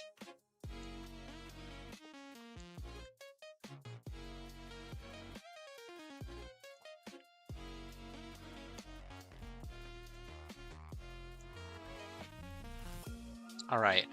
And finally, with the last one, encouragement for you.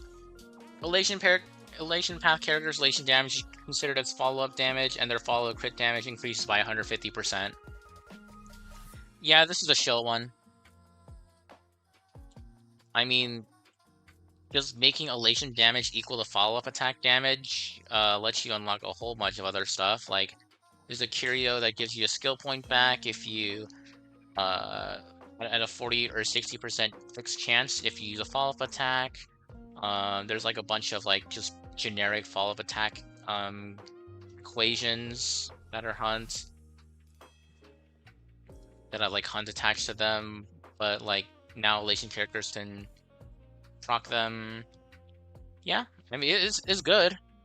Makes you it really does make you question like how good would elation characters be? Or better question, how good would Ash Veil be if elation characters' elation skills counted as follow-up attacks? Because let's be real, they are basically follow-up attacks. Like,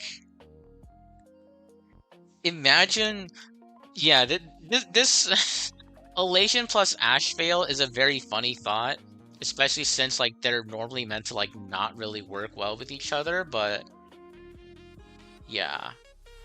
Also makes you wonder why Memo Sprite damage isn't considered as follow-up attack damage either, but yeah. Okay. I think that's kind of it. Weighted Curio, this one's a little bit less serious, like, just feel free to experiment. It's very build dependent as well, but I think generally for the builds, this is how strong they are for that specific build, if you can get it. Yeah. Okay. I think that is pretty much it then. Yeah, that's all we got for the tier lists today. We've been running for like almost about like 4 hours.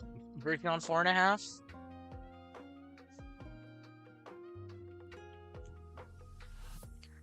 Yeah. I don't know what else to do. I think it's a good place to call it for today. Unless anyone has any questions they would like answered about like anything at all. This is kind of an open forum now.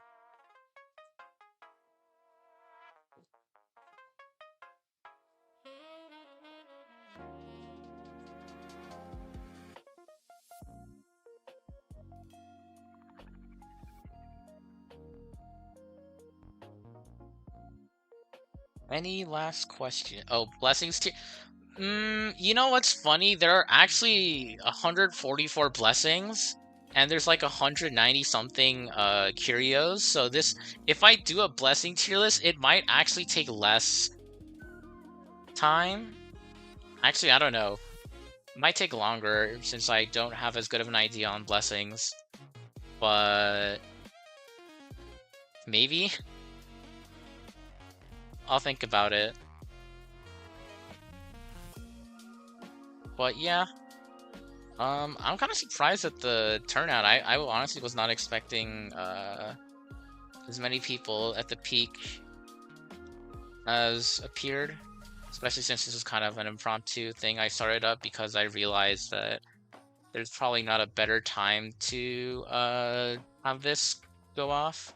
Also, I would like to turn this into a video soon, and the lack of DU content lately is kind of, in YouTube specifically, is a bit concerning. I have seen a couple of like DU guys on Billy just like from glancing over. They seem to be quite good. I noticed the trial builds in DU are eerily similar to the currency war builds. They are exactly identical. Like the trial builds are identical everywhere. So I don't think it's worth doing a video on. I will say that like some of the builds I rank more harshly, like Hyacine, are less affected because you can get your ult off right away. And Cyrene just has a lot of ways to cheat out her ult, especially with the new highlight mechanic. But other than that, yeah, like Aventurine still kind of buns, especially since Danheng VT exists. Um, what was it? Fei Xiao still sucks without Eagle. Kafka still sucks without both Eagle and Tutorial. Um, I mean, Everknight's still fine. Like, like she still does her job in the team, even though her choice of trial build is very, very questionable. Oh yeah, Fei Xiao does have an easier time fixing her crit rate. That is true here. Like, you do get a lot of crit rate here.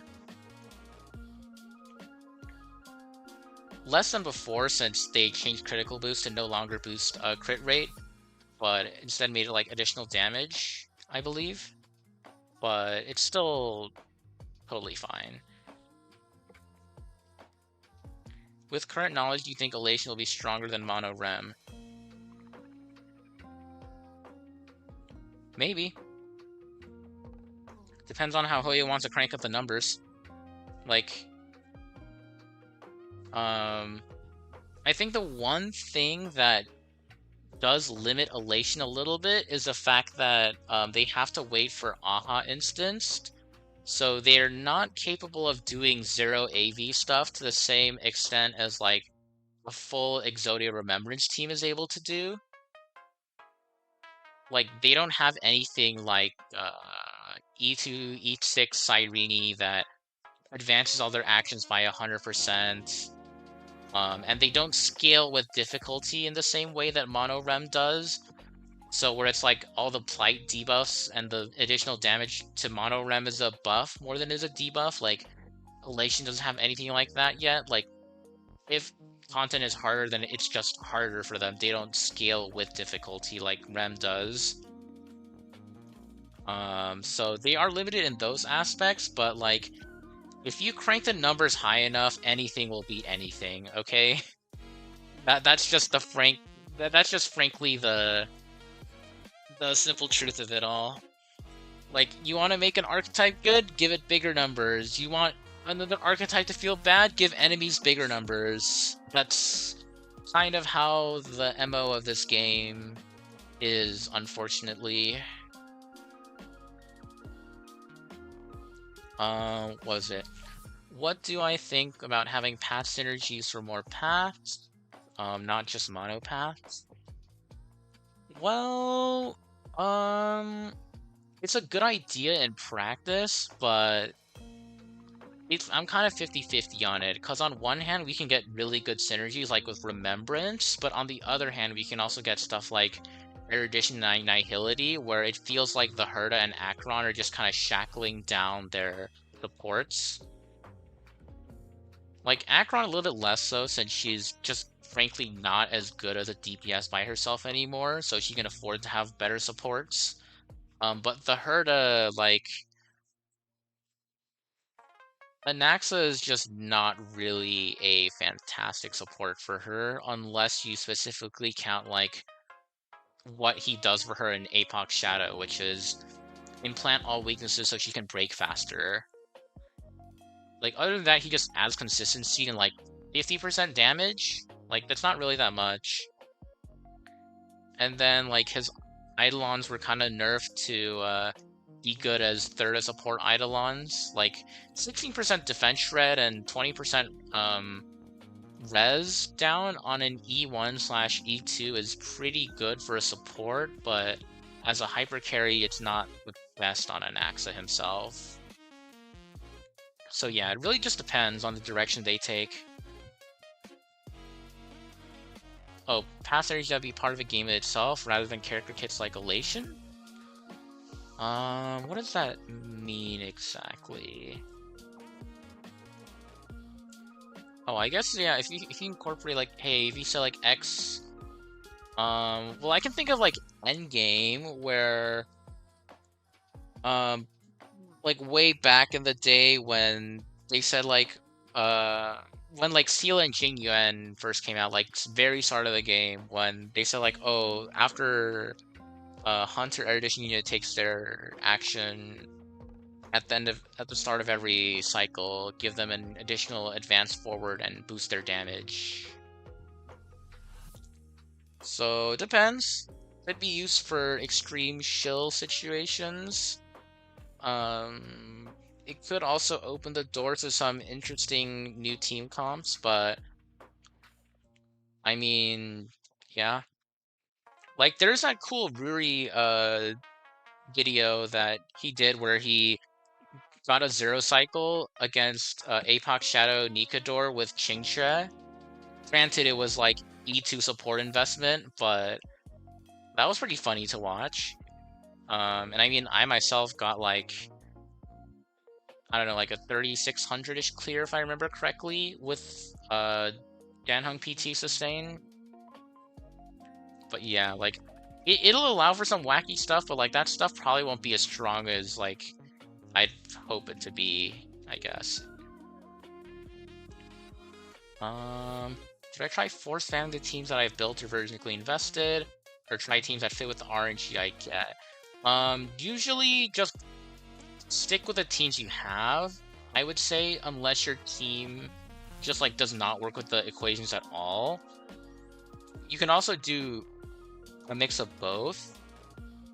Like, force your team early game, and then late game builds towards those equations and let the equations carry you to victory.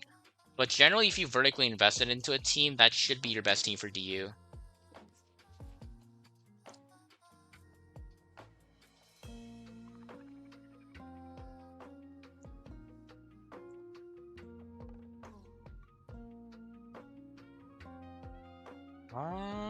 Okay.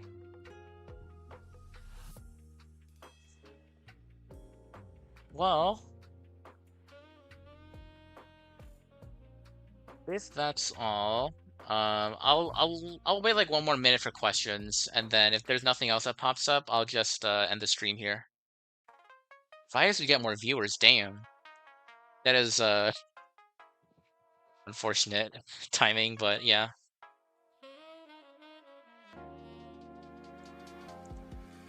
I'll just wait a little bit for questions, and then yeah.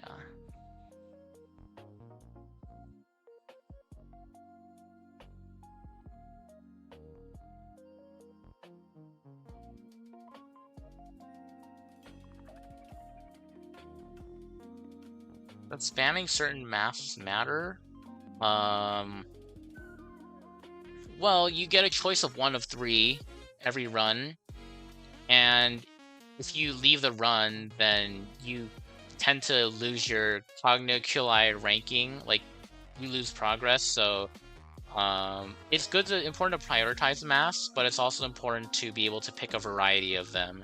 Like, just know, like, your top people masks. Like, you can't pick Cat Shop all the time, so sometimes you gotta, like, resort to other builds, like Chariot and Gladiator builds, or 2 masks, or whatever. Just having some flexibility, but yeah. You should there are some masks that are definitely easier to snowball off than others, like the Store Cat mask is by far the most consistent one. Just like in all the other previous DUs, capitalism strats are the best. Like, just spam wealth domains, get rich, buy everything you could ever possibly need without even needing to worry about combat. Otherwise, yeah, just like, I don't know, I like the chariot one because it makes elites and higher difficulties trivial and also just speeds up the process. Camera is also nice because it prioritizes occurrence, aberrations, and rewards, which are generally nice.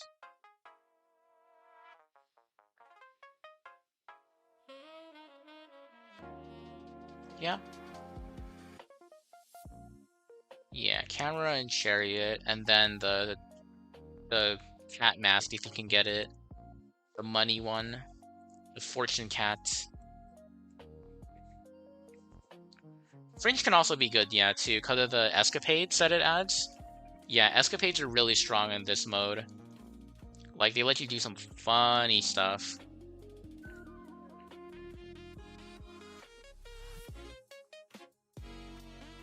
Yeah. All the escapades are really nice. I guess well, there's Curio, Blessing, Chest, and Forge. They're all pretty solid. Curio's probably, like, Curio guarantees you a 3-star Curio a lot of the time. Yeah, Mechatron's fun too. I played quite a lot of Mechatron. If you get the 3-star Curio that gives you 66 redraws, it just goes crazy. I also pair that with the Grand Miracle that gives you 99 redraws if your draws reach 30 or more. And that was a lot of fun. That was a fun run. Just having like 100 plus redraws to spam at my heart's content. Actually, yeah, Blessing's kind of underwhelming. That one only gives you another workbench of creation and 2 3-star blessings. Yeah, that one's kind of eh. Forge is solid, gives you 3 weighted curios to choose from, and like you can go ham with changing your domains for free. Any match you should avoid specifically? No, not really. The worst they can do is be kind of neutral. Like, just prioritize the good ones. I don't think there's any ones that like are detrimental. They're just not as good as the other ones.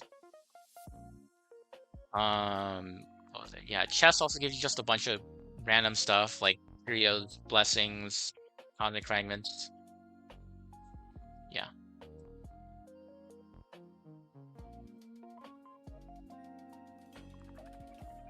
Okay. And I mean, you need to beat one run with at least all of them for achievement purposes. I think it's also linked to Jades by a little bit. So you should try them out at least once anyways.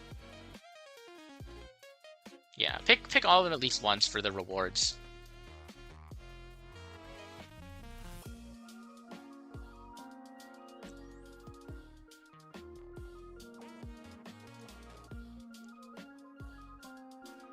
Alrighty. I guess if that's all, I'll probably just end stream here. Yeah, feel like it's a good place to stop. We've gotten all the Curios ranked.